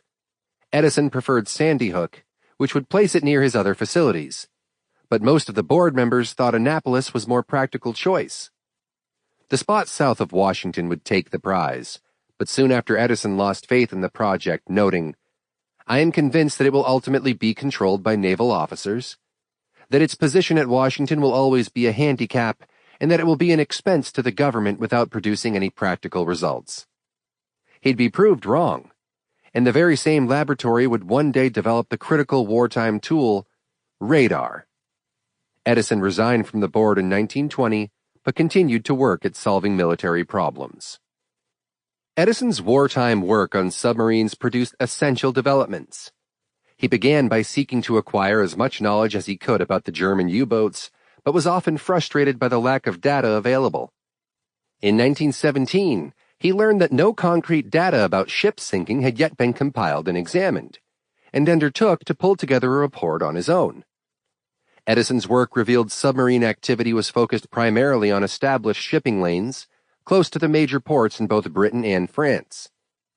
He recommended that ships attempt a transit of the English Channel only during darkness, and felt the density of traffic was a problem that could and should be adjusted. Furthermore, he suggested that ships rely more heavily on the use of surroundings and charts to determine their positions, and avoid reliance on lighthouses and coastal features, resulting in routes much more accessible for German submariners to track. Edison also thought Allied ships were too visible to the enemy and suggested unused masts be cut down completely, smoke funnels shortened, and that a less smoke-producing type of coal be substituted for the boilers. Edison's seemingly boundless imagination was responsible for many suggestions, but it's unclear if any were ever employed. Gunnery was also within the range of Edison's experimentation. He was concerned about how to prevent rust in naval guns and sought to improve the accuracy of projectiles into the water. To aid in his experiments, Edison managed to get his hands on a submarine, the SP-192, a patrol boat. He uprooted his family, moving to Connecticut to test some of his theories and inventions. Mrs. Edison was not pleased with this turn of events. In a letter to her son, she complained, "I detest it on the boat and long to be home. I wish I knew just how much and what Papa wants me out here for. The more cluttered the place, the more contented Father seems to be. I could kill Hutchinson for ever getting him into this mess." Still, Edison continued his experiments, testing new types of sea anchors and various methods for preventing ships from sinking when struck by torpedoes, or deflecting them altogether. Submarine detection was another concern, and Edison enjoyed working on the problem, even though it baffled him at times. He'd have some success, but would eventually be outdone by Willis Whitney, an advisor at General Electric, and Lee DeForest, a radio and telegraph expert. And it was reported that Edison was gracious in defeat and impressed by his colleagues' work. Edison and anti-Semitism. Between the years of 1914 and 1924, Edison and three of his closest friends, Henry Ford, Harvey Firestone, and John Burroughs, spent summers together camping in various scenic locations around the country, including the Adirondacks, Appalachia, and the Everglades. They called their group the Four Vagabonds, and the epic campouts often involved an entire fleet of Ford motor cars, servants, and even a table large enough to seat 20. Each man had an assigned role. Edison was the map bearer and navigator, which suited his desire to control their explorations to some degree. Firestone took care of food, and the cooks to prepare it.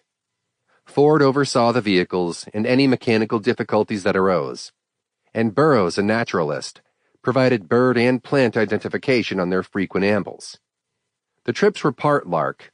The men liked to swim, chop wood, and sit around the campfire discussing philosophy, science, and politics, and part publicity stunt, with frequent stops for photo opportunities and interviews with local journalists. The trips became such a spectacle that eventually they had to be discontinued. Edison had a close friendship with Henry Ford, a known anti-Semite. But does that imply that Edison possessed anti-Semitic views as well? Evidence on the topic is mixed, but a brief examination of the context surrounding anti-Semitism is revealing. Stereotypes and discrimination of Jewish people were systemic and pervasive in Europe for centuries. In America, anti-Semitism arose in the late 1800s and was promoted by the Ku Klux Klan and by Henry Ford, who opposed World War I and believed Jews orchestrated the war for profit. He also believed Jews made little contribution to society and that the stereotypical Jewish financier was a criminal who deserves to be removed. Ford promoted his anti-Semitic ideas through his publication, The Dearborn Independent. His attitude was unequivocal. Jews are the scavengers of the world. Wherever there's anything wrong with a country, you'll find the Jews on the job there. Edison and Ford first met at a conference in 1896. Ford had admired Edison, and the new friendship was deeply satisfying to him. Edison was impressed with Ford's work on a gas-powered car and knew it would be a success. It was the first genuine encouragement that Ford had ever received, and it meant the world to the young businessman. In later years, the two giants of the industry would frequently travel together, and Ford eventually purchased property next door to Edison's Florida estate. It was widely reported the two gave each other expensive gifts. It seems impossible that they could be so close without sharing political views. But the evidence is contradictory. Like many, Edison believed there was a connection between Jews and communism, the most hated political ideology of the time. A somewhat contradictory perspective that Jews were innately capable of making money was another belief that Edison shared with many. He once wrote, "I wish they, Jews, would all quit making money." However, Edison also recognized the Jews were a much persecuted minority and looked forward to a change in their status. In response to a letter from the American Jewish Congress requesting his support, Edison replied, "I am in favor of having a Jewish Congress, as well as any other device that Jews can think of, to obtain their rights. I believe the day is not far distant when men will not be persecuted for wanting to go to heaven in their own way, and not in some other people's way." Edison also employed Jews, though not in great numbers, and even featured a photograph of Jewish banker Otto Kahn on the wall of his laboratory. Kahn had cleverly reorganized railway transportation systems in America, and was a builder and patron of the arts well known in New York and beyond. One Russian Jewish scientist, who worked for Edison, argued that his employer was no more prejudiced than anyone else. It was difficult for any Jew to get a job, so restricted were the laboratories. But Edison didn't care who you were as long as you were a good worker.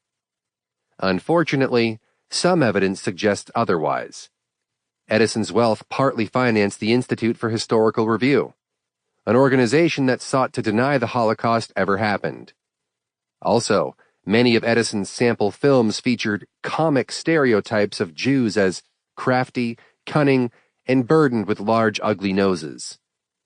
Cohen's Fire Sale, in 1907, is one example in which the Jewish shop owner appears to give a poor, cold beggar a brand new warm coat for free. When the beggar walks away from the shop, we see "Shop at Cohen's" emblazoned across the back. In fact, Edison's aggressive foray into filmmaking had pushed many Jewish producers and directors, including Carl Laemmle, founder of Universal Pictures, out of the East Coast industry. Edison expected to receive royalties from individuals who were using his technology to make films, and more than 200 lawsuits were filed on behalf of his motion picture patents company. The Trust, as the company was known to insiders, gave rights to cooperating filmmakers to use Edison's cameras and granted the Eastman Kodak Company a monopoly on producing the film for them. Before long, though, a new way of creating short, inexpensive films emerged. The Nickelodeon and many of Edison's Jewish competitors found a gap in the trust and courted the movie houses with the popular and sometimes off-color short films. This gave Edison even more fuel to fire his dislike of Jews. He claimed his films would uphold the moral integrity of society, and the Nickelodeons and later. Hollywood films were morally corrupt. By this time, though, it was too late for Edison to take the day. The industry had moved west and was by and large owned and controlled by a very wealthy and thriving Jewish community. In correspondence with author and Jewish historian Isaac Martins, Edison wrote, "The Jews are certainly a remarkable people, and strange to me in their isolation from all the rest of mankind, as those mysterious people the gypsies. While there are some terrible examples in mercantile pursuits, the moment they get into art, music, and science, and literature, the Jew is fine." In 2015, the State of Israel had planned to release a postage stamp featuring an image of Edison. The release was halted when it was discovered that many still believe Edison was an anti-Semite.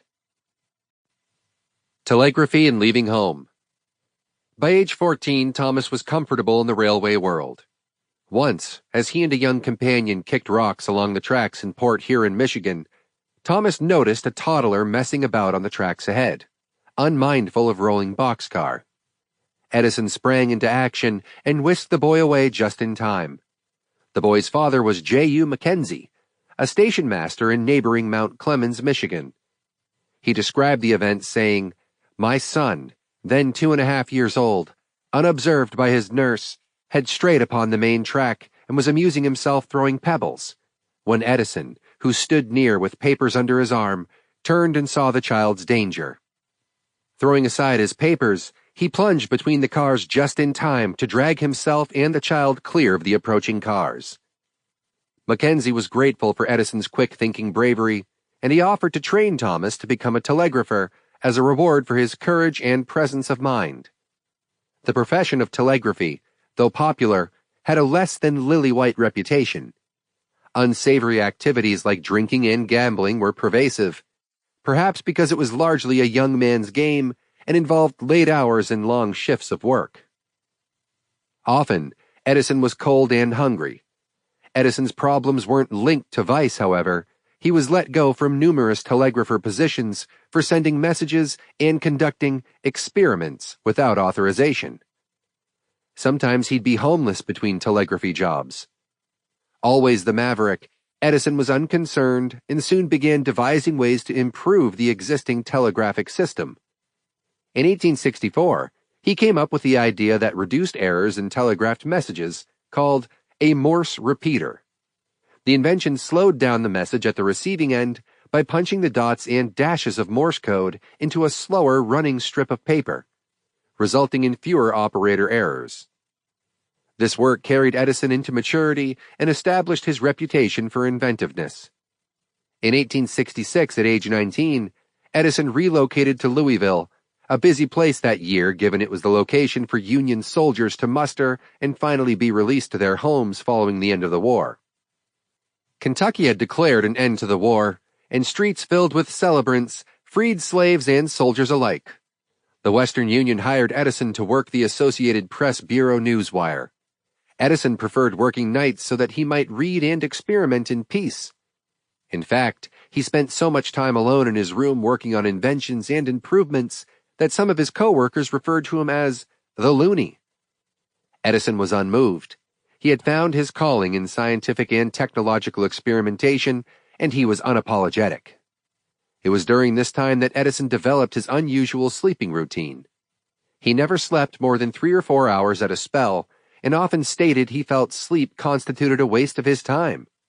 He felt any state that diminished productivity must be banished, and he later chose employees based on their physical stamina and ability to concentrate late into the night, saying, "At first the boys had some difficulty in keeping awake and would go to sleep under stairways and in corners. We employed watchers to bring them out, and in time they got used to it." 2 years later, Edison moved to Boston, where, still with the Western Union, he continued to experiment and invent. He had a knack for quick comprehension of mechanical devices, and his confidence grew. He decided to resign. In 1869, Edison was determined to invent full-time and make his fortune. The relationship between Edison's innovations and the acquisition of wealth was unequivocal. He once remarked, "Anything that won't sell, I don't want to invent. Sales are proof of utility, and utility is success." He began this new phase with an invention that recorded legislative votes. It was a failure, although a fellow telegrapher, DeWitt Roberts, invested the exorbitant sum of $100 in the concept. When Edison demonstrated the invention for a congressional committee, they flatly rejected it as anathema to the intentionally slow system for gathering votes already in place. Now out of funds and discouraged, Edison made a move to the growing metropolis of New York. There, telegraph engineer Franklin L. Pope befriended Edison. He saw his potential and offered him a place to sleep at the offices of the New York Gold Indicator Company. Luckily, Edison was on site when the master ticker tape machine broke down and was able to repair it. He was promptly offered a job. Later that same year, he refashioned the invention for use in the stock exchange, and his universal stock ticker made him a small fortune.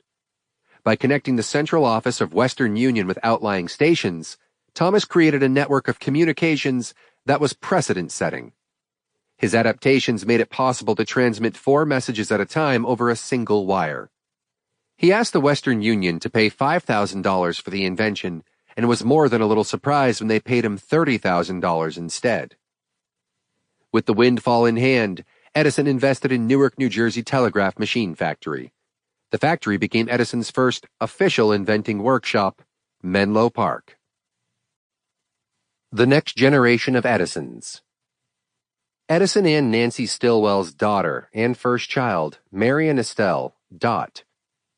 was born in 1873. She once said of her famous father that his work always came first. When her father remarried after the death of her mother, Marion found herself often in conflict with Mina, who was also a very young woman and now her stepmother. The dynamic created a rift between Marion and her father, who'd previously been close, and Marion felt that Mina had taken her place in the family. After completing her boarding school education in New Jersey and Massachusetts, Marion spent much of her adult life in Europe, survived a 17-week battle with smallpox. During the illness, she'd received only 2 letters from her father and felt slighted and hurt by his inattention to her plight. In 1895, Marion married a German army officer, Oskar Oeser. The couple held differing views on the war, and their marriage ended in divorce in 1919. Marion, like many Edisons, lived to a ripe old age of 93 and died in 1965. Edison's second child, Thomas A. Edison, Jr., was born January 10, 1876. He was only 8 years old when his mother, Mary Stilwell, passed away. It's certain that Thomas Jr. had little contact with his busy father, and as a youngster was raised by relatives. In his early teens, he attended boarding schools in Concord, New Hampshire, and Staten Island, New York, and was only a middling success at his studies. While at school, he maintained a correspondence with his new stepmother, Mina, and seemed to be unusually close to her, perhaps due to their closeness in age. She would have been in her mid-20s as he was becoming a young man. He left school at 17 and took work in his father's failing mine, never taking on more than menial jobs. He drank to excess, and in some of his correspondence with school friends, he seems to suffer from symptoms of psychosis. He married for the first time in 1888 and divorced a year later. In 1906, he married Beatrice Hazer, a nurse who'd care for him during a serious illness a few years prior.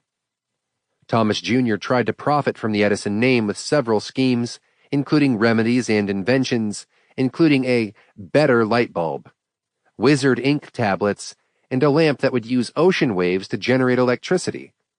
But he didn't have his father's knack with either invention or business. His inventions were duds, and his father complained in Life magazine, "I'm thinking of a scheme to prevent persons from using the name I have striven honorably to protect." Thomas Jr. even promoted an electrical device called the Magno-Electric Vitalizer, promising a cure for almost any ailment, including rheumatism, deafness, and menstrual symptoms. But it barely functioned and certainly provided no cures. Eventually, the Edison Sr. filed a court injunction to prevent further use of his name, calling his son absolutely illiterate scientifically and otherwise. He also had Thomas Jr. agree to accept a modest allowance in lieu of being wholly disowned. During this period, he lived with Beatrice under an assumed name and operated a mushroom farm. Now in his 30s, Thomas Jr. became increasingly depressed and continued to drink heavily. He returned briefly to work for the Edison Laboratories, primarily due to efforts of his brother, and even sat briefly on the Edison Company board of directors. Sadly, though, Thomas Jr. died under somewhat mysterious circumstances, possibly suicide, but undoubtedly hastened by his alcoholism. William Leslie Edison was born in 1878 and was 2 years younger than his closest sibling, Thomas Jr. Like his older brother, William's relationship with his father was strained. After completing boarding school and attending Sheffield Scientific School at Yale, he participated in both the Spanish-American War in 1898, the First World War where he was a sergeant in the U.S. Army Tank Corps in England and France. After his discharge, he rejected his father's life of scientific inquiry and instead became a chicken farmer. Edison once said of William, "I see no reason whatever why I should support my son. He has done me no honor and has brought the blush of shame to my cheeks many times." Edison's 3 children with Mina Miller were all born at the Glenmont property. The first, Madeline, was born in 1888. Nicknamed Toots, she later attended Bryn Mawr College, where she demonstrated exceptional intelligence. Little is known of her relationship with her father. In 1914, she married aviator John Ayres Sloan in her parents' drawing room. The elder Edisons were not pleased with her choice because John was Catholic. The marriage produced 4 grandchildren for Thomas and Mina. Madeline ran for Congress in 1938, and later she took over care of the Edison birthplace in Milan, Ohio. Madeline died February 14, 1979. In August 1890, Charles Edison was born. This was the same year that his father formed the Edison General Electric Company. After an early career operating a little theater, Charles married Carolyn Hawkins in 1918. His father disapproved of the theatrical life and brought him into the family business, beginning with a job in Edison Records. Charles presided over Thomas A. Edison Incorporated, starting in 1927. He also had an impressive political career and was made governor of New Jersey in 1940. He was mostly responsible for creating a charitable organization that bare the Edison's name, including the Charles Edison Fund, formerly the Brooke Foundation, and the Charles Edison Youth Fund, later renamed the Fund for American Studies. He died in 1969 at age 78. Theodore Miller Edison, the last Edison child, was born July 10, 1898. Possibly the child most like his father in temperament, the family called Theodore the little laboratory assistant. He earned a degree in physics from MIT in 1923 and stayed on as a graduate student. Surprisingly, he was the only Edison child to complete a college-level degree. Theodore married Anna Marie Osterhout in 1925. Interestingly, Anna's father was a professor of botany at Harvard and received some public attention when he theorized that adequate nutrition could be obtained from air, water, and sunlight. He worked briefly for Thomas A. Edison Incorporated, but later formed his own company, Calibron Industries Incorporated. Like his father, Theodore had many ideas for inventions and earned his first patent at age 33. His inventions included a mapping tool and a device that reduced vibration in machinery. He also shared his father's interest in ecology and put it to good use in attempts to preserve essential woodlands in Florida. In 1992, Theodore died from Parkinson's disease with more than 60 patents to his name. Edison's legacy. On October 18, 1931, Thomas Alva Edison passed away in West Orange, New Jersey, after 2 years of steadily declining health. During his lifetime, he established more than 100 companies and subsidiaries in diverse industries, including mining, railways, telegraphy, phonograph, motion pictures, and electric light. He introduced the idea of collaborative teamwork into the modern workplace and perfected systems for the mass manufacture of consumer goods. He carefully selected employees with expertise in the mathematics and technical skills he lacked. His Menlo Park laboratory complex employed 10,000 workers at its peak. Shaped by the times, Edison capitalized on the Industrial Revolution and ushered technology into the modern era. He exemplified the quality of perseverance, both professionally and personally. His family life, including 2 marriages and 6 children, also reflected 19th century society. Although a distant father, he cared for his children and tried to help them on their own path to success. President Herbert Hoover suggested the following in response to the nation's outpouring of grief at the loss of Edison. In response to this universal desire to pay personal respect to Mr. Edison's memory, I suggest that all individuals should extinguish their lights for 1 minute on Wednesday evening, October 21st at 7 o'clock Pacific Time, 8 o'clock Mountain Time, 9 o'clock Central Time, and 10 o'clock Eastern Time. It seems a fitting tribute to the man who made the light shine. Thomas A. Edison had been part promoter, part inventor, and part businessman, but never much of a father. His ideas and business aspirations were of greater importance to him than his relationships. Still, many of the Edison children made reasonably good lives for themselves, and the Edison name has maintained a reputation for respectability and ingenuity. Recently, some of Edison's descendants have protested efforts by the legislature to forestall the development of cleaner and more environmentally friendly light bulbs. Noting that their storied ancestor believed in progress and would be the first to embrace the new technology. His great-grandson, David Edison Sloan, remarked, "Edison would be inventing a better bulb right now, and he would plan to generate a lot of new jobs and big profits as well as better light." Edison himself once said, "When you have exhausted all possibilities, remember this: you haven't."